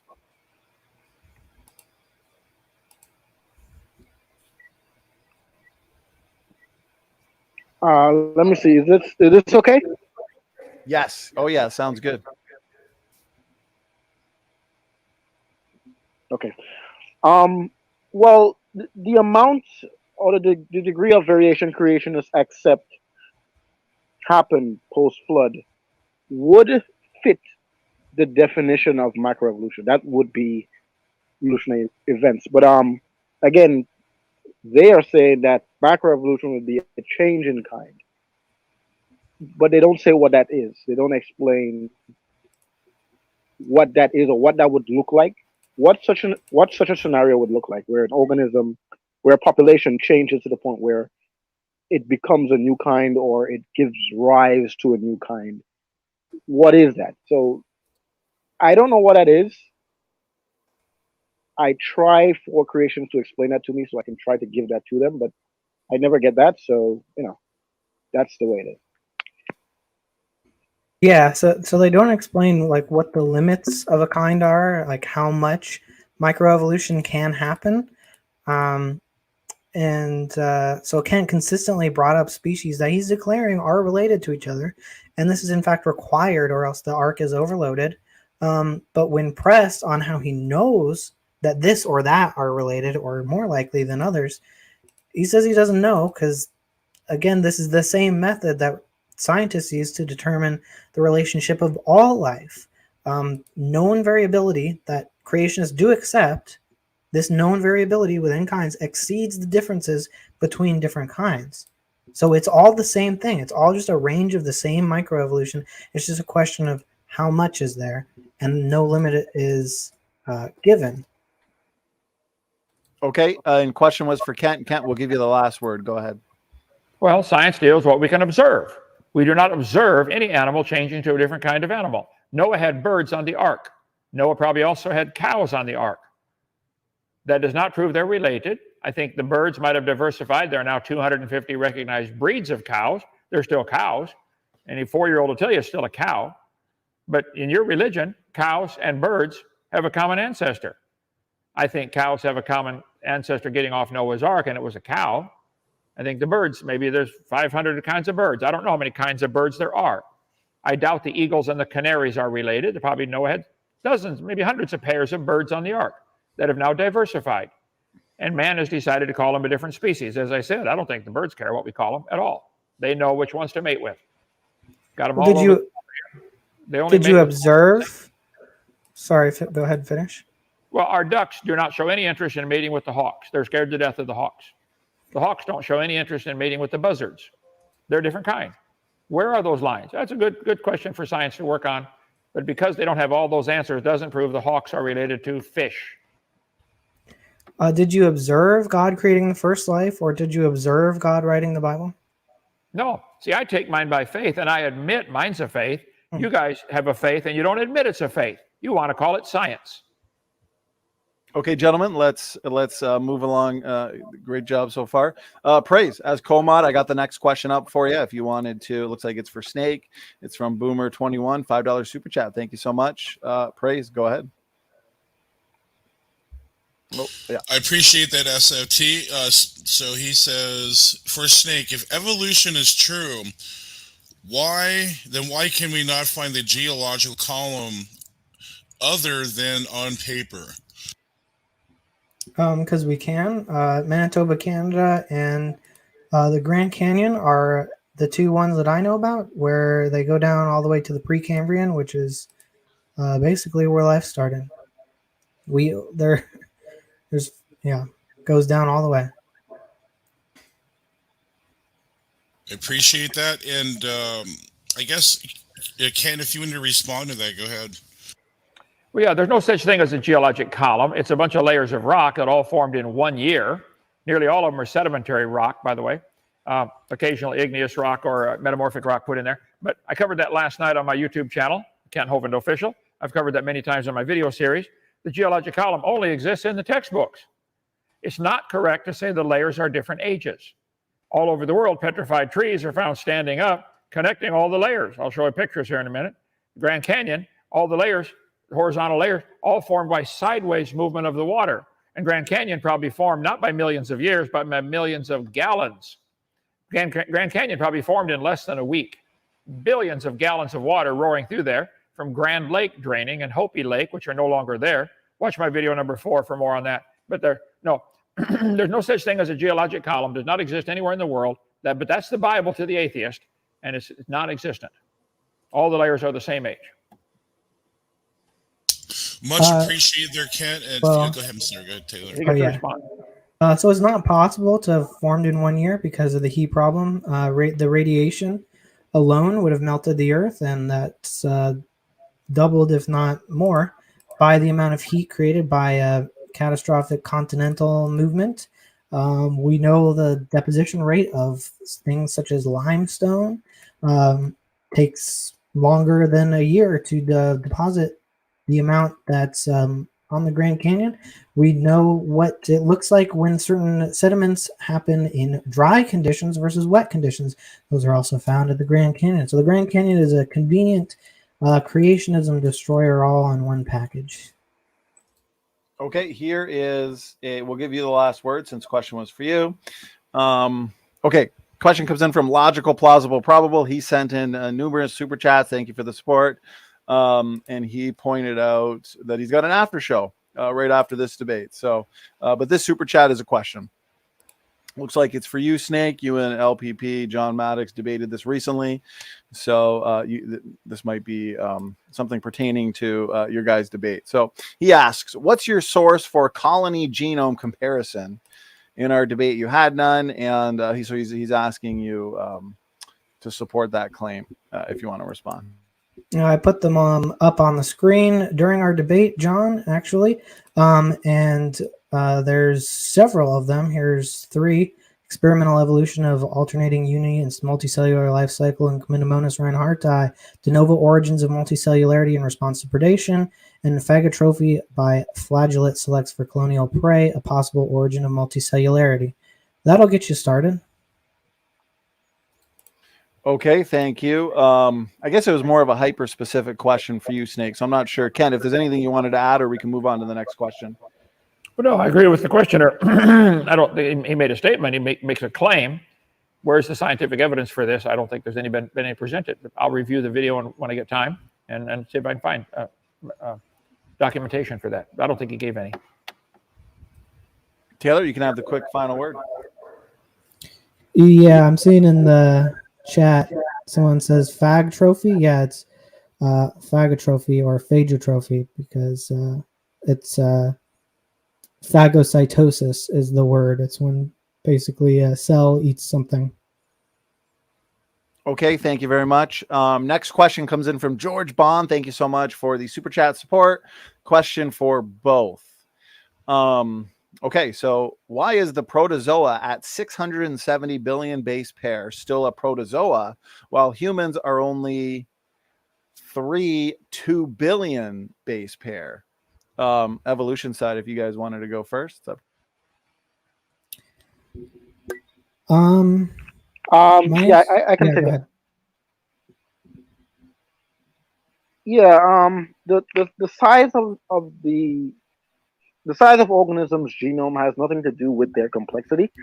You have like onions, for example, that has genome sizes that are like 6 to 8 times larger than other onions, and they look the same physically, but their genomes are like magnitudes larger than the other. So the size of the genome does not correlate with the complexity of the organism. That should answer the question. Okay, thank you. Oh, sure, go ahead. Yeah, just I'm not sure if I can answer why, but I can say that if creationism were true, I'm not sure why the protozoan has more genetic information than the human being, clearly less complex. Okay, thank you. And Kent, over to you for your response. Well, the questioner is correct. The amoeba has 670 trillion base pairs, whereas humans have 3.2 billion base pairs. I think the creator did that on purpose, just one of those millions of little things he hid in our gene code and in nature to make evolution look stupid. Go ahead. All I'm not sure how that makes evolution look stupid, because it actually makes more sense under evolution than creationism. Okay, here we go. Next one comes in from IWKOI, $5 super chat for Snake. Real quick question: are pyrosome multicellular? I don't know. Okay, let's move on right to the next one. Yeah, if there's anything else you wanted to add, go I ahead. can look it up and give my opinion. It looks like they have multi cells in them, so multiple cells. So yeah. Okay. All right, let's get to this one. In a nutshell, cyber hacks, $10 super chat, appreciate it. If I had to reword this question, Kent, looks like it's for you. I think he's disputing something you might have said. Do you believe science is a religion, or is it evolution you're referring to as a religion? But go ahead, Kent. I defy you to ever find any place in the history where I have ever called science a religion. Evolution is a religion. Evolution is not part of science. That's my whole point. I love science. I taught science 15 years. We have science experiments here. We do all the time. I love science. Science is knowledge gained from using observations and experiments to describe the world around us. There's a scientific method. We went through all this. So I like science. I taught science. I believe in science. I like science very greatly. But evolution is not part of science. Science means knowledge. We know dogs produce dogs. We do not know dogs came from an amoeba. We do not know that dogs and strawberries are related. We don't know that. You can believe that if you'd like. It's evolution that's a religion. So CyberHex, I am not lying. And you are lying if you're saying that I'm calling science a religion, because I never have. Evolution is the religion, and it's not part of science. All right. Thank you, Kent, for your response. Anybody from the evolution side want to add anything? Emo?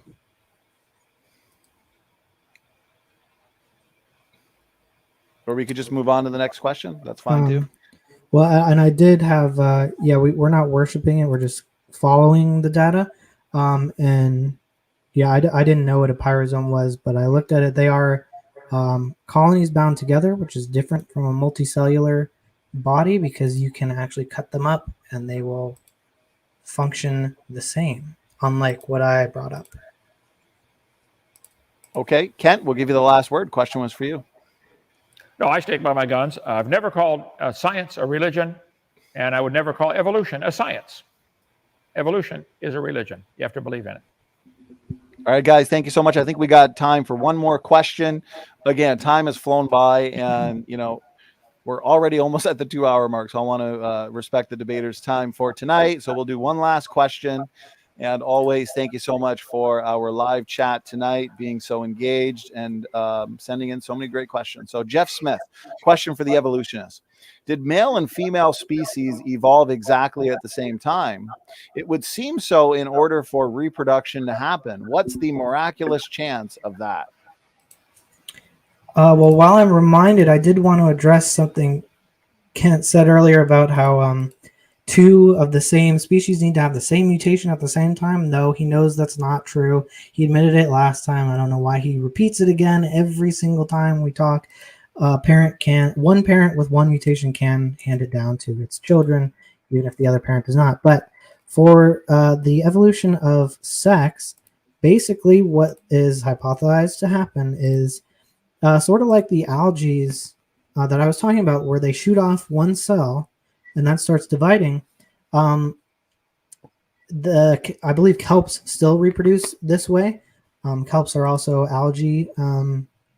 And what they do is shoot out haploid cells that can combine with each other to produce a diploid cell. So it is sexual reproduction, but basically what would have happened is that, yes, they're evolving sexual organs concurrently, but this process of being able to combine a sexual cell happened before any sexual organs would have evolved, and sexual organs could have evolved asymmetrically, but they would only aid in an ability that is already there. And Emo, I'll just give a little bit of time for Emo and kind of fill the dead air. So just start talking. whenever Emo's delay decides. Oh, there we go. Yeah, to me, the question seems to be more on how species evolve as opposed to sexual reproduction. They seem to think that when a species evolves, you need to have the male and the female of that species for that population to be viable. Well, speciation mainly happens via a lineage splitting event. So you have a population that splits into two daughter populations, which would always have members. It would always have members to interbreed with. Unless you're maybe talking about like probably association where it can happen in a single generation, but then usually there's like a lot of progeny where the offspring would just mate with themselves and then it would create a new population. Emo, can you get a little closer So, to just a little closer to the phone or the speaker? Oh, sorry. Yeah, what I was saying is that species usually evolve via population splitting into daughter populations, so there's always members to interbreed with. So there's no we don't have to like a male would not evolve. A male version of a species wouldn't evolve, and you have to wait for the female. It's usually like the populations would divide until they can no longer interchange genes successfully, and then that phenomenon we would call a speciation event.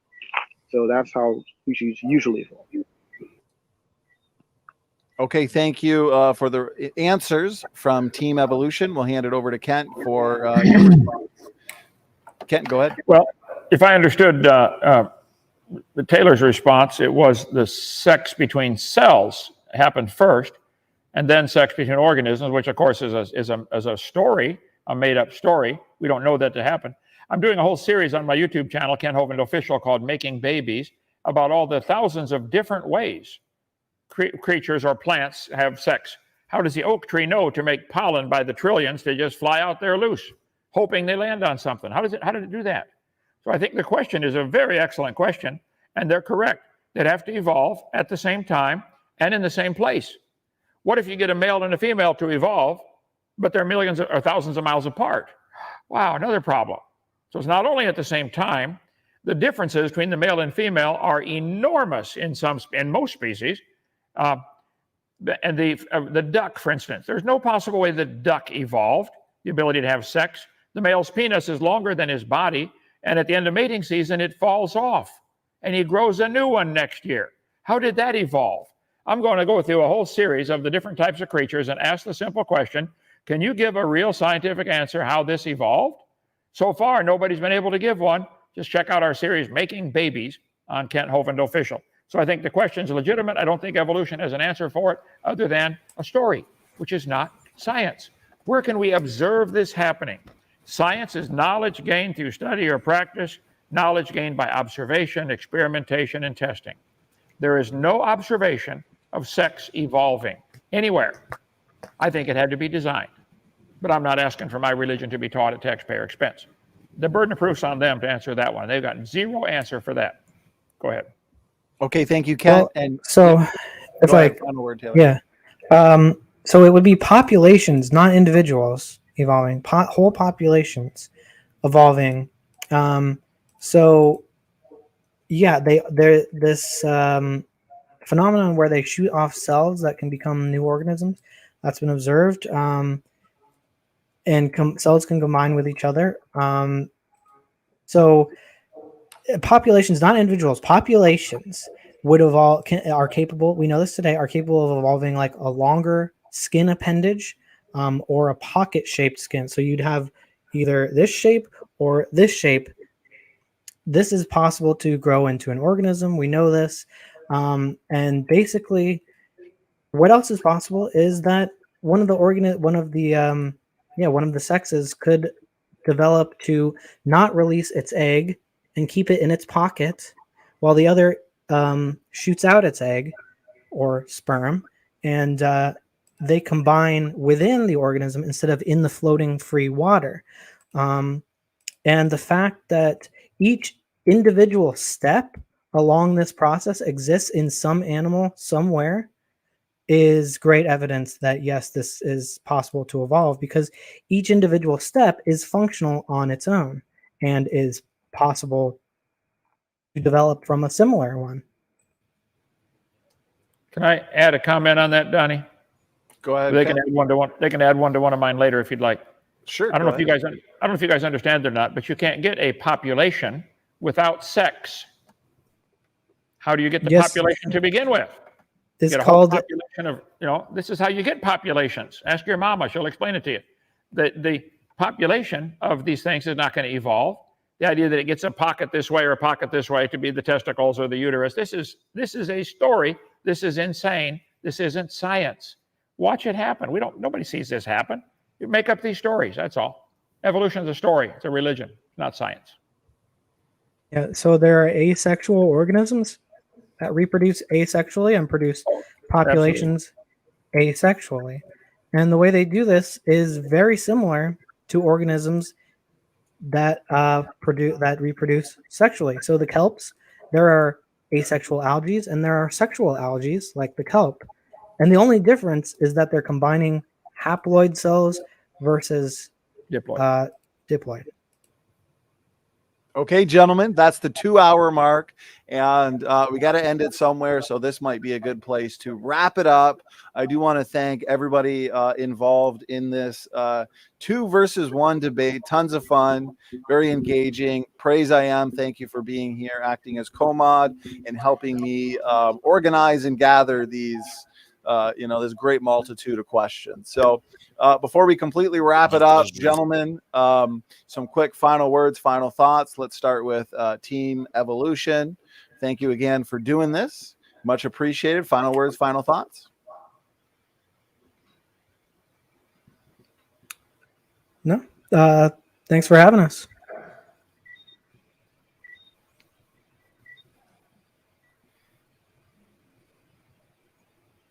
All right. guess Yeah. that'll do Thanks it. for. I mean, it was kind of last minute, but All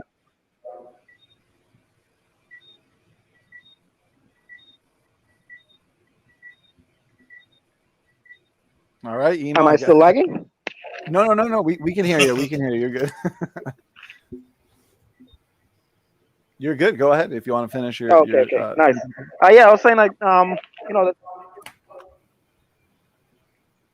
yeah, thanks for hosting the debate. I know it was last minute, but I tried my best.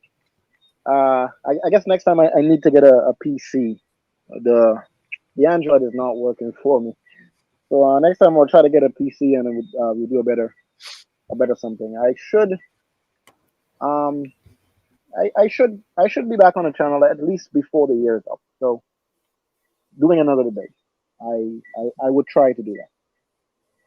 Absolutely. Would love to have you on. I believe, the first debate you did with Kent several months ago in the Evolution Debate Challenge series, you did have a PC and it went well. It went very smooth. So for anybody interested in seeing that debate, please check the description box where I have Kent's previous debates with both Snake and Emo listed there for people to enjoy. Okay, over to Kent. Thank you for doing this. Final words, final thoughts. Go ahead. Sure. The topic of the debate, where's the evidence for evolution? I don't think they showed any. Evidence is the body of facts or information indicating whether a belief or proposition is true. They have a belief that they came from an amoeba and are related to a ladybug. Where's the evidence for that? Okay. Evidence, a sign that shows something exists or is true. What is the evidence?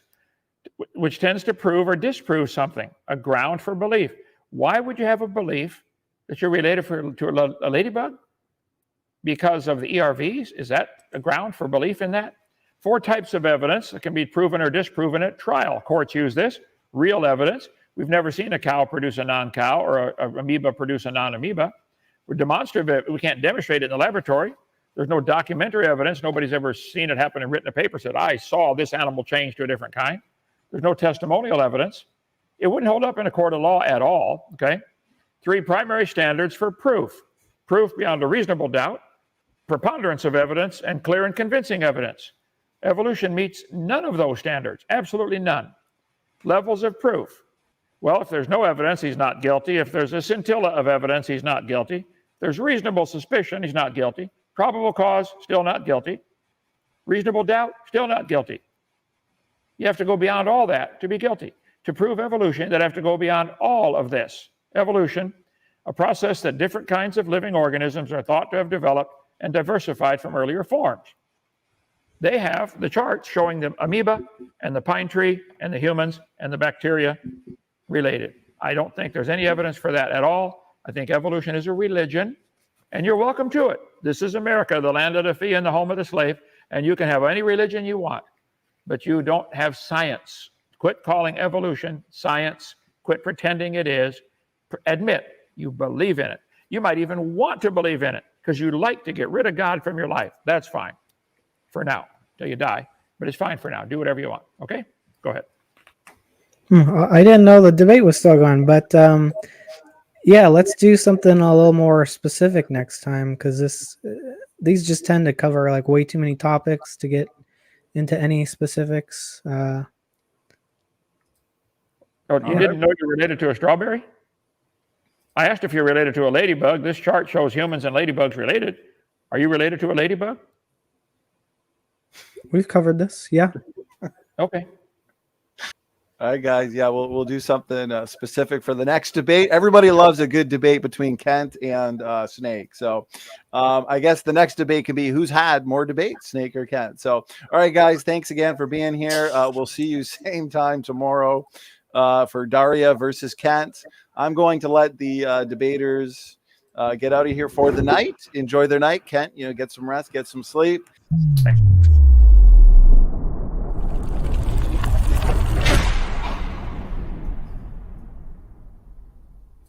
All right, looks like we are live. Welcome to Standing for Truth. My name is Donnie B, and I am your host and moderator for tonight's epic 2 versus 1 debate between Dr. Kent Hovind and the evolutionist side for tonight, Luca Medugno and James W. This is a continuation in our 2022 Evolution Debate Challenge series. As a matter of fact, this is debate number 43 in this prolific series. James W. and Luca have both taken the challenge and debated a couple times at least this year. And so I'm looking forward to having them both here for a 2-on-1. And before we get right into the fun, let's kind of break the ice. And for anybody who's not familiar with the debaters tonight, get to know you gentlemen just really, really quick. Brief introductions. Luca, let's start with you. You are with us all the way from Italy. Yes. I appreciate it. A little bit about yourself.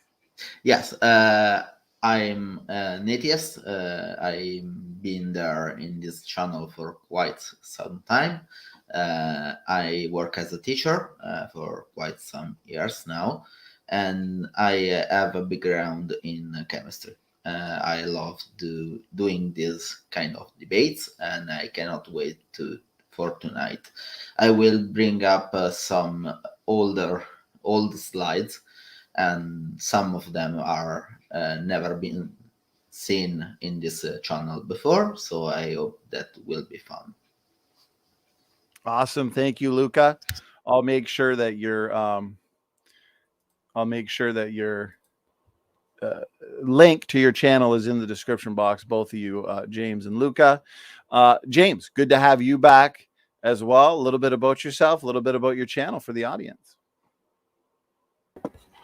Well, hi guys, my name is James. I am a atheist apologist, if you will. I am a former Christian. I was raised in the Baptist church, but became an atheist in approximately 2014. I turned my life over to faith, to reason and evidence, and I decided that faith wasn't a reliable gauge to ascertain truth. And so I co-host a channel on the Amy Newman channel with my co-host, and we do fun episodes. We do an atheist Bible study, and we take a look at all the hard-hitting issues of the day. We just did a show last night telling you why the end times is not going to happen. Don't worry about it. Nothing to worry about. Nothing's going to happen. Okay, James, thank you for that introduction. And Luca and James, good to have you both here. Kent, good to have you back as well, brother. Quick intro, a little bit about yourself, and how's everything going on over at Dow? Well, thank you, sir. I've been a Baptist preacher 48 years. I taught high school science and math 15 years. And we have Dinosaur Adventureland in Lenox, Alabama, straight north of Pensacola, 70 miles. We have visitors come from all over the world, including Italy. A couple that came from Italy in the last couple weeks, I think. Anyway, everybody loves it here. It's all about science and the Bible. We believe the Bible is true, and end times are coming like a freight train. You're going to see some great changes, James. Hope you get ready for it. Anyway, so yeah, I look forward to the debate. We believe the Bible is true, and evolution is the dumbest and most dangerous religious cult in the history of the world. It's a religion, and it's a cult. There's no scientific evidence for evolution. I'd like to see what these guys have tonight, so bring it on. All right. Thank you very much there, Kent, for your introduction. And with introductions out of the way, I will briefly go over the format for tonight. It is going to be a little more laid back and easy going. We'll have the evolutionist side take 10 minutes, and they can break that 10 minutes up however they please. They'll present some opening arguments. Then we'll give Kent equal time, 10 minutes. And then we'll just have a free-flowing discussion where we can address and engage each point one by one, keeping it, of course, one topic at a time. So James W., Luca, I'm going to hand you, gentlemen, the floor, but I do want to remind the audience to please just make sure you're tagging me at Standing for Truth with your questions. We usually have a pretty lively chat during these evolution debates, and so I don't want to miss your question. Just tag me. I'll save it, and we'll have an audience Q&A after the discussion portion. So, Luca, James, we're going to hand you the floor. Luca, I understand you're going to be starting us off anyways. So I'll start the timer, and whenever you're ready. Okay, the floor is I'll yours. try to share some slides. That's quite new for me, but I'll try. No problem. Okay.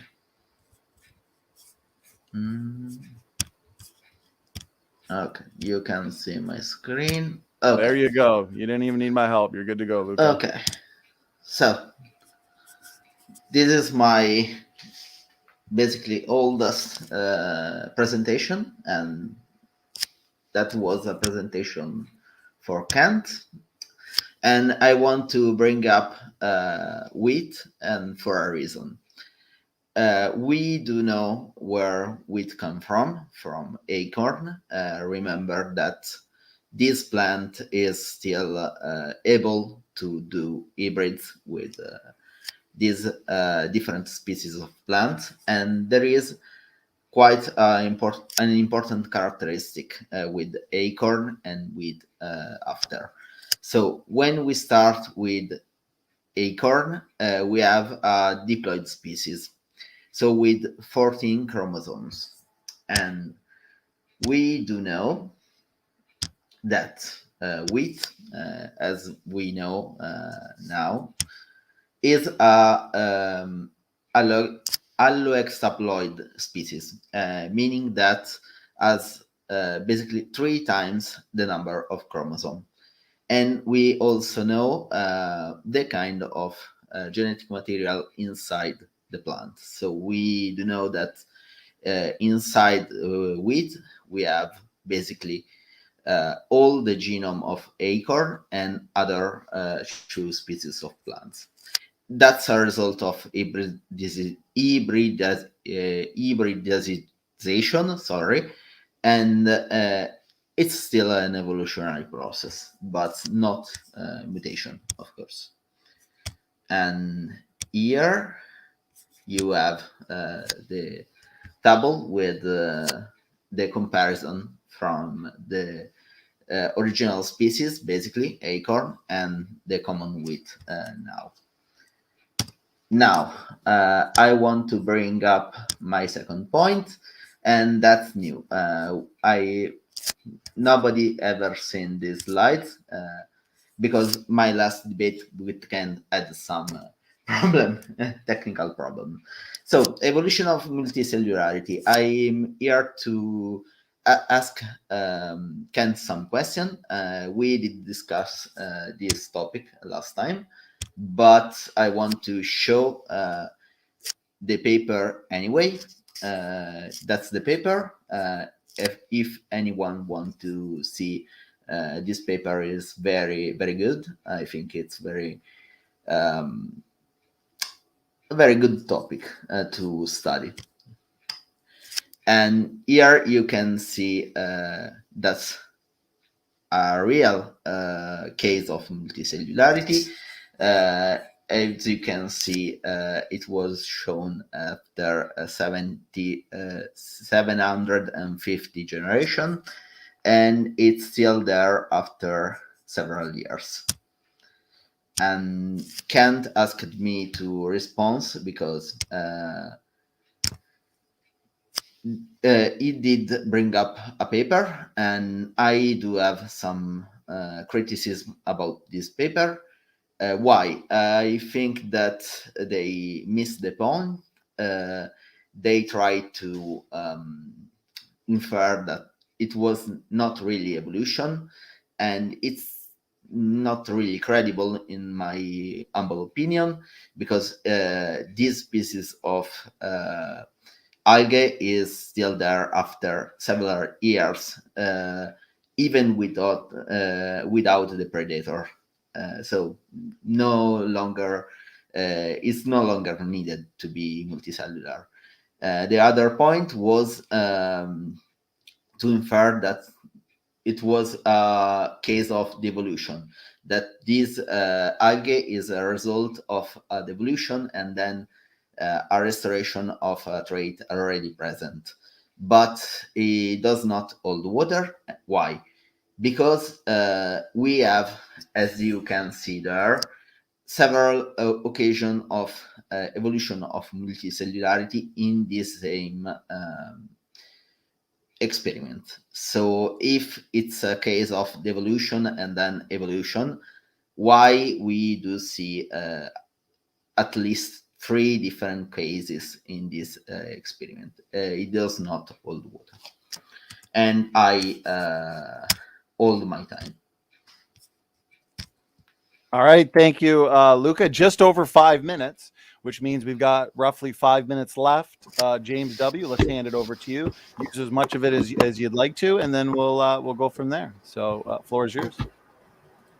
Well, guys, so I just got notice today about the debate, so I haven't had really a whole lot of time to prepare a formal opening. But this is round 4 that I've had with Kent, so he should be pretty familiar with my arguments. And you know what Luca was pointing out here, the emergence of multicellularity that has been demonstrated in the laboratory, and Kent's been told about this several times, and as Snake was right, pointed out to him, each time he just says it's the algae experiment. He just says it's a colony. When he's told why it's not, he says he'll look into it, but he never looks into it. He just keeps saying, I'll look into it, I'll look into it. No, it's still not a colony. It's still the emergence of multicellularity from single cellularity. And the thing about that is it's called proof of concept. If it can happen one time in a laboratory, then given an entire planet, given millions of years, yeah, we have the millions of years, we do, then it can happen in nature. And that seems to be the fundamental story of life on Earth, that all life emerged from a Luca, the last universal common ancestor. We could see this through homology between different species of animals on Earth. You can nest these into hierarchies. You can see how animal life on Earth has changed over time, which, by the way, all of it's encoded in the rocks, in the fossil record.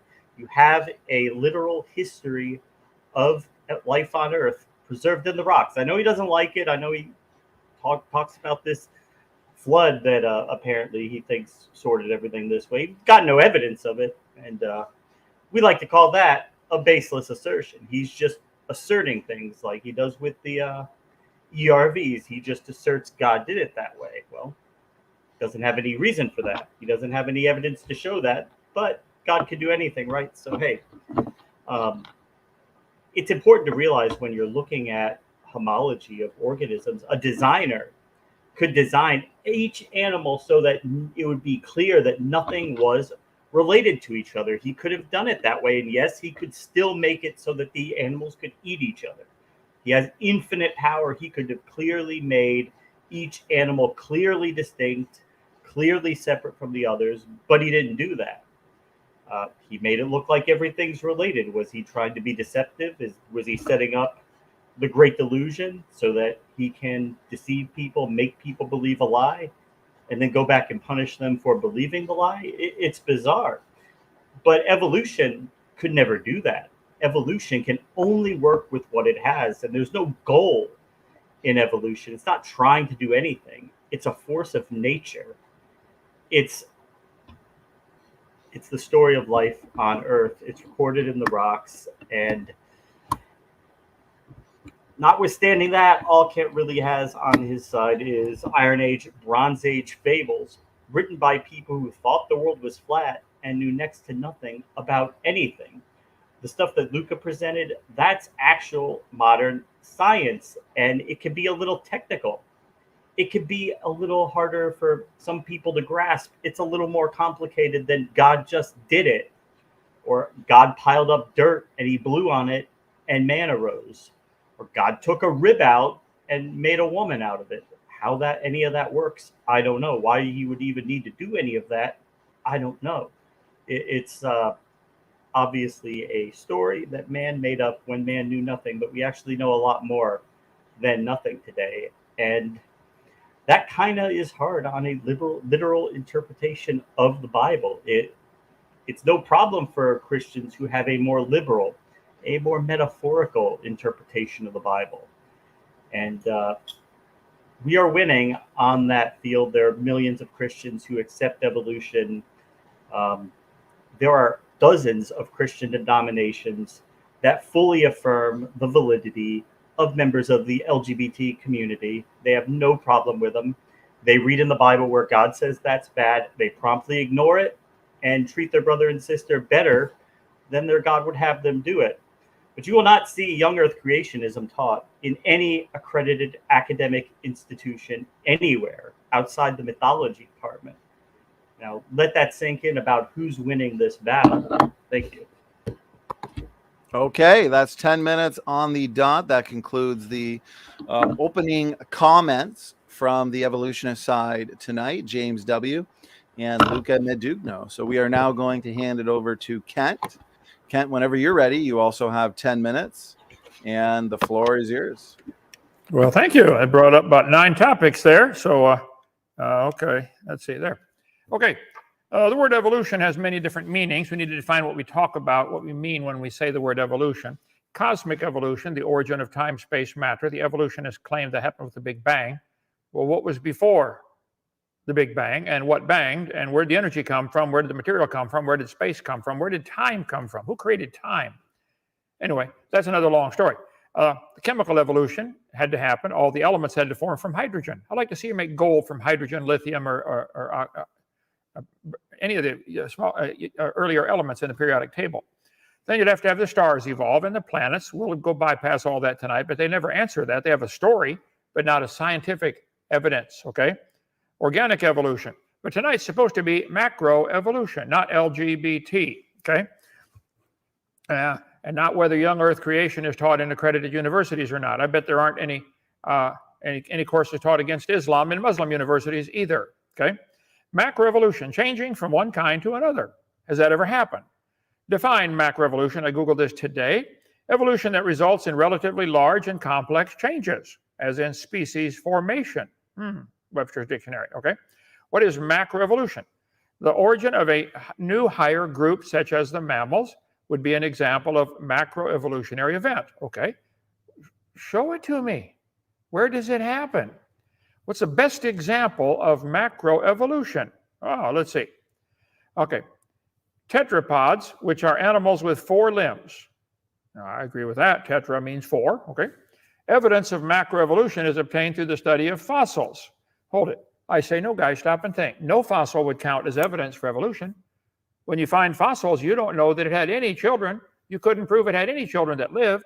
and you couldn't prove it had any children that were different. No animal today can produce children that are different than themselves. Cows produce cows, dogs produce dogs every time. Why would you think a bone you found in the dirt could do something that no animal today can do? That's a religion. You believe it. It's not science, okay? Not observable. Geologic data, is that you want me to believe the layers of the earth are different ages? They say the top layer is younger. I keep asking, where's it coming from? Outer space? What do you mean the top layer is younger? No, it's not. There's no such thing as a geologic column. If I shuffle a deck of cards, is the top card younger? No. But they think because of layers on top, therefore it's younger. This is so immature, childish. No, the layers all formed rapidly in one big flood in the days of Noah. If there's any sorting to the fossils, it's hydrologic sorting, or sorting based upon their intelligence, or based upon their habitat. Clams are found at the bottom because clams already live at the bottom. Of course, they're buried first. Birds are found on top because they're the last ones to die. Doesn't have anything to do with evolution. There's lots of other explanations, logical explanations for the order of fossils, and they're not in the order they want them always to be. Okay. Then they say we can study modern organisms, and that's evidence for macroevolution? Really? Microevolution says the dog, the wolf, the coyote, all the dogs had a common ancestor. I agree with that. Probably true. Macroevolution says an amoeba turned to a human.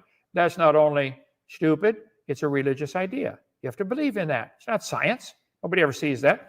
Macroevolution, Google today. Let's see. The origin of mammals. Oh, so mutations happen. They're harmful, fatal, or neutral. Gene flow, genetic drift, natural selection, plus 3.8 billion years equals macroevolution. Oh, so there's your magic wand. You wave billions of years over it, poof, and it happened. Magic wand. Yep, give it a kiss, and the frog will turn to a prince. Oh, yeah, you guys are fairy tale believers, okay? Macroevolution. The evidence comes from two main sources, fossils, which is baloney, no fossils could count, and comparisons between living organisms. How could, neither of those are evidence for macroevolution. How could you compare living organisms and say, look, this proves evolution? This crazy lady here said we have got proof for evolution because the western meadowlark is different than the eastern meadowlark. All three in the picture have a bird brain. Evidence of evolution, macroevolution, geographic isolation. That happens. Sometimes animals are isolated. They can't get back and mate with the population, like Darwin's finches. It's still a finch. Reproductive isolation. That happens. I agree. Fossil record. That's not evidence for evolution. It's evidence something died. No fossils are forming today in any record, any number that we know of. How many animals died in the last week in the world? Hundreds of millions? How many are going to fossilize? None. Fossilization requires rapid burial, exactly like Noah's flood would do. I believe the flood formed nearly every fossil in the world in 1 year. Homologous structures. We got similar structures, two bones in your forearm, and the bird has two in his, and the different animals have two. That's proof of evolution? No, that's proof of a common designer. Analogous structures, genetic similarities. Again, same person wrote the code. His name is God. Has macroevolution been observed? I typed in. Oh, yeah, look at this. They drew lines on paper connecting the mammals and the amphibians and the lungfish and the sharks. Well, if you've got a line on paper connecting humans and sharks, that's proof of something. That's proof you got a pencil and a pen, or a pen and a ruler. That's all it's proof of. Drawing a line on paper does not mean there's evidence that this happened, okay? Homologous, homo means the same. Homologous structures provide evidence of divergent evolution. No, it does not. Stop lying to the kids. If there's a similar structure in a wing of a different animal, a bat and a bird and an insect, that's what's required to fly through the air. It's a neat design. I bet the Boeing 747 has a lot of similarities to the Cessna 150. Yeah. And neither was evolved from the other. They both were designed to do what they do, okay? Analogous structures, convergent evolution. No matter what happens, they call it evidence for evolution. I would like to see it happen, guys. You talk about the fossils being evidence. Show it to me today. Why could they do it then, but they can't do it now? The strongest evidence is fossil record. Well, then you don't have any evidence at all. No fossils count. Fossils are evidence of a rapid burial like Noah's flood would do. Order of fossils in sediments. That's baloney. First place, they're not in that order, every place that they would like them to be: fish, amphibian, reptile, mammal. Secondly, if they were, the order of burial could be because of hydrologic sorting, could be because of habitat, could be because of intelligence. Clams aren't too smart. Could be because of body density. Clams are a little more dense than birds. There's all kinds of things that would sort animals in the layers besides millions of years of evolution. Oldest at the bottom, that is just pure baloney. Okay, go to experiments in stratification, the video the French guy did in Colorado Springs at the Navy laboratory there where they do sedimentation testing. He shows that the layers form horizontally. If the tide's going up and down in Noah's flood, the water's also rushing in and out of that bump. Every 6 hours, 12.5 minutes, there's a tidal change. So the water comes up, the tide rushes in. Water goes down, tide rushes out. That's going to be horizontal movement of the water, forming thousands of layers in 1 year. The Bible says they'll always bring forth after their kind, after their kind, after their kind. It's all through the scriptures, a whole bunch of times in there. How many kinds of cows are there? 400 varieties of cows. Might have had a common ancestor called a cow. How many kinds of dogs? 339 breeds of dogs. Might have had a common ancestor. How many kinds of bananas? 1,000 types of bananas. Well, 60 different types of eagles. Wow, who'd have thunk it? How many kinds of oak trees are there? 600 species of oak tree. Might have come from an oak tree. It doesn't prove an oak and an eagle are related. See, in you guys' mind, because we see varieties of oak trees, therefore oaks are related to eagles. This is silly, real silly. Grow up and think about it, okay? How many kinds of bears are there? 8 species of bears. Wow, look at that. 30,000 varieties of wheat. Luca, 30,000 varieties of wheat. 6 different classes grown in the United States. All the different kinds of wheat might have had a common ancestor called wheat. Show me where wheat ever produced anything other than wheat. And most of the varieties of wheat that they've developed wouldn't survive without somebody babysitting the field, and because the plants are weaker. They may produce more berries and more wheat, but you got to babysit the plant. It's not in nature; it wouldn't survive. Most of the varieties wouldn't survive. So you guys who think macroevolution is micro over longer periods of time, that's dreaming. Even an evolutionist said that years ago, 40 years ago. He said, can microevolution be extrapolated to explain phenomena of macro? The answer can be given as a clear no. Microevolution, variations within the wheat happen. Do you believe, Luca or James, that you are related to wheat? Just a simple yes or no later on. Bring it up anytime you like. Are you related to wheat? Professor Dave's related to a strawberry.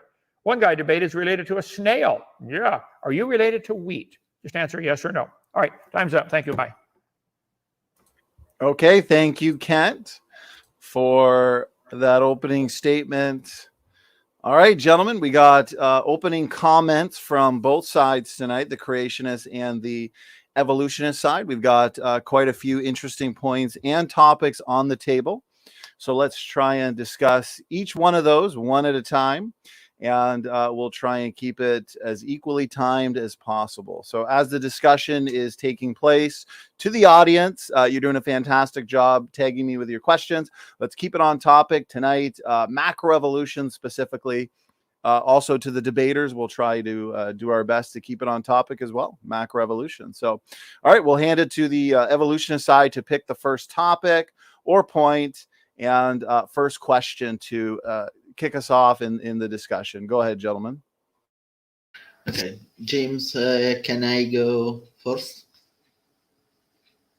Okay, so my point is quite simple, and I'm glad to be able to do it. Kent was asking for showing him to something that can wheat that was not wheat. We can do that.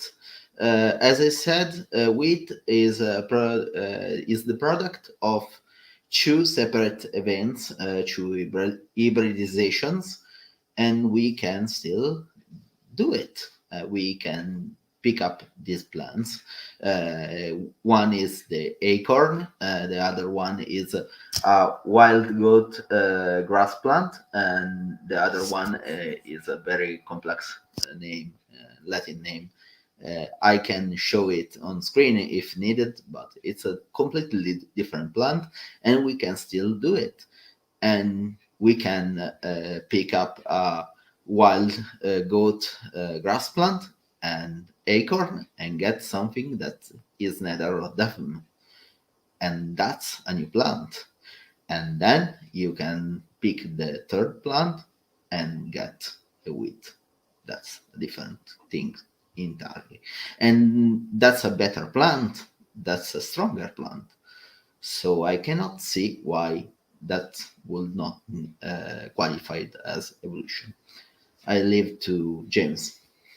Okay, let's stop right there. So we got that one topic on the table. Appreciate it, Luca. Wheat specifically. Let's hand it to Kent for a response. Kent, whenever you're ready, go ahead. Well, Lucas, you took from something similar to a grass, which has seeds on top of the head of the plant, and over time have developed it into wheat, which still has the seeds on top. It's still a plant. Has anybody ever seen this wheat produce anything other than the 30,000 varieties of wheat? Have they ever seen it turn into any kind of animal? Is this variation within the wheat that we've observed over history enough to convince you that you are related to wheat?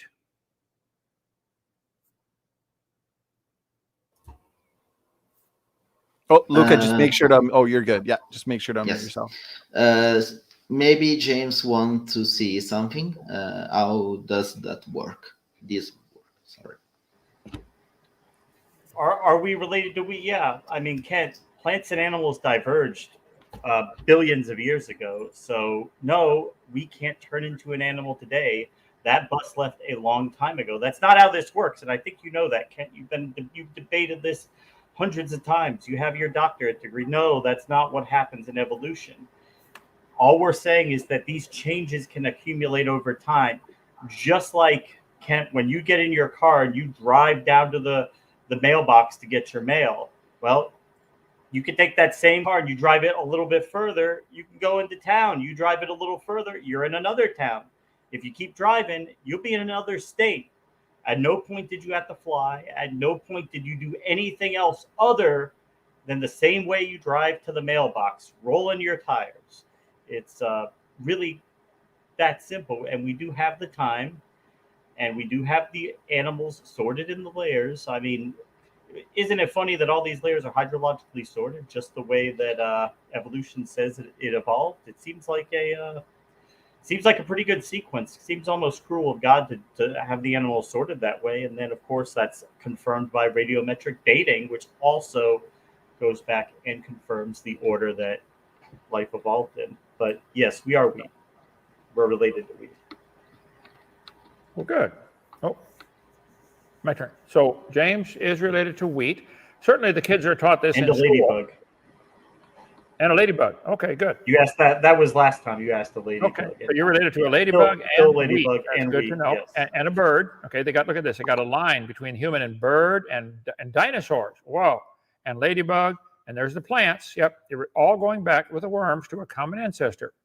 This is not observable science. I can observe driving to the mailbox, and I can observe driving to a different state. I was in Miami a couple of days ago. Okay, that you can do that, no question. But we don't observe this happening. They drew lines on paper connecting them. This is not science. Nobody's ever seen an amoeba produce a non-amoeba. But you guys have an amoeba turning into wheat and into humans and into birds and reptiles. This is a religious belief. I wish you've been told this many times, James. I wish you would see it and admit it. You have a religion of evolution, which is fine. Believe whatever you want, but it's not part of science. Science, the definition is knowledge gained by observation, experimentation, and testing. Where's the experiment to turn an amoeba into a ladybug or a human? All you have is imagination, SpongeBob style. Well, if we had time, and you keep saying we have the time. No, you don't. There's lots of ways to prove the Earth cannot be billions of years old, but billions of years won't help you. You think that solves the problem. That's your magic wand. Wave billions of years over it. Wow, amoeba turns to wheat and humans. I think I could demonstrate scientifically the Earth cannot be billions of years old. That's a debate for another night. I believe very strongly it can't be billions of years old for scientific reasons. Time isn't going to help. Everything we've observed gets worse with time. Everything falls apart, degrades, degenerates. Doesn't get better. You guys, I applaud you for your great faith, but you have a religion is all you have. Nobody's ever seen wheat come from non-wheat or produce anything that's non-wheat. We certainly don't see humans and wheat related, like you guys said. You said you have the time. I disagree. And you say we don't see it happen because it happened a long time ago. Well, then it's not observable science. If it could happen on accident back then, why can't they make it happen on purpose today in the laboratory? Get a bunch of amoebas and turn them into anything other than an amoeba. They've already tried. Every 8 hours you get a new generation. Somebody fix that dog, would you? Okay. So what happened here? Where's the evidence for any animal producing a different kind? They draw lines on paper, and that is just pure religious belief. This is not part of science. This is dumb. And you're welcome to believe it, that you're related to wheat. Here they got the shark and the plants, the ferns, and going back to the octopus and the origin of life. Here they have the protozoa turning to the biology teacher. And plants will be in there too somewhere. You guys believe this. I know you believe it. And I know you think it ought to be taught to everybody. It's very important to believe. First place, it's a religion, you believe it. And it's a useless religion. It doesn't do any good for anybody. Nobody in the world uses this evolution theory when they're doing surgery trying to sew somebody up. They need to know their anatomy, not evolution. Go ahead. Okay, we'll hand it back to the evolutionist side, gentlemen. Since there's two of you, take equal time and feel free to respond. Go ahead. Go ahead, Lucas. Okay, so I would say that I'm quite happy because Kent said there that yes, we can show that wheat can come from something like the acorn and plants like that. We can show that, but it's still a plant. Still, it has seeds. Yes, it's true. It's incredible. But if we are talking about evolution to the level of kingdom, because that's what it is, I will be almost content with that. Yeah. Maybe we cannot show that we are not plants and we are not related to plants, but we can show that plants can evolve and to a very high degree. But we can do even better. We can talk about what the difference from us and plants. What's the difference?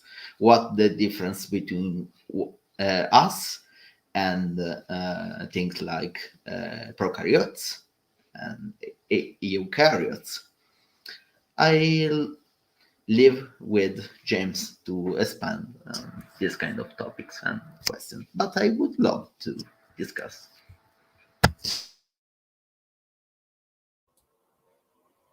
Oh, James, let me just unmute you. Actually, on your end, you'll have to unmute.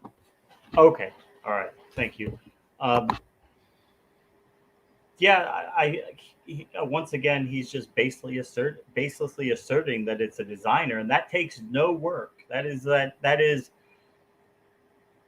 how much work does it take to do that? To look at the what science is finding out and the discoveries that they're making, and just say, oh well, God just did it that way because he just did it that way.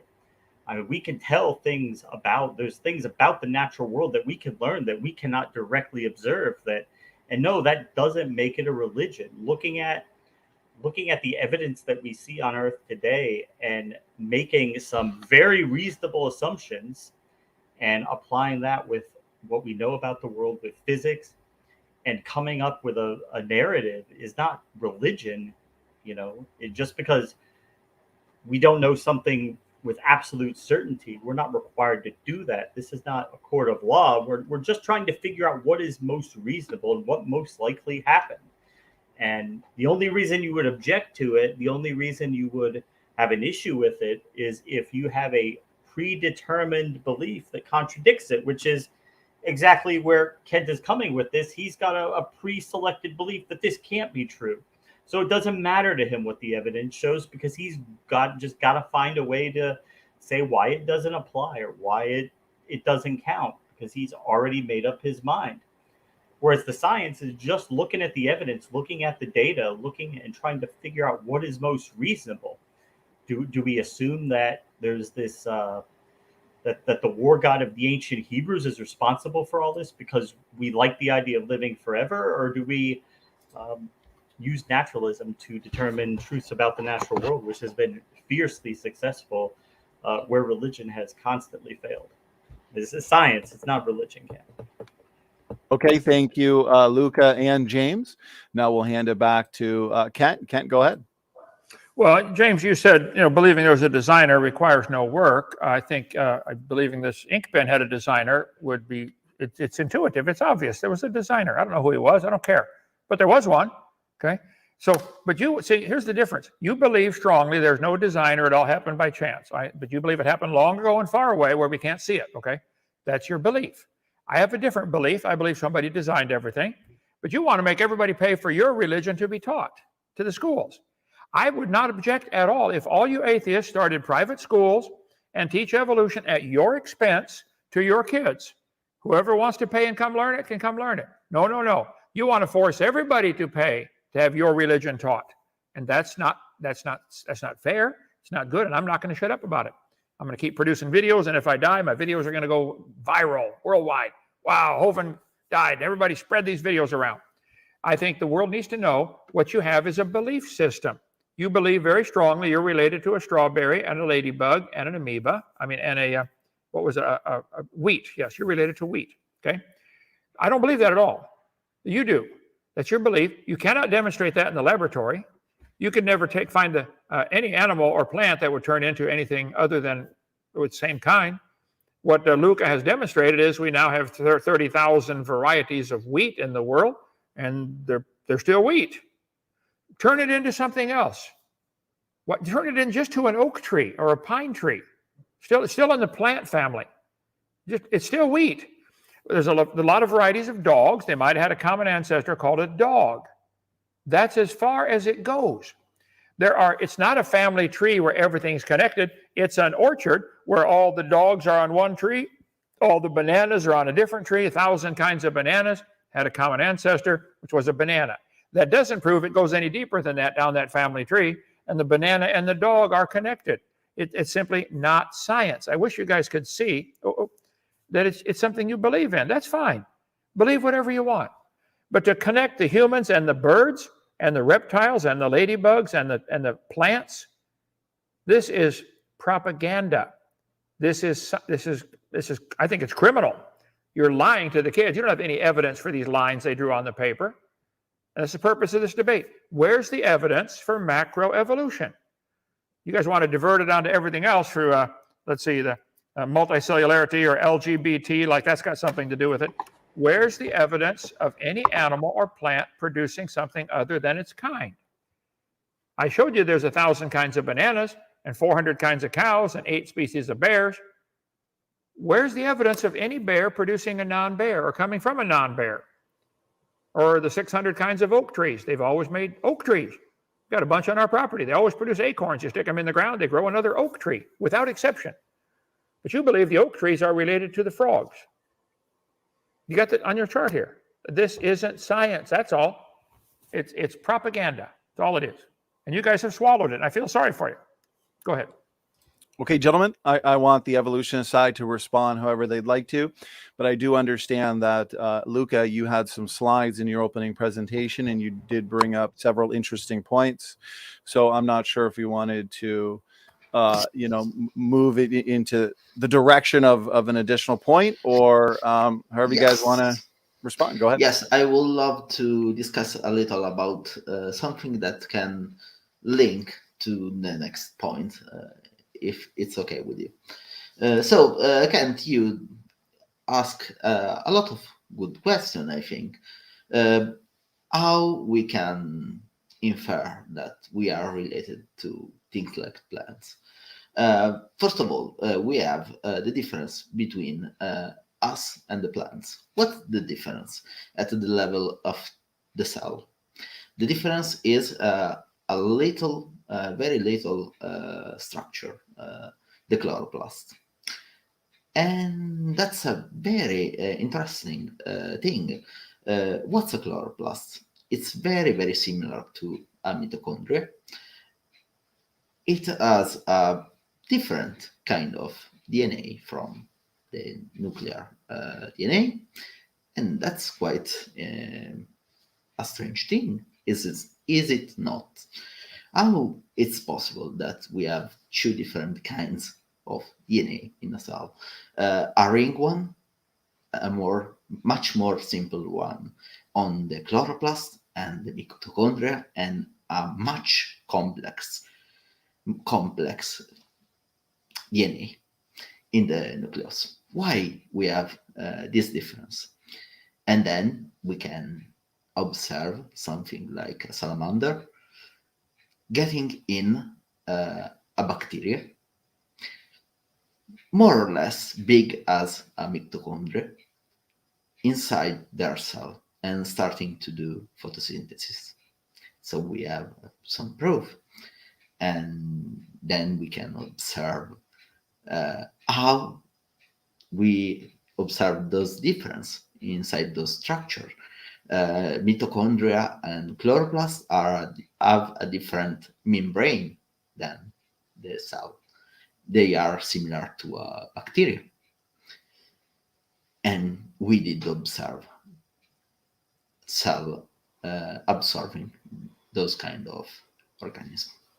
So I want to know your points, and then maybe we can go to multicellularity. But of course, I want to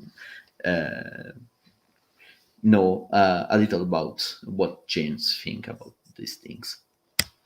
Actually, before we do hand it to James, let's just give Kent a chance to respond to those couple arguments, and then we'll hand it back to James after that. Go ahead, Kent. Okay, the DNA code that we have and that wheat has and that strawberries and ladybugs have is mind-boggling in its complexity. They've estimated that one teaspoon of DNA has enough computing power to hold all of everything man has ever done, every letter, every written, every movie ever made, all the code generated by humans in all of its history would fit into a spoonful of DNA. The DNA code is mind-boggling in its complexity. It's a 4-dimensional code. Do you really believe it happened by chance? Who wrote that code? If there are similarities in the code, and there are, no question, as far as we can tell by looking at them, that doesn't prove any relationship. I bet there's I've got thousands of books here in my library. I bet all of them use the same 26 letters of the alphabet, because well, maybe a few exceptions, but I think they're all written in English. What does that prove? That's the code with which you write English, 26 letters. That's the code you use to write the English language. So the fact that there are similarities in the code of DNA between wheat and humans is not evidence of a relationship. It's the same person writing the code, or the code is being used, whoever designed it, if it's God or whatever, doesn't matter. It's a code with which you write. Microsoft PowerPoint has thousands of identical lines of code to Microsoft Word. 2 different programs, thousands of identical lines of code. When you go to spell check on PowerPoint, it takes you to the same dictionary, same lines of code as when you do spell check on Microsoft Word. Yeah? That's not proof they evolved from Morse code. That's proof that the same people are writing the code. So the similarities of DNA code in a court of law, you guys would lose in 10 seconds. That's not evidence we're related. It's evidence of a designer. The code is so complicated, mind-boggling in its complexity. I think I read watch my video from a couple nights ago on Kent Hovind Official about making babies, where I talked about the tardigrade and the code of the tardigrade. If you unwound it and stretched it out, each chromosome is 6 feet long. It would reach from here to the sun and back 61 times, I believe, is what they said. You can't possibly believe it happened by chance and still be sane. I don't understand it. Go ahead, James. Let's hear it. Well, we'll help you understand it, Ken. I think you understand it a little bit more than you're letting on. But be that as it may, anytime any of these has ever gone to a court of law, the court of law is always sided with evolution being science and creationism or intelligent design being religious. I know you're going to say, well, that's not an honest court of law, because if they make that ruling, they're not honest. Okay, all right, whatever. But, at the problem with the designer hypothesis. Every single designer that has ever been proposed is full of problems. They're Christianity, Islam, they're all full of internal contradictions and issues for any of these proposed designers. The only way you would get to that is if you just decided there has to be one, so I got to pick the one I like the best. But that's not science. That's religion, and that's not what we're talking about. We're talking about trying to, as objectively as possible, look at the natural world and try to figure out what's going on. And I mean, human authors are limited to languages they speak because we're limited creatures. We are not all-knowing, all-powerful, all-wise the way your God would be. He wouldn't be limited by these constraints that we are limited to. He could have clearly made it manifestly obvious that all these animals are distinctly related. Instead, he chose to do it in a way that makes it kind of look like they are all related, which is kind of deceptive if you're looking at it from our perspective, because it looks like everything is related. I mean, I saw you do a stream the other day where it was that same stream where you talked about animal reproduction and everything. We won't go into that, but you were also looking at hair worms and giving God the glory for his amazing creation. And you were asking for feedback on that. Of course, anybody who might give you that can't post to the channel. But, I mean, if you want to give God glory for the hair worms, okay, give God glory for the hair worms. But this is... that's a religious way of looking at it. And that doesn't conflict with evolution, by the way. There are millions of Christians who are fine with evolution. It doesn't bother them. It has nothing. They can give God the glory for hair worms and still accept what science tells us about reality. You don't have to adopt this this fringe view that uber biblical literalism is the only way to look at things, which obviously there are people who don't look at it that way. And they do great science, and you could too. Okay, thank you, James, for the response. Kent, over to you. I can't find the one I did on hair worms, but James, I am thrilled to know that you're watching my videos. It boosts our numbers. Okay, we don't advertise, so we don't care about the finances and that, but we do want to get the message out. So keep watching. Maybe you'll get converted one day. I did one on the tardigrade. How could you possibly believe this evolved? This critter is extremely tiny, and it has the ability to withstand things that it never has encountered. How did it develop the ability to withstand 300 degrees? It's never encountered 300 degrees. They sent tardigrades into space. Real tiny critter, millimeter long, okay? It has unbelievable capacity for things. It can down to 459 Fahrenheit, below minus 459, just a half a degree off of absolute zero, and it survives. So anyway, we could talk about creatures, how they can survive, but the purpose of this debate tonight is for you guys to provide where's the evidence for evolution. I believe there is none. I don't believe you've presented any. You said it happened long ago and far away. Oh, stop right there, Your Honor. I object. He's not giving the evidence. He's claiming it happened long ago and far away. That's not evidence. Where's the scientific evidence of anybody's ever seen a macroevolutionary event where something changed to something else? All Luca provided was wheat turned into wheat. We now have a whole bunch of different kinds of wheat. Yay, great. Still wheat. That's not proof you're related to wheat, that elephants are related to wheat. That you guys just don't get it. All you've given is a story, a fairy tale. You believe it happened. Okay. And a lot of people believe it happened. Okay, you might convince everybody that it happened. That doesn't make it true. Science doesn't deal with majority opinion. Science deals with what we can observe, study, test, and demonstrate. What we've observed all through history is dogs produce dogs. Nobody's ever seen anything else. Have you? Has any scientist in the laboratory ever seen anything other than dog? Here, I found it. Yay. DNA replication. Okay. Slide number 34. DV 34. The DNA, the deoxyribonucleic acid, is so complex. If you think it happened by chance, you are absolutely certifiably insane. This had to have a designer. The length of the DNA stretched out 4 million base pairs on just E. coli, a little bitty bacteria. And the code is just stunning. And I don't know how you can't give God the glory Your knee will bend one day, and you will bow before the Lord. I hate to see that happen to you the hard way, but I believe the DNA code is unexplainable without a designer. I don't think it's possible to get a page in any book. I don't think it's possible for these letters to be arranged themselves in this order with trillions of years of random chance and shuffling the letters and throwing them on the paper.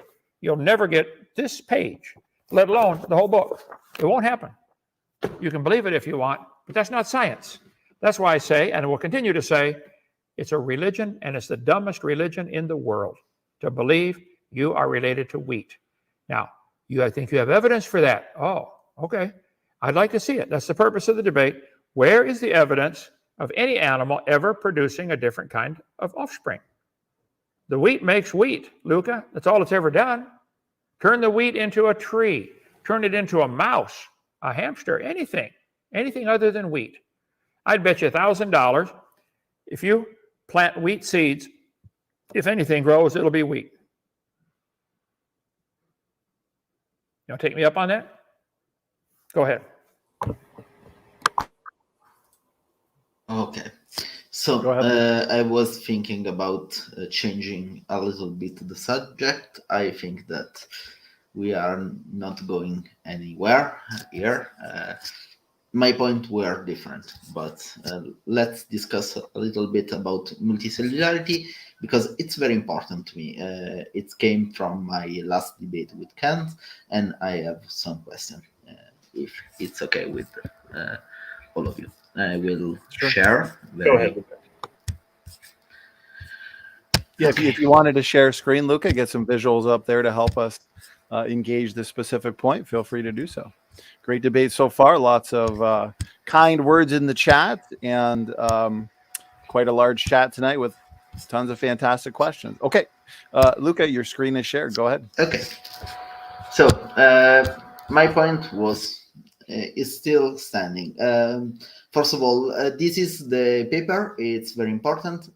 Inside the paper, you can find other example of this kind of evolution.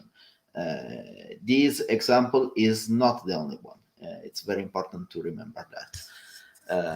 So, Kent, on our discussion, we were discussing about this specific example. As you see, you point out in the debate on two different problems. First of all, it was devolution, so a trait previously lost and now reacquired. But if it's the case, I cannot understand why we have at least 3 different examples of this example of evolution. As all of you can see, we have 3 different instances with different way to reproduce and with different dimension of the clusters. So that's a different mutation each time. So it cannot be a case of devolution and then reacquiring the trait. Also, on the other point, that's not one of was devolution, and the other one it's not real multicellularity. But these organisms are like that, and as all of you can see, those are cluster of cells, so multicellular organisms are like that for 7 years or so without any predators. So I want to know your thought about this kind of things. Okay, thank you for that, Luca. Let's hand it back to Kent. And Kent, feel free to take your time. Go ahead. Well, this is not the topic tonight. We can talk about going from single cell to multicellularity is obviously a major step that you guys have to overcome, okay? Because that's what your religion teaches, that it happened. Well, we did a whole series on a whole hour-long program on that on our channel about 3 weeks ago about what really happened with that experiment. about going from unicellular to multicellular, but that's off topic from the debate tonight. So I think in a court of law, anybody would say, objection, that's not what we're discussing. Is that evidence for macroevolution? Are you saying that's your best evidence that a frog is related to a pine tree? That a frog has ever produced a non-frog? There's 7,371 species of frogs now. Might have had a common ancestor called a frog. But you believe it was an amoeba. That's why I just simply keep pointing out, and you guys refuse to either see it or refuse to admit it. It's a religion that you have. You believe you're related to wheat. Show me how this happens. It doesn't go. Multicellularity is a different argument for a different night. Donnie, schedule a whole new debate just on that one if they would like to. But let's stick on topic. Where is the evidence? You make these family trees and want all the kids to be taught this stuff. You believe you're related to a ladybug. Why? Why would you believe such a thing? Where's the scientific evidence? My point is, I don't care if you believe believe all you want. It's not science. It's a religion. And I'll continue to say that. But you want that to be taught to the kids. We all came from a common ancestor of primitive unicellular organisms. No traces of those events remain. There aren't any, it didn't happen. There's no evidence for this. But they make these trees and want to call it science, and it's not science, it's nonsense. So, Donnie, I don't think they presented any evidence for macroevolution. If you want to go on to audience questions, I'm game, unless they keep wanting to change this subject to something else. Where's the evidence for macroevolution? So far, haven't seen any, except they believe it happened. Luca? Yeah, Luca, you just got to make sure to unmute. Do you want to make a quick response? Okay. Sure. Yes. So, Kent, if you want to talk about multicellularity and things like that another night, okay, we can talk about what we were discussing. So the whole topic about the difference between ring DNA and the chromosomes and structure like that, why it's important, why it's a proof of evolution, if you want to. Because I think that in your response, you were quite off topic, because my point was completely different. My point is that when we see things like mitochondria and structure like that, we see a lot of similarity with prokaryotes, so bacteria basically. And that's quite important because we basically can show the process which lead to that kind of evolution. And I will leave to James because it's quite a while and he needs to make his point. Right. Well, I mean, of course, we presented evidence for macroevolution. It's just that Kent doesn't recognize any of it as evidence. And that's on him. But the people who actually know what they're talking about, they see clearly that this is evidence. But I mean, to his credit, he admits he has a bias. He's going to reject it no matter what and try to find a reason to discredit it. But the people who have actually studied the subject, who know what they're talking about, say that this is evidence. And he has a right to disagree with that, but is it reasonable? Is it rational? I don't think so.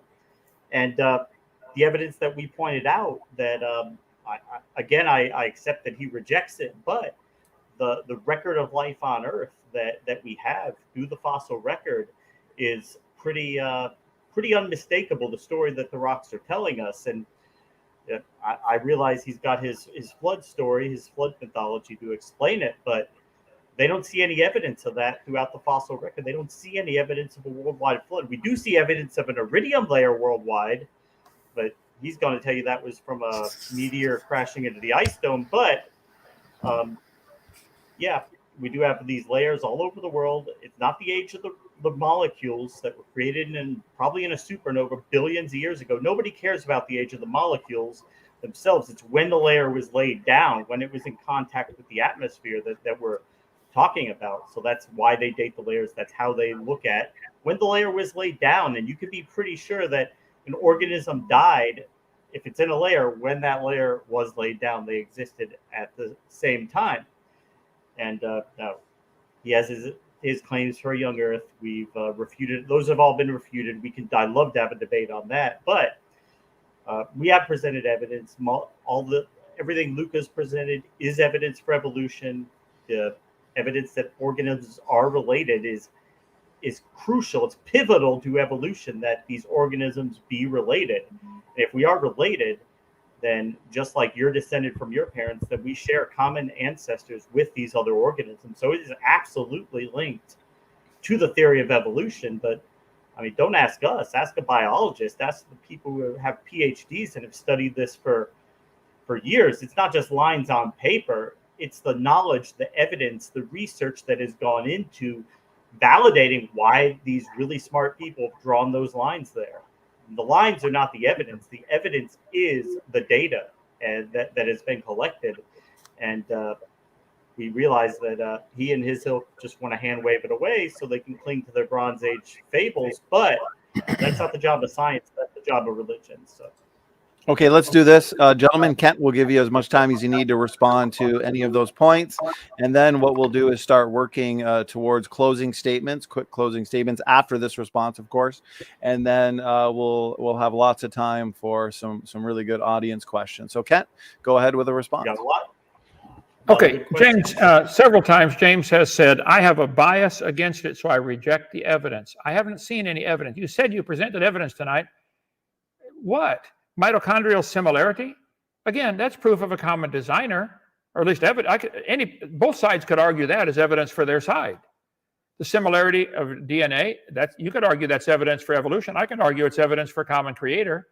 It's not proof of either one, but it's certainly not proof of evolution. I don't reject the evidence. You're the one that's got the bias. You very badly want the Bible to not be true. You do a whole series on your channel about things wrong with the Bible and how the Bible isn't true, why we should reject the Bible. You've got the bias, James. You said there's a fossil record. You're still going to stick with that. You say the layers are different ages. James, all over the world, petrified trees are found standing up, running through all these layers. Hundreds and hundreds of these have been found. We had visitors this week from Tennessee. There's a place in central Tennessee where there are dozens of petrified trees standing up, running through all these layers that you guys claim are different ages. Do you reject that evidence? Do you have a bias against that? How could you explain petrified trees in the standing position, connecting all the layers that you claim are different ages? How long do dead trees stand around where you live? Here, 4 or 5 years is about it. They're going to fall over. It's not just an isolated case, not just a localized event. Hundreds of these. There's a coal mine in central Alabama up north of us here where they find dozens of petrified trees. Here's a website, Don McDonald, Troy State University, did a lot of research there. He said, look, they run through 2 different seams of coal. Same tree. Coming out of a seam of coal, running through a bunch of dirt, layers of rock, and going to another seam of coal. Got pictures of them. Look at this. They can do the Mary Lee Creek, the Blue Creek Formation coal mining up there. Dig out of those 2 formations. You take sample A, B, C, D, and do the obvious deduction. Sample H runs through the Mary Lee Formation, down below that. While sample A runs through the Blue Creek Formation and goes up above it. I think anybody with a kindergarten IQ would say, they go through the similar layer. They had to form quickly before the tree could rot. Duh. Yeah. Yellowstone National Park has a specimen ridge, 27 consecutive layers with trees standing up, parts of trees, running through different layers. Here's a 30-foot petrified tree in Kettle Coal Mine in Cookeville, Tennessee. The top is and bottom are in different seams of coal. Do you reject that evidence out of hand? The Bible says there was a flood and there would be fools in the last days who would reject the idea of the flood, the creation, the flood, and the coming judgment. Scoffers. Put yourself in that category, James. You're a scoffer. You don't like the Bible to be true, but the evidence shows clearly, if you're non-biased, all over Joggins, Nova Scotia, petrified trees in the standing position. Hundreds of them. This is worldwide.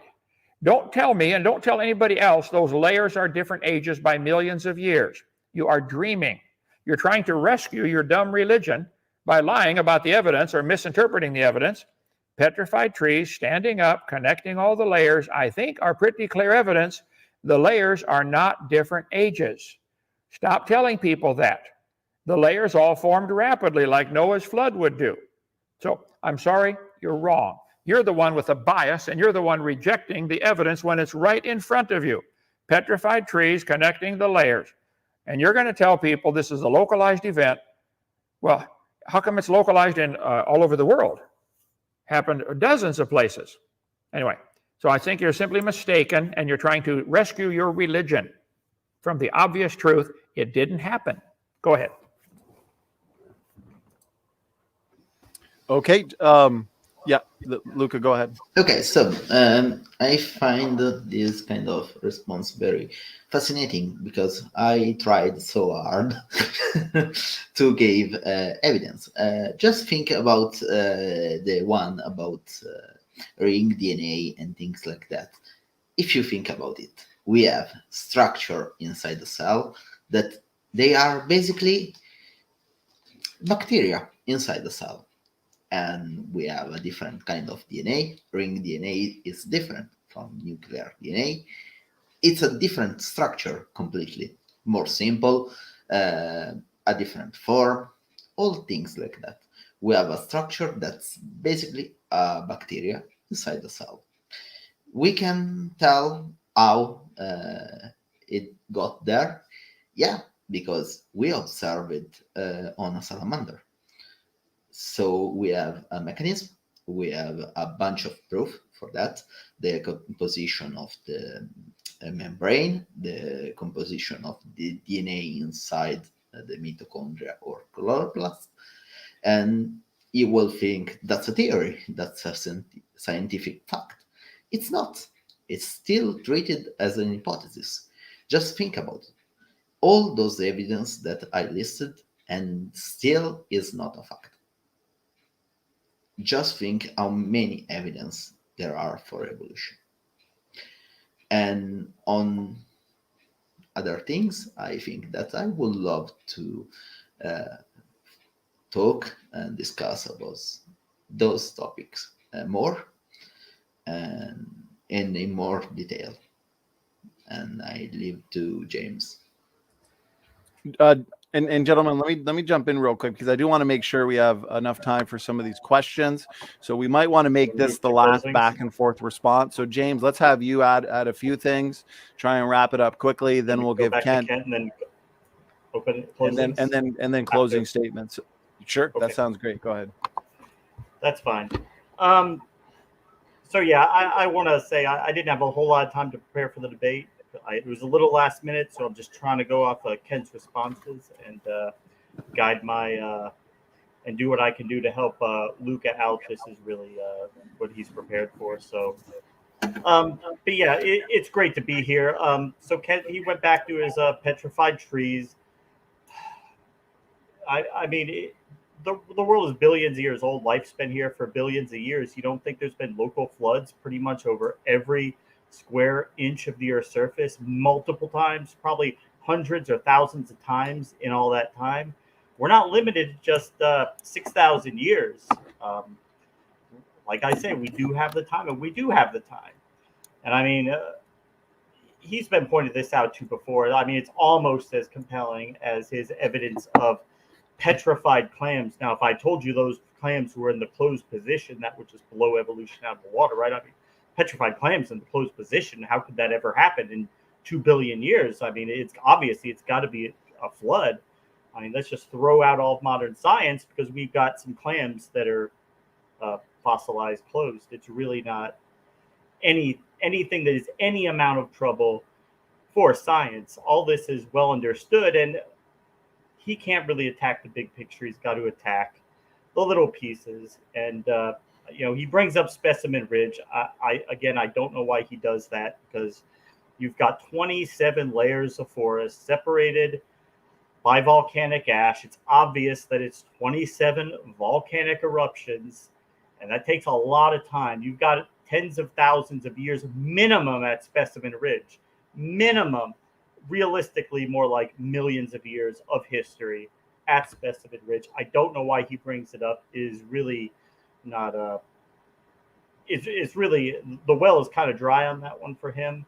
But I want to move into let's just let Kent respond, and we can move on to closings. Thank you. Okay, thank you, James. Let's do this, gentlemen, just so everybody feels like they've got enough time to respond to the points. Since the evolutionist side started the discussion, Kent, let's give you the final response or word on the discussion, and then whatever you'd like to respond to, James and Luca, save it for your 5-minute concluding statement. Kent will get 5 minutes for a concluding statement and then some audience questions. So, Kent, go ahead with a final response in the discussion. Well, it's real obvious why James doesn't like me to bring up the polystrata fossils, and his answer is, wow, lots of local floods over millions of years. In any court of law, I think an honest judge would say, this could just as easily all have happened in one big flood, like the Bible teaches. But I'm not asking everybody to pay for the Bible to be taught in the schools. You guys are asking for your evolution religion to be taught. You're demanding that it be taught. It's true, there are petrified fossils all over the world, petrified trees standing up.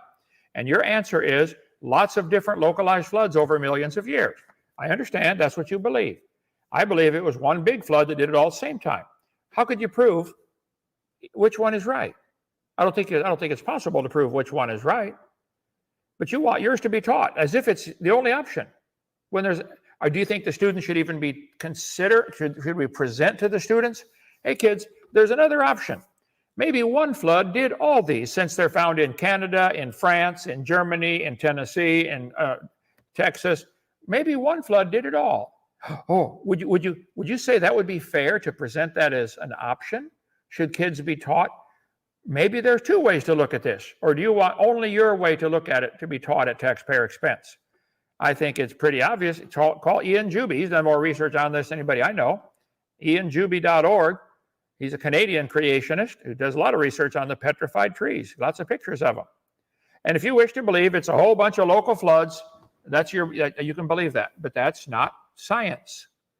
A real scientist would say, hey, there's 4 or 5 theories. Let's explore all the different theories. How could this happen? How rapidly would those layers have to form for the tree to still be there? I think pretty rapidly, teacher. The layers would have to form quickly. Yeah, I don't think anybody's going to argue with that. So your whole religion is based on the idea. Your Bible is the geologic column, and it doesn't exist. It wasn't even made up till the 1830s. That's when they wrote your Bible about the geologic column. There's no such thing as a Jurassic period or Triassic or Mississippian. The whole thing is baloney. And I know you get angry when I attack your Bible, like you attack my Bible freely, don't you, James?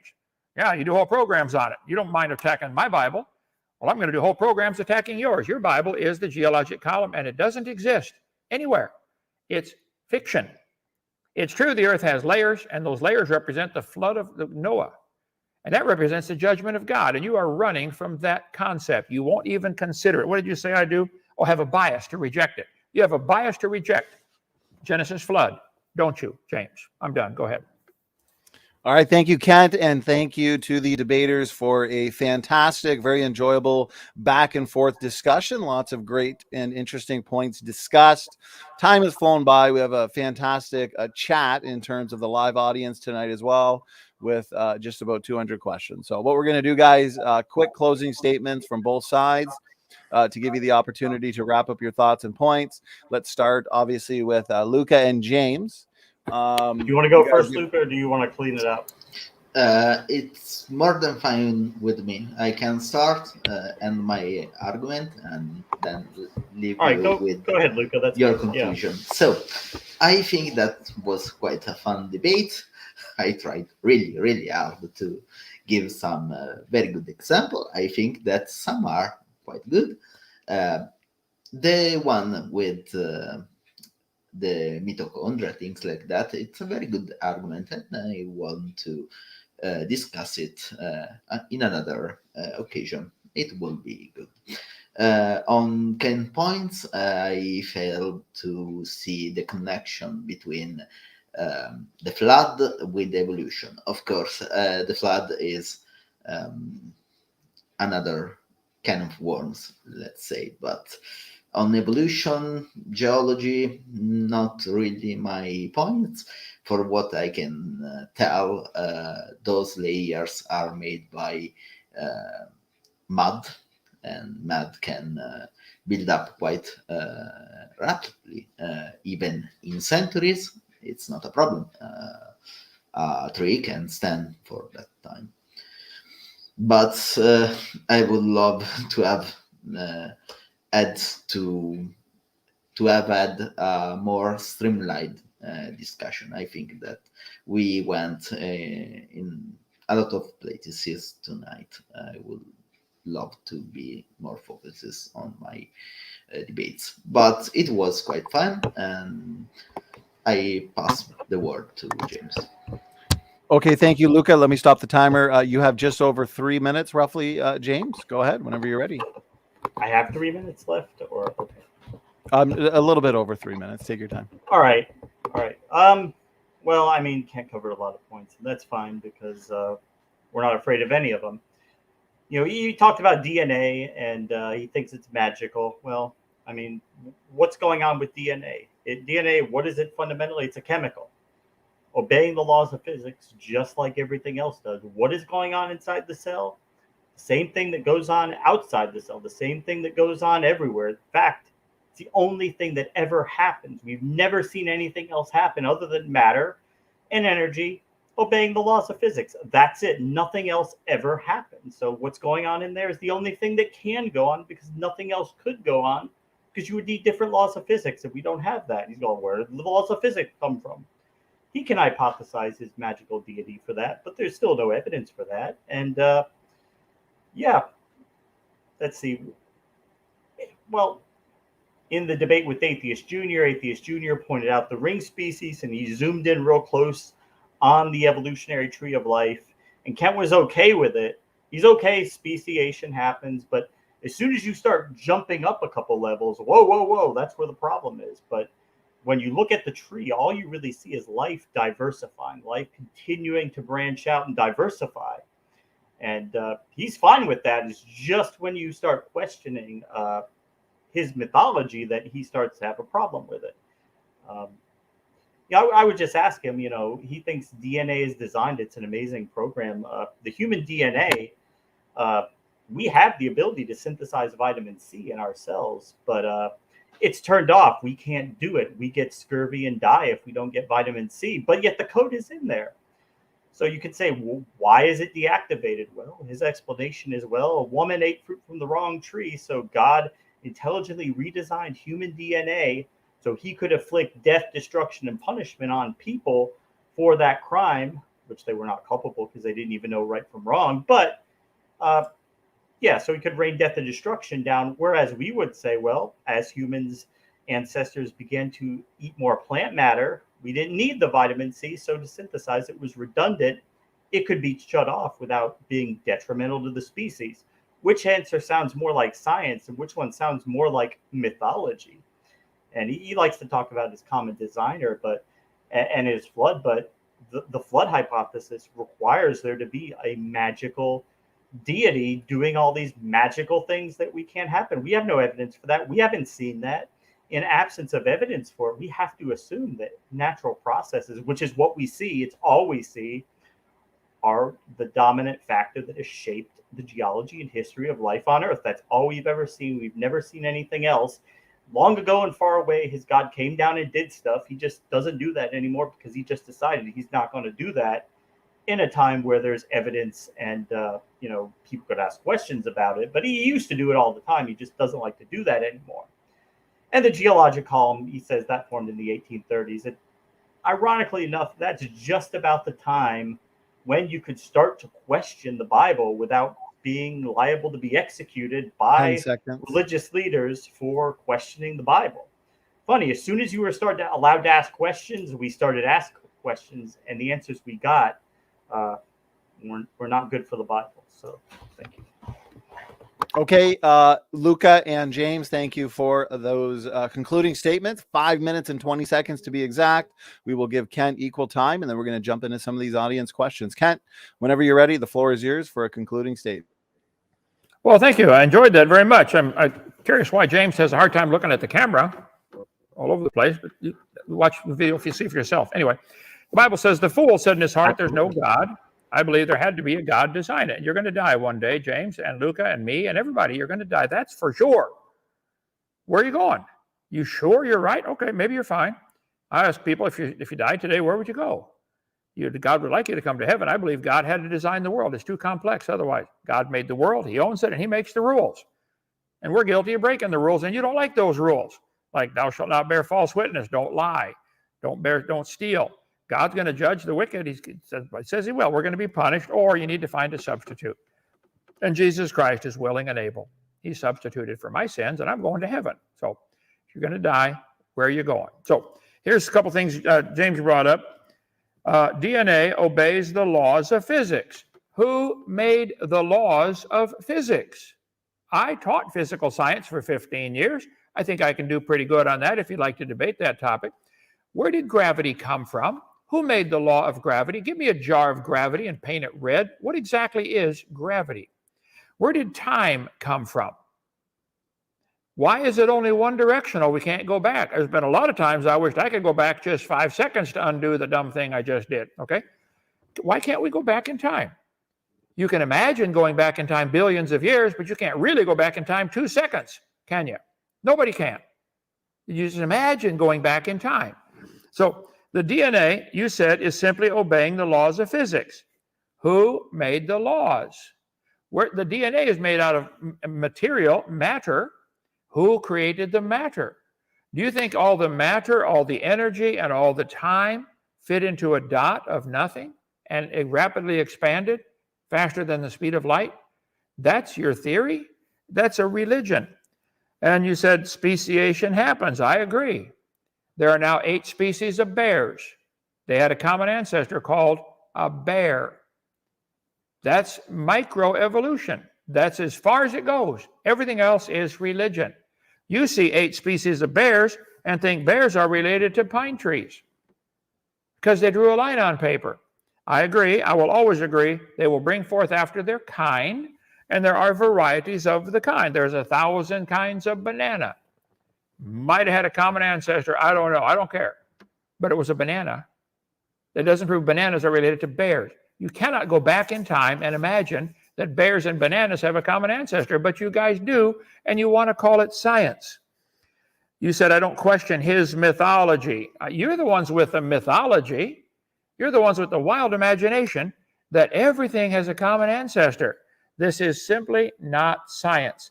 These whole family trees they draw in the textbooks are religion.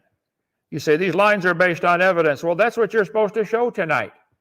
Where's the evidence that you're related to a ladybug? You claimed you were last time, James. Show me if similar DNA proves a relationship. Couldn't it prove the same guy wrote the code? You know, ladybugs have to move their legs, and you got to move your legs. I bet there's some similarities in the code to run the muscles to move the legs. Yeah. Of course, that's just as much evidence of a common designer. You want to claim the only way to look at it is common ancestor, and you want everybody to pay for that to be taught. That's silly. You have the mythology that you want everybody to pay for, and you won't admit it. You'll never see it. You said yourself, long ago and far away, oh yeah, evolution happened, but billions of years ago.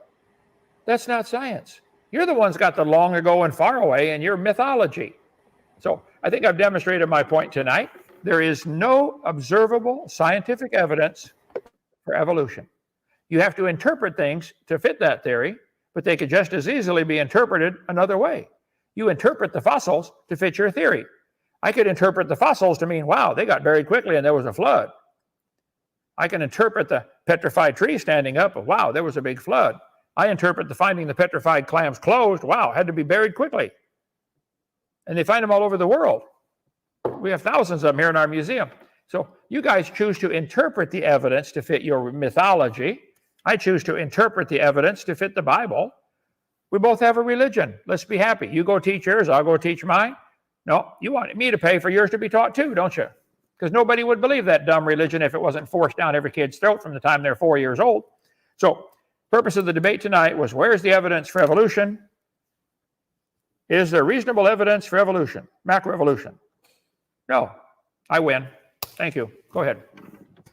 Okay, thank you. 5 minutes on the dot. Thank you to everybody who participated tonight in this debate. Again, very engaging. I appreciate you gentlemen making it easy to moderate. So let's get into... I make a quick response to Kent because he asked about, I guess he doesn't like the way I'm looking at the camera. really quickly, I'll just let him know that about 10 years ago, I had a spinal cord tumor removed, and it did lots of damage to the spine. I still have a spinal fluid leak, and that affects a lot of my coordination and balance at times. So it does cause me some difficulties. So he wanted to know. So there you go. All right. Well, thank you. And again, appreciate the cordial and sophisticated debate, my types of debate. So here we go. First question comes in. Tanya Brown, all the way at the beginning. And let me put a timer on the Q&A period before I forget. And we'll get through as many as we can. This should be fun. So as we typically do, gentlemen, whoever the question is for, in this circumstance, we have the evolutionist side consisting of two, and then obviously Kent in the creationist position. So whoever the question is for, we'll make sure they get the last word, and you guys can kind of work it out however you'd like to in terms of who wants to answer these questions, a little bit of both, or even just one person. So Tanya Brown has a question for, I believe it's you, you guys, the evolutionist side. So she asks, didn't the authors say, so it looks like this is pertaining to the multicellularity paper with the algae, I believe it is. Didn't the authors say multicellularity likely came from plasticity in already existing DNA? Therefore, isn't it demonstrating selection and not evolution? Gentlemen, go ahead. Okay, so we are talking about something that can be passed on to next generation. So it's not like epigenetic or things like that. We are talking about a trait evolved in that population. And as I said, it's not even a single event, because we are talking about at least 2 or 3 different events. So no, well, when people talk about already existing DNA, what do you want? Mutation are rearranging for the most part. Then you can have inclusion or duplication, things like that. But you have to start from somewhere. It's not like something will appear from nothing. So that's evolution by the book, in my opinion. Okay, thank you, Luca. Kent, over to you for response. Well, thank you, sir. All of the slides, we did a whole program on this very topic, single cell to multi-cell, which, by the way, is a tiny step out of trillions of steps to change a rock to a human. So it is a tiny step. Matt and I answered that very thoroughly, but I think it's all on Matt's computer. I've only got a few of the slides here. Let's do a whole debate just on that one. Sci-fi. Why did single cells start to cooperate? Major evolutionary transitions. This is a major step, one of thousands and actually millions of steps you'd have to take. Genes to genomes. The major advances in evolution happened long ago and far away, boys and girls. It's a fairy tale, okay? It's not seen. We don't observe it. How many cells in the smallest multicellular organism? Wow. Trichoplax is comprised of a few thousand cells. That's the smallest multicellular organism, a few thousand cells. And each of those cells is more complicated than the space shuttle. Each one. And they cooperate. We could talk, let's do a whole debate just on that one. And this, keep in mind, in the bigger picture, this is a tiny step going from single cell. How do you get from non-living material to a single cell? That's the big step.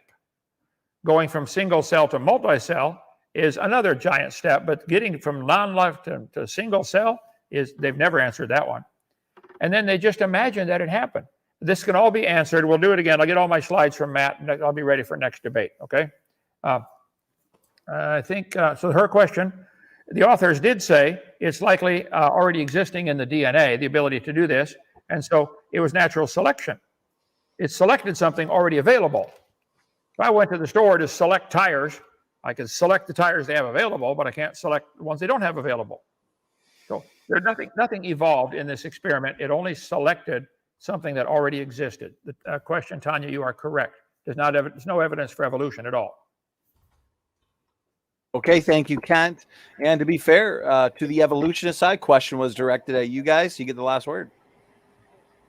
Right. Well, I mean, it's all a process of evolution that we see. It's one step, but it's one important step. And the fact is that we do have evidence for it. We do have evidence for multicellularity evolving today. If it can happen today, it could happen in the past. And that's what we see. We have no reason to think anything in the past happened different than it happens today. That's called uniformitarianism. I know he doesn't like that, but that is a scientific principle that science observes because it works. It gives us right answers. We don't assume that things in the past happened differently. And if life can form, if a cell can form just by physics, matter, and energy, with no need for magic. You look inside the cell, there's nothing magical happening in there at all. It's all physics. Why would we then assume that, oh, well, you had to have magic to get it started, not natural processes? But we don't fully understand those natural processes. We all admit that, but we still have no evidence to think that it is a magical designer rather than what we see all around us every day. Thank you. Okay, gentlemen, thank you for the responses from the both of you. Good question. Since there's been a lot of discussion on this topic, I guess now is a good time to give this upcoming debate a shout out in October. Jamie from the Studio 215 official channel, I believe was on Kent's channel talking about this issue just a couple weeks ago. And Taylor, Snake was right. So there'll be a technical debate on this exact topic in a few weeks. Cladomonas single cell to multi-cell evolution. So stay tuned for that one. Definitely should be fun. So here we go. Next question that comes in. This one's now for Kent. So Kent, this comes in from Cool Jesus.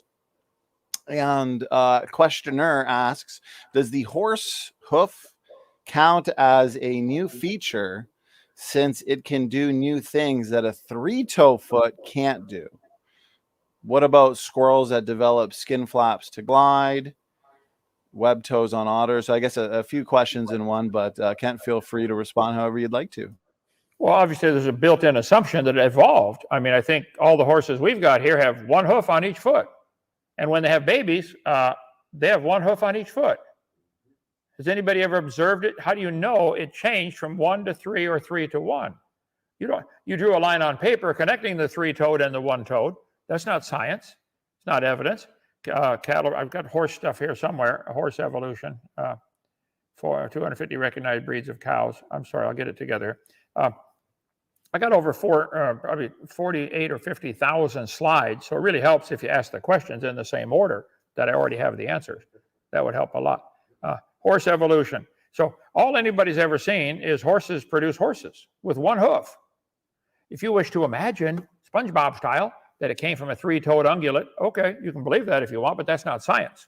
So does the horse hoof count as a new feature since it can do new things that a three-toed foot can't do?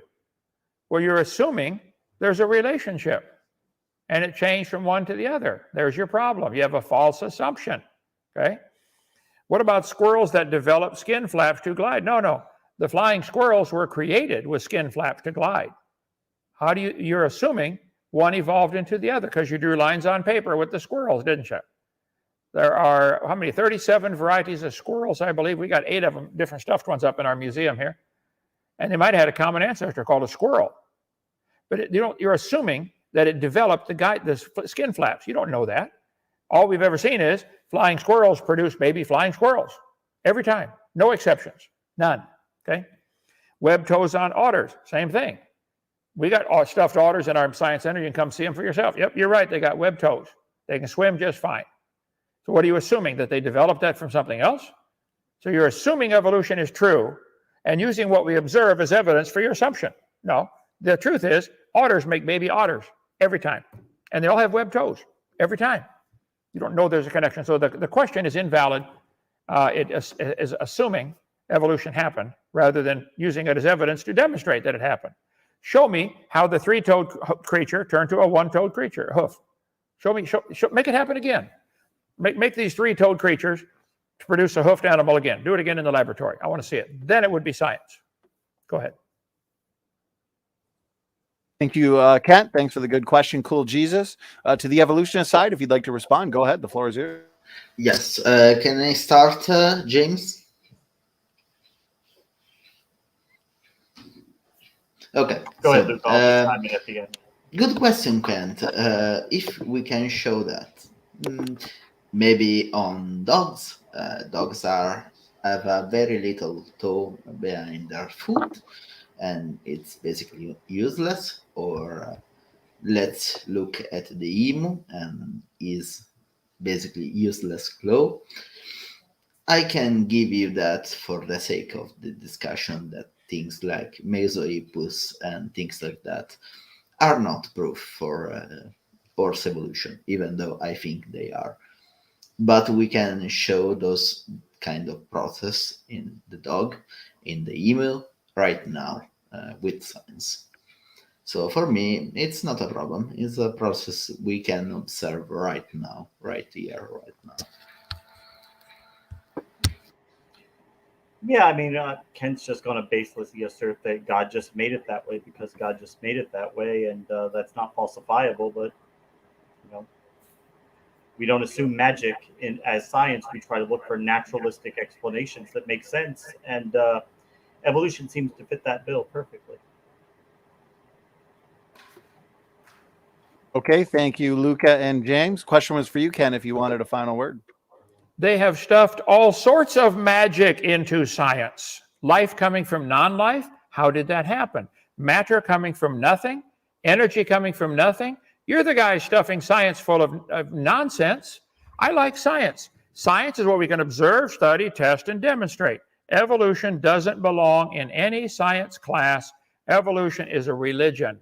You believe it. Your guys are stuffing your nonsense mythology into, you're polluting science. Leave science alone. Go teach evolution in a religious class where kids want to learn it, but it's not science. The biggest horse and the littlest horse in the world have one hoof on each foot. Whoa. No, I'm not trying to use mythology. You guys are, and you're the one mixing science with religion. Evolution's a religion. Get it out of the science textbooks. Got nothing to do with science. Go ahead. Okay, thank you for that final word there, Kent. And here's the next question from Hill Hugger. Thank you so much. $5 super chat. Question for Kent. Why did platypus only end up in southern Australia after the flood? They like the climate down there. It fits there. They love it. How the animals spread out after Noah's flood is a minor problem compared to all the animals coming from a rocks, which the evolutionists believe. And I showed several times on my channel in the last couple of weeks, you clearly do believe you came from rocks. I used to say rock, and somebody said, oh, it's rocks. Okay, so just to make everybody happy, I have a black one, a white one, and a medium brown one. Okay, so no racial discrimination here. You came from a rocks. So getting the platypus to South Australia is minor compared to getting the platypus from rocks. So I think there's a reasonable explanation. If you look at the world without the water on it, all the continents are connected.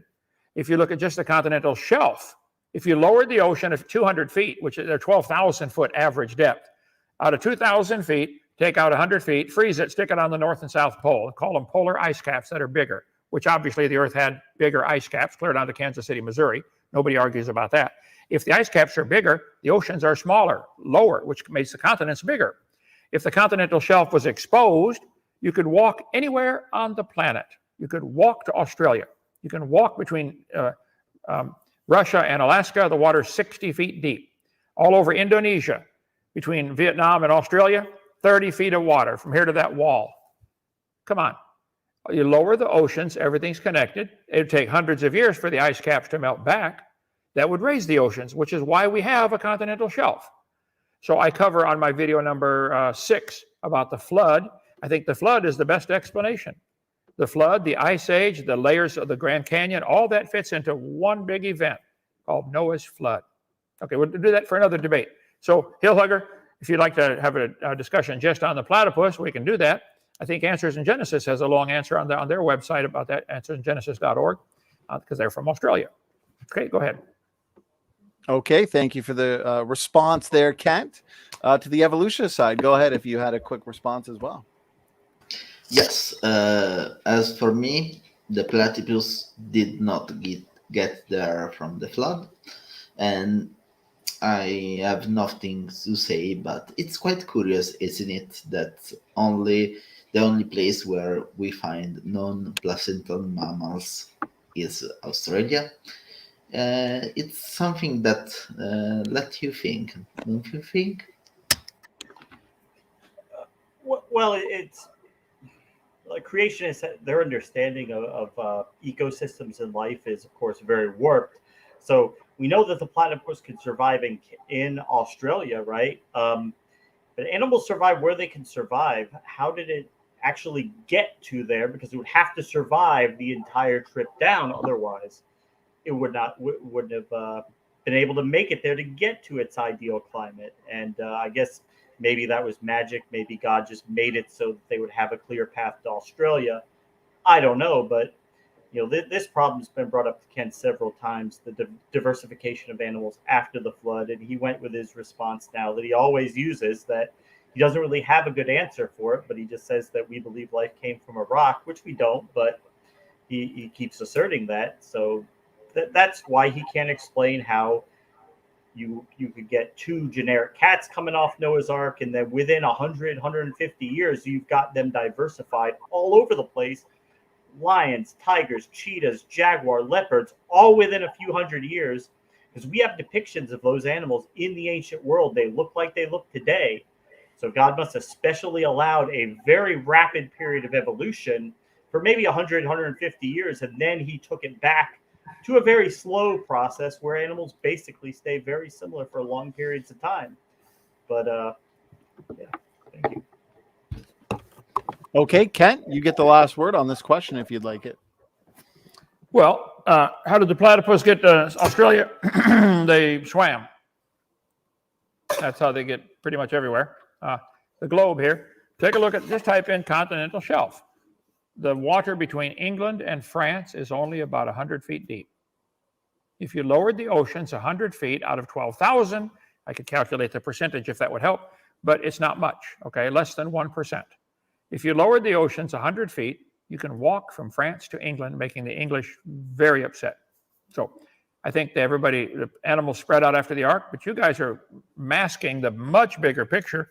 You believe the platypus came from an amoeba and is related to wheat, don't you? Go ahead. Okay, thank you, Kent. And real quick, before I get to the next question, the moderators in the chat, we've got a large chat tonight, almost 300. Just please, for me, don't be timing people out unnecessarily. And I appreciate that. So, okay, here we go. Back to the debate itself, the audience Q&A. Mitchell, $5 super chat. Question for the evolutionist side. If things aren't going back to this gravitational point / Big Bang, why is the universe still expanding and not collapsing? Go ahead. To be fair, I'm not knowledgeable enough to answer this kind of questions. I think that we need to have the expansion first and then the crunch, for what I can understand. I think that we need to get to the depth of the universe first before we see something different. But I'm a layman on those kind of things. If you talk me about thermodynamics and things like that, maybe I can master an answer. These things way outside of my expertise. I think I would echo what Lucas said. I'm not a physicist. These are very complicated things that I just can't speak with any degree of authority on. Obviously, there are really smart people who do study the field who are working on these issues right now. And I just anxiously await to hear from them what they find out about the natural world. But we can be pretty confident that whatever they find, like every single answer they've ever found before this, it'll have a naturalistic explanation. We've never ran into any problem where we needed to invoke magic.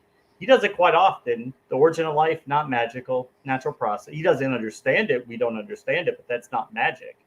It is a, as yet, not well understood natural process. It's not the same as magic.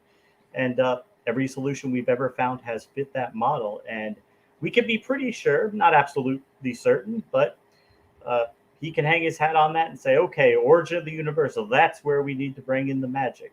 Maybe it is. Only time will tell, but the history is not on his side there. Okay, thank you for the response. And to be fair, it's not necessarily an on-topic question. So if I could recommend to those who are thinking about sending in super chats, just make sure that the question attached to the super chat, I do appreciate the donation, but if you could just try and make sure it's a question that's as on topic as possible. Kent, of course, over to you. If you had any thoughts pertaining to the question, go ahead. Okay, I think for nearly 100 years, it's been very thoroughly demonstrated that there is a red shift, which has to do with what's called the Doppler effect. I cover this on my video number 7 of the series Questions and Answer. I agree. All the stars appear to be giving a red shift, which means they probably are moving away from us. It's the Doppler effect. When a train comes toward you, it squeezes the sound waves in, and it drops pitch when it goes by. Light apparently does the same thing. The light waves are stretched. 1910s, 1920s, they did all this research and said, wow, all the stars seem to be moving away from us. I think I would agree that the red shifts indicate movement away. It does not necessarily indicate distance, okay? It indicates they're moving away. Well, the Bible says in Isaiah, God sits on the circle of the earth and he stretched out the heavens. 17 times in the Bible it says God stretched out the heavens. So maybe they're having a red shift because they're stretching out the heavens. It depends when you observe the star. Are we spinning toward it or spinning away from it? That adds whatever your latitude is. In Lenox, Alabama, 886 miles an hour, adds or subtracts from that distance, from that thing. But if the star is coming toward us, it would give a blue shift. The star going away from us would give a red shift. Everybody's asking, how did the light get from the star to here? Well, the question is, it's a different question. How did the star get from here to there? I believe God made the earth first and then the stars and stretched them out. He says so 17 times in the Bible. I've chosen to believe that. I think that's just as scientific answer as anything else. So I don't think that's magic. I think that's the creator did it that way. Why does your car have chrome lug nuts? The designer put them on there. That's why. He liked chrome lug nuts, I guess. I don't know. So, but it's magic to say, well, we're going to find an answer one day and it won't include God. You're so determined, James, to get rid of God, aren't you? Okay. We'll see how that works out for you, Judgment Day. But go ahead. I'm done. Okay, thank you, Kent, for that response. The questioner had his question for you guys, the evolutionist side. If you want a quick final word, go ahead.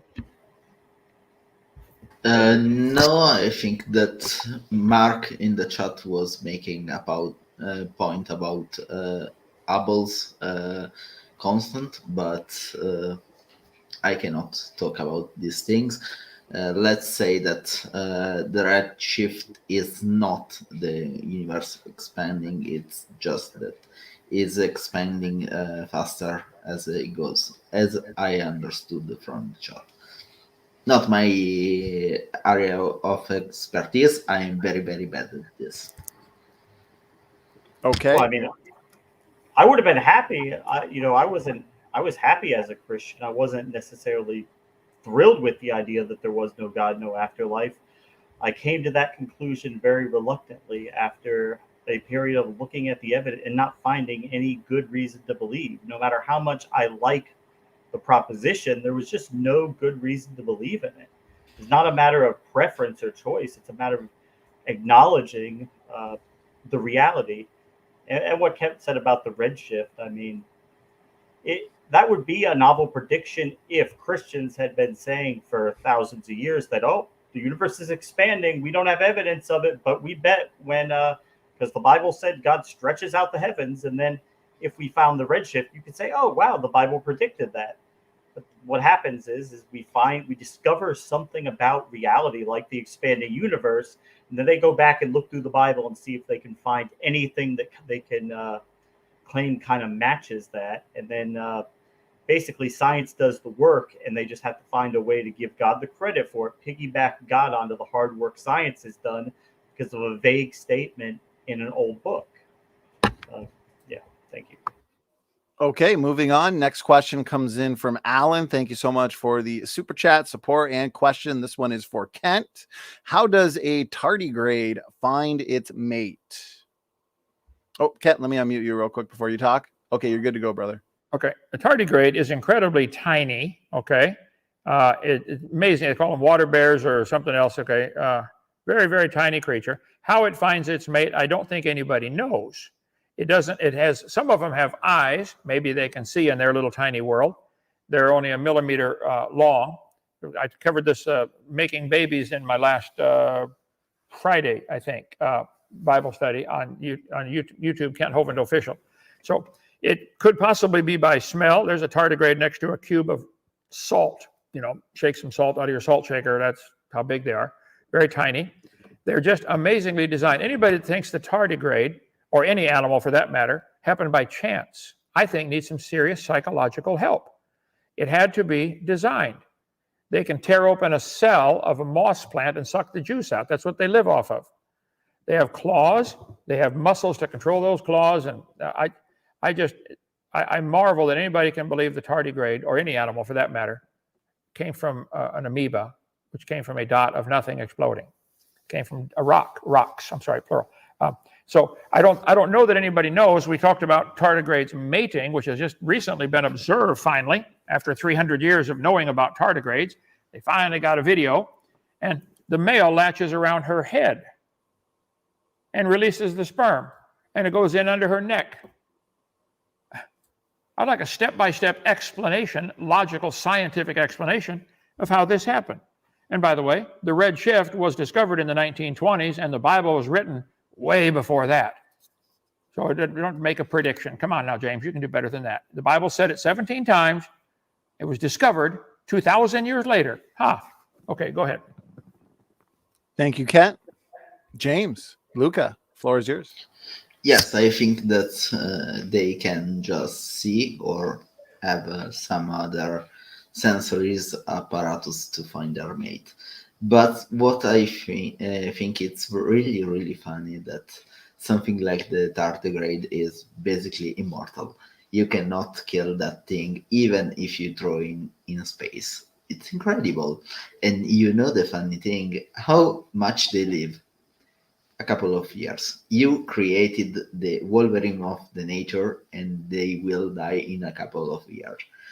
They can stay in suspension for a very, very long time, but de facto they live just a couple of years. Just think about it, how good that design is. You design a immortal thing that dies in a couple of years. It's incredible. Okay, Ken, you can have the final words. Or James, I saw you on mute if you want to make it quick. Since we are very close to the 2-hour round, Yeah, guys, that's let's be fine. real quick. And He's just going to assert the tardigrade is amazing. It was designed by God. That's not falsifiable, but let him do it.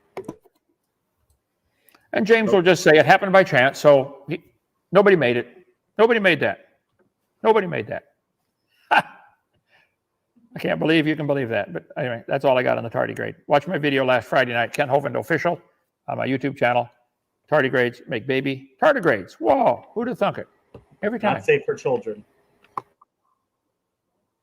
okay, as we start to wind it down here, I've got endless questions. We got to wrap it up eventually, guys. I want to be cognizant of your time. I do appreciate all of your time for tonight's definitely very entertaining debate. So Patty Smith, $10 super chat, question for J and L.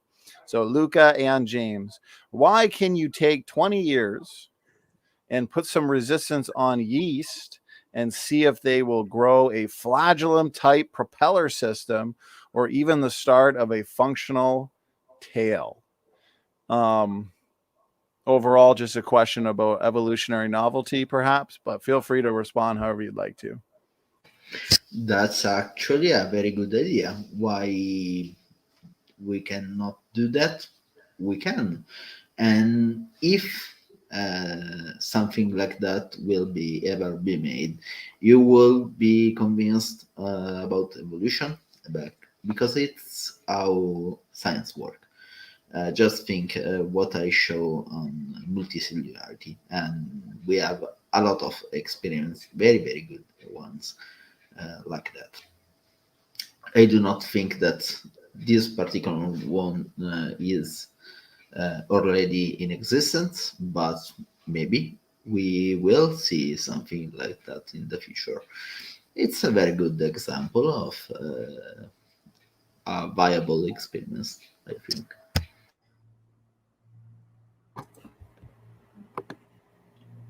Yeah, I would just say real quickly. I mean, this is kind of like what Ken sometimes says about, oh, why don't rabbits evolve wings because so they could fly away from the predators? Well, evolution can only work with what it has. It can't just evolve things that out of nothing. Each piece is an addition to what was already there, and evolution has different ways of solving problems. Rabbits don't need to fly because they have lots of babies, so it doesn't matter how many the wolves eat. They can just keep popping out more of them, and the species will propagate. Evolution, it's an unguided process. It doesn't really care. It's just a force of nature. It is a reality. It's physics acting on matter and energy. It's a law of nature. Okay, and Kent, over to you if you had a response. He keeps evoking these laws. Who made the laws? Why is that a law? And evolution has different ways of solving things. So you're giving evolution some intelligence then. Okay, personification. Okay, as far as the flagellum, that's the little hair that drives many different microscopic single-cell creatures through their little world, okay? The flagella, the little hair, can spin up to 1,000 revolutions per second. It's spinning because it's attached to a little motor, like a rotary engine. That's phenomenal. Has a little hook that allows it to bend and flex back and forth. They steer with this thing. Been a lot of study done on the flagella rotary motor that turns 60,000 RPM. That little motor has to seal against the skin of this little creature. It's phenomenal. And it can spin 60,000 RPM, make the little critter swim. 8,000 of these motors would fit on a period on a page. 8,000 of these little tiny motors. You guys think it happened by chance. And they can stop in a quarter turn and reverse and spin the other way and pull the creature backwards. It's about like a person swimming through peanut butter at 60 miles an hour because the viscosity ratio changes as the creature gets smaller, the viscosity of the liquid feels greater. So it's harder to swim through their world than it is for us. So we had a model of the little flagellum motor in our. If you think it happened by chance, you're insane. Certifiably insane. Humans probably evolved from bacteria. The bacteria can swim 60 miles an hour through peanut butter. Sign them up for the Olympics. If we evolved from them, we're getting worse, not better. I'm 6'1", 15 body lengths per second, me swimming 62 miles an hour. E. coli can swim 15 body lengths per second. And it's not swimming through air either, it's swimming through the fluid, that's viscosity level. Anyway, we cover all that on my video series. For those who'd like to see it, Creation Science Evangelism, get the seminar series on drdino.com. We want to help strengthen your faith in the Word of God, not destroy your faith in the Word of God. Go ahead. Okay, Luca, James, quick final word. And I think we're going to have to make that the last question because we are over the 2-hour mark. So I want to respect all of the debate. Go ahead, it's a very good thing. First of all, we did see irreducible complex things evolving, and that rotor is made by proteins. It look very, very impressive, but we need to remember those are chemical compounds interacting with the already known laws. It's nothing supernatural back then. So back there. So it can be observed something like that evolving. I think that eventually we will. And we will see. Well, Ken was asking about the laws. There's no lawgiver. They're just observations we see about the natural world. When we see something happen over and over and over again, we never see it violated, we can begin to form an assumption that that is a fundamental law of the universe. It's not prescribing, it's describing how things seem to work from our vantage point. It doesn't mean we won't discover something else in the future, but we can say as far as we've gone now, we've never seen anything to the contrary. He's asking why humans don't move like humans don't need to swim through peanut, but we are just fine the way we are. Evolution's not pushing us in that direction. Evolution is just about making the next generation just a little bit more fit, a little bit more able to survive. It doesn't care about swimming through peanut butter at any certain speed because we don't need it to live. It's like when he brings up, oh, why would we lose our tail? Because a tail would be kind of useful. Evolution doesn't care about what you think might be useful to have. It's what do you need to survive? What's going to help you be able to pass your genetic material on to the next generation? And like Luca said, the irreducible complexity argument that's been battled around back and forth. There's nothing there. It's been argued in court, a court of law, and the court of law said no, that is not evidence against evolution. It's not evidence for creation.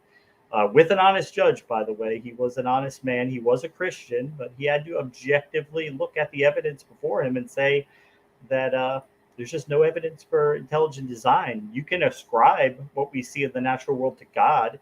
You're welcome to do it. It's not falsifiable. We have no reason to do that, but you're welcome to. Okay.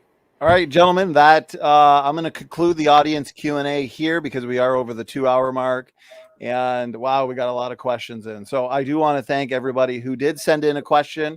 And I want to apologize ahead of time. If we were to get to every question, we would be here for 10 hours. So time flies by. And this was a fantastic debate. Kent, Luca, James, thanks for doing it. Let's have some quick final words, final thoughts. I do thank you all again for doing this. Tons of fun. Let's start with the evolutionist side. Quick final words, final thoughts. Luca, James? Yes, it was a pleasure to be there tonight. I did not prepare for this debate. I will be getting up my bed in an hour to go to work, basically. So it was quite fun, and it was a pleasure to debate with James. I hope to do it again, maybe with a little bit more time to prepare. It will be very fun. And Kent, it was a pleasure to debate with you. Third time now, so yeah, it was fun. Luca, thank you. And I appreciate you sacrificing your sleep to do this debate. 1 hour, and then you have to go into work. I hope you have lots of coffee today. So, Luca, be safe. Thanks again. James W., quick final words, final thoughts, and thanks for doing this. Well, yeah, thank you, Donnie. I want to thank Luca and Kent. It was a lot of fun. Thank you, Donnie, for bringing me back. Like I said, I didn't have a lot of time to prepare. It was kind of a last-minute thing. I hope, I know some of my arguments kind of trigger Kent a little bit. It really gets his blood flowing, so I hope that didn't detract from a lot of the good points that Luca was trying to make that are more technical about the science and why we know and why scientists feel that they do have good evidence to believe that macroevolution has happened. It's an observable reality. It's what the evidence shows, but it conflicts with some people's religious ideology, and they're welcome to it. You're welcome to your own beliefs, but not your own facts. So thanks, guys. I think we're going to have an after show on the Atheist Junior channel. I think Kent may be somewhat familiar with him, but yeah, it'll be a lot of fun. So thanks, guys. All right. Thank you, James W., for those final thoughts. Definitely always a lot of fun. And Kent, over to you. Thank you so much for doing this debate. This series has been a blast. And final words, final thoughts. Yeah, I love these things. I'll do them anytime, James. And my blood pressure is fine. I enjoy it very much. I would share with you guys Pascal's wager, which of course is, if I'm right, you're in trouble. If you're right and there's no God and evolution happened, I haven't lost a thing. I've had wonderful life. I enjoy life. And if I'm wrong, okay, I die and get turned back to worm dust. You mentioned about evolution doesn't need it, so it wouldn't evolve. James, the tardigrade has things that it doesn't need. It can survive a perfect vacuum. It never encounters that. Why did the Israeli space people send tardigrades up into space? Why did they send them to the moon? They can survive freezing, and they can survive temperatures and conditions that they have never encountered. How did they evolve the ability to survive 459 below 0 Fahrenheit? How did they evolve that? It never occurs on Earth. So, yeah, you're simply mistaken, okay? You need to study the tardigrade. Watch my video from a couple nights ago, tardigrade, where I give all the stuff that they can do, which will blow your mind. I got it in here somewhere, about the things that they can handle that they never encountered. Why would they evolve the ability to survive 300 degrees? They've never encountered that. Anyway, so yeah, I think God made everything. I want to give God the glory for everything he made. I love talking to my Heavenly Father. I love being part of his family. I'd like you guys to get in the family before it's too late. Thank you. Okay, thank you, Kent, for those final words. To the debaters, again, thank you so much. To the live chat, thank you for all of the engagement and questions, super chat support, all the good stuff. So with that being said, Standing for Truth is going to at least let these debaters out, and I will stick around as usual for a couple minutes going over announcements, reminders, so on and so forth. Okay, God bless all.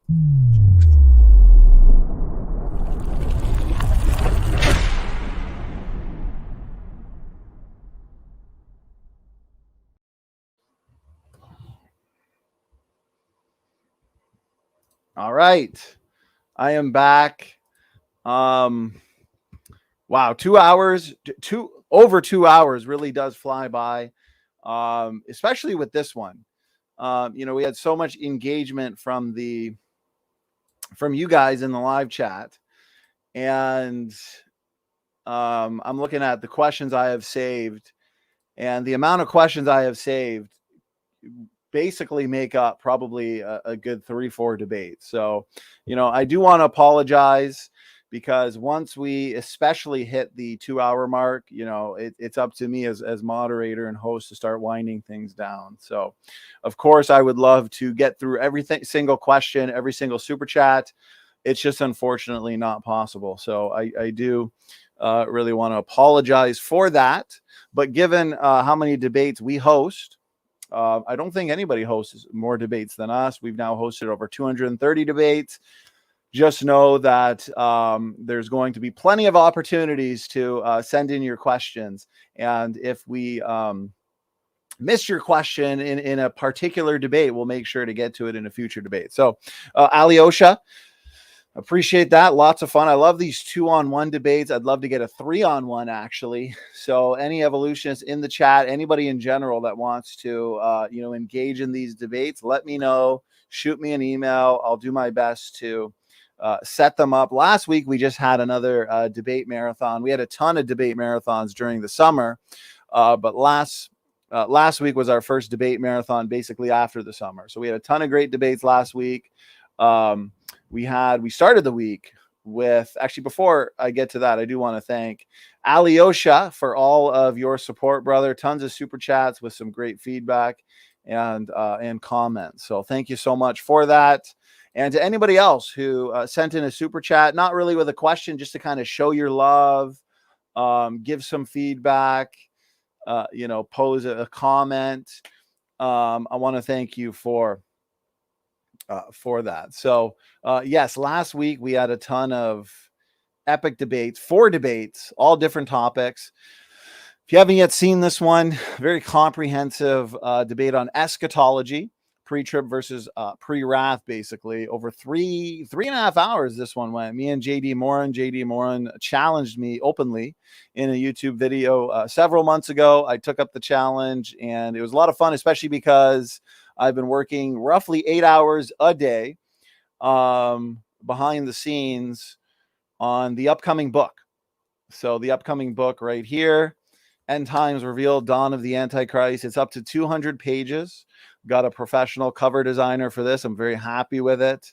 Basically, all the ideas I had for it and offered to the cover designer came to life, manifested just as I expected and wanted to. And that formal debate I did was good and edifying for the writing of this book. So The writing phase of it is almost done.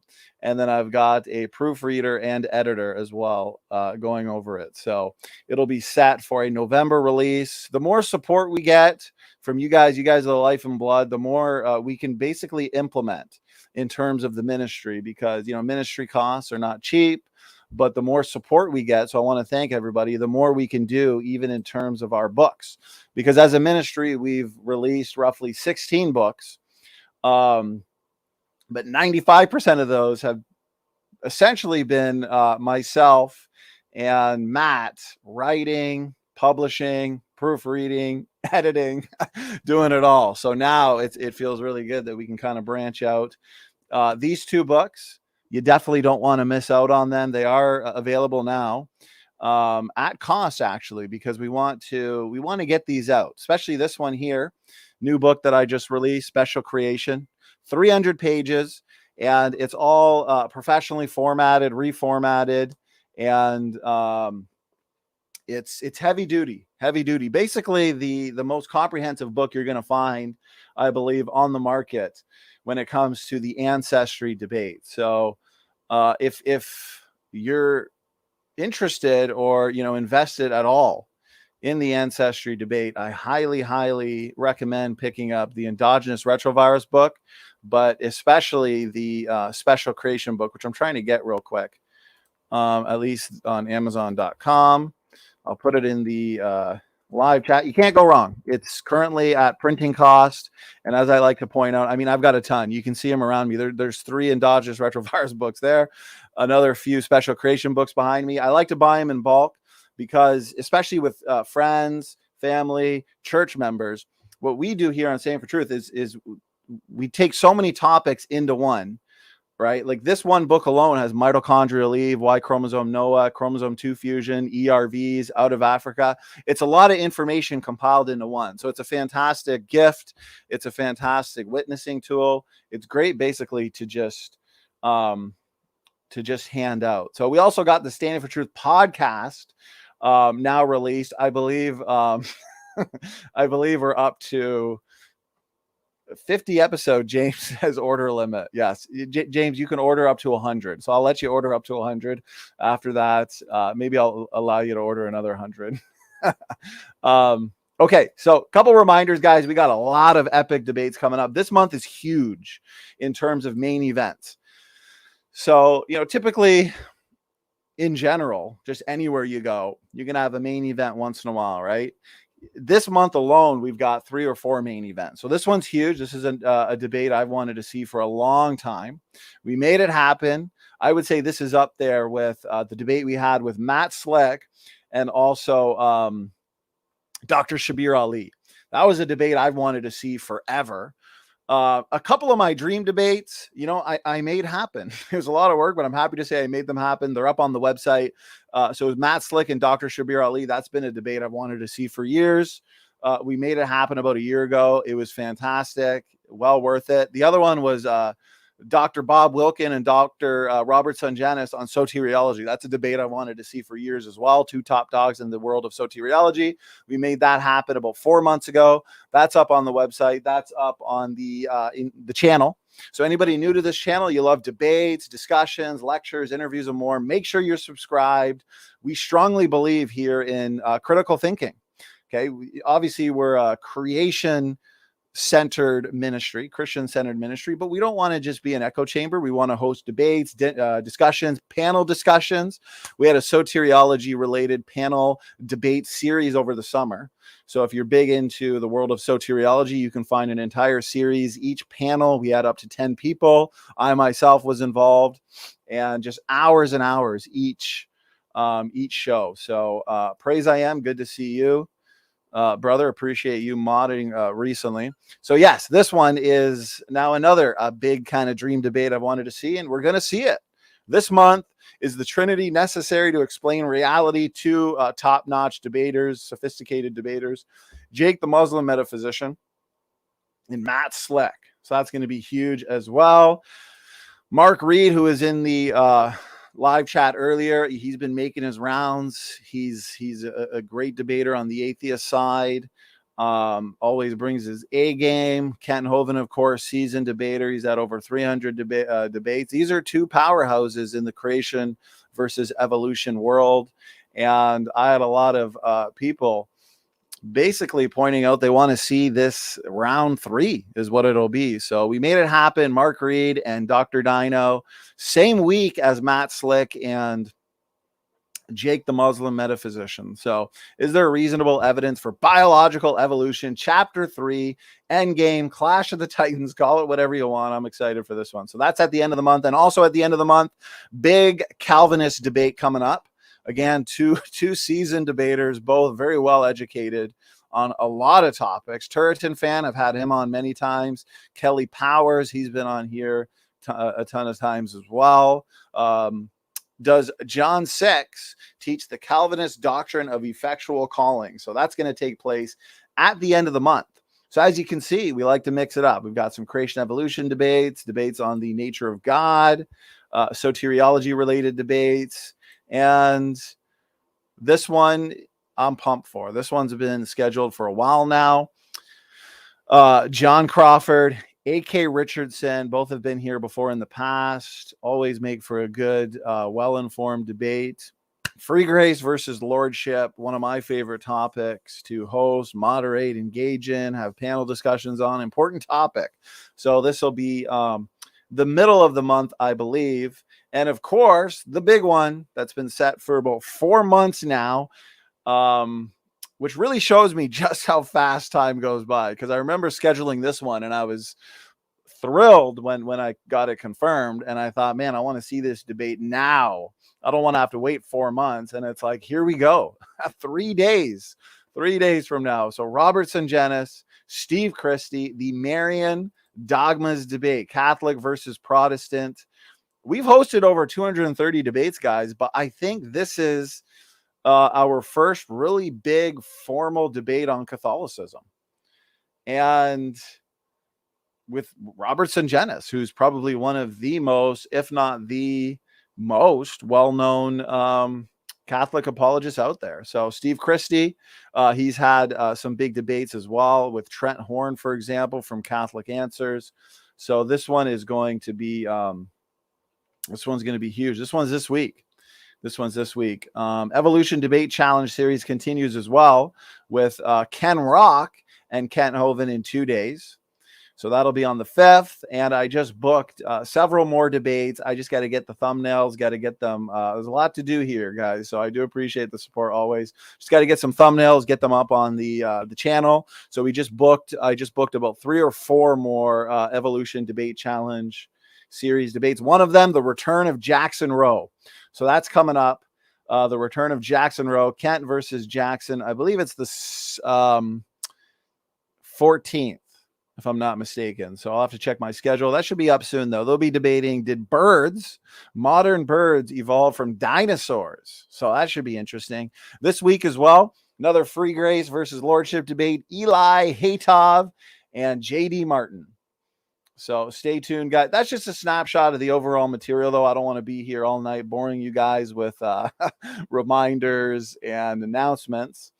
So just make sure you're subscribed. Share around this content. The truth is important. Critical thinking is important. And I'm always up for suggestions in terms of debates, panel discussions. One thing I'd like to start doing probably after the release of my new book, End Times Theology, Dawn of the Antichrist, first week of November, possibly last week of October. We'll see how things go in the world of proofreading, editing, and publishing.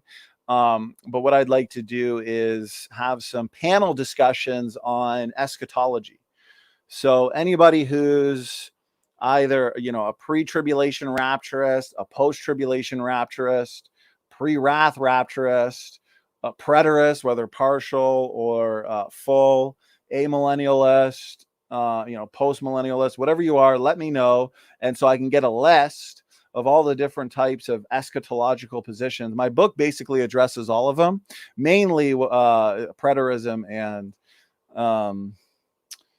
the pre-tribulation rapturism. But I'd like to have some really solid panel discussions in November, December on that topic too. So I'm looking here at the chat and I see a couple of suggestions.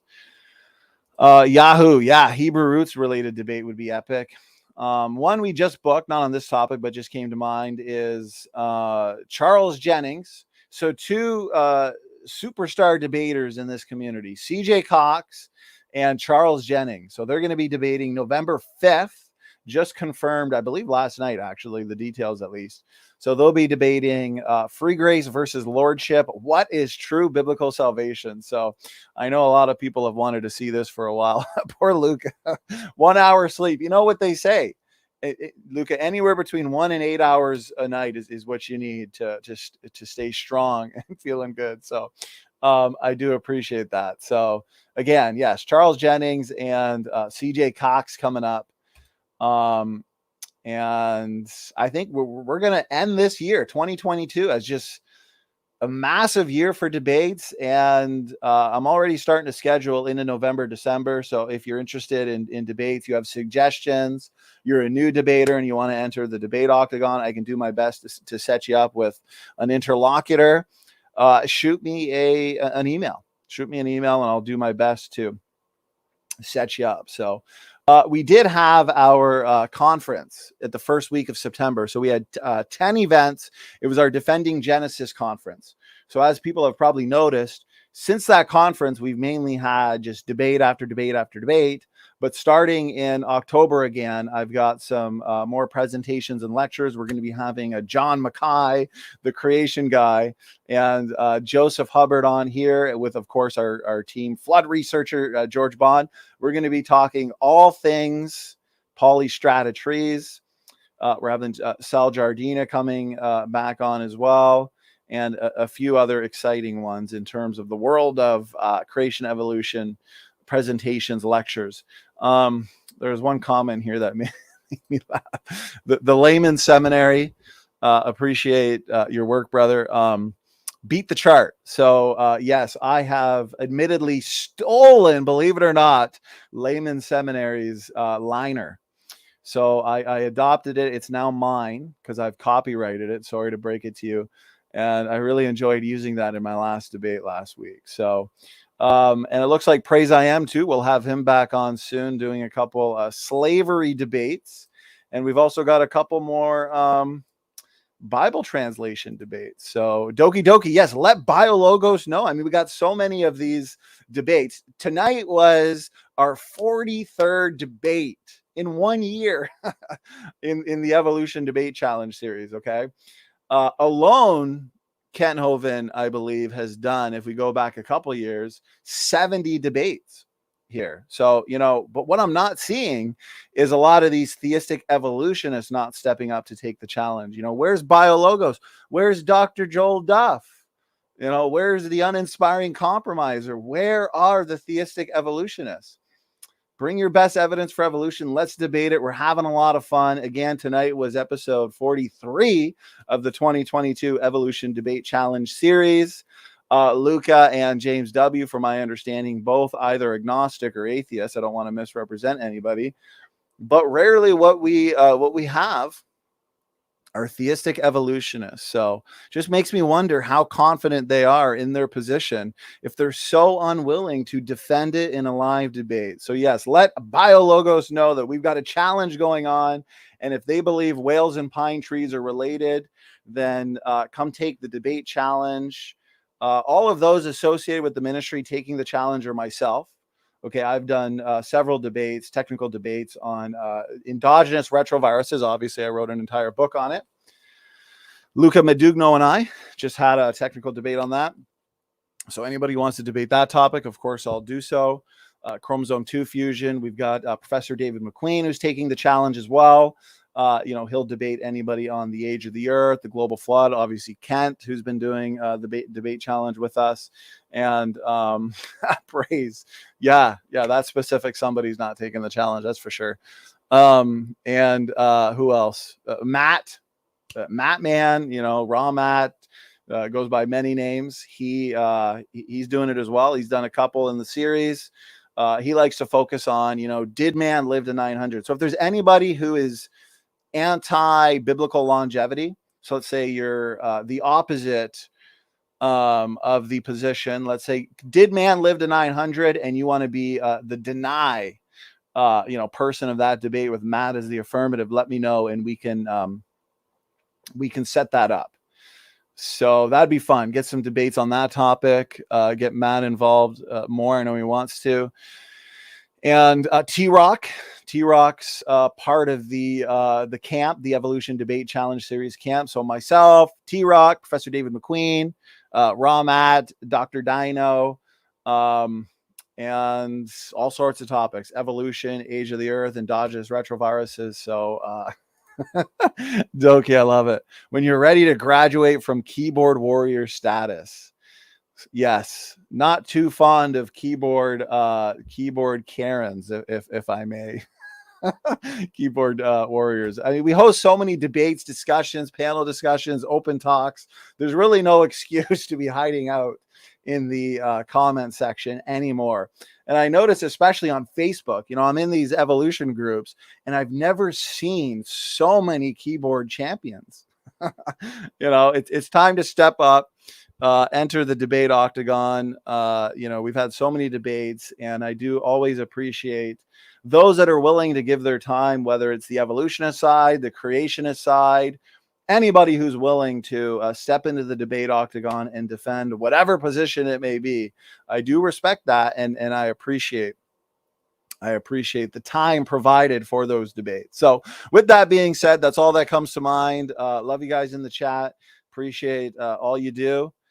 Thank you to the mods. I know the chat can get a little bit lively, so it's totally understandable. No worries. Things get passionate, and we can all shake hands at the end of the day. So tonight especially was fun. These debates are getting more and more lively. So Karen Weiss, I was waiting for that. Good to see you, sister. Great job in the chat moderating. Doki, as always, brother. Top notch moderator, always posting the relevant link. So if you'd like to support us, keep us going full time, because again, we've gotten to the point now where we can hire a lot of outside work, especially when it comes to publishing our books. That's why the last time I want to mention, get these 2 books, both fully updated, fully reformatted. They look fantastic, really professional. And just, if put it this way, if you have these 2 books in your library, you're set. You're set. You have 2 books that basically cover every single topic in terms of the ancestry debate. And that comprises technical papers on things like molecular clocks from 2022. So it's as updated as it could be. So Oki says our sister Karen is our favorite. Karen. Amen. Our sister Karen is not the keyboard Karen that we're referring to. So saved by grace, brother. Amen. Saved by grace, that's for sure. Good question. Here it is. So End Times Revealed. The title is, just one second so I get rid of this. Dawn of the Antichrist. Coming well. I've been working about 8 hours a day on this. A lot of study, a lot of writing. I'm at 200 pages, so I'm going to start winding it down and just really focus on, the publishing, proofreading, editing phase. And there's just so much that I'll probably do a part 2. But as you can tell by the description in the back, it's going to be heavy on preterism. So I have a lot of books on all things eschatology, even around me in my library here. Tons of books that I've studied. I've studied both sides, all the sides, basically extensively. One thing I've noticed is not a really comprehensive demolishing of preterism in any one of the books, which is fine. A lot of the books are just focusing on, just the pre-trib side or something like that. But this one, I've got a ton on Daniel's 70 weeks, preterism, both partial and full. And I think it's basically going to have one of the most detailed sections on preterism out there. So you're definitely not going to want to miss out on this one, with some really, really solid novel arguments that I think people are going to be blown away over. So as you can see here, what is preterism and is it biblical? Who is the he in Daniel 9:27? This chapter, this section, which is basically the premise, the whole thesis of the book, you know, the revealing of the Antichrist, is the portion that I think is going to blow a lot of people away. Is who is the he in 2 Thessalonians 2:7? So I've had a lot of emails and feedback over people that really enjoyed my episode on that, and how it was like a light bulb going off. They've always been confused on who the he who now letteth will let until he be taken out of the way. You know, some call the restrainer.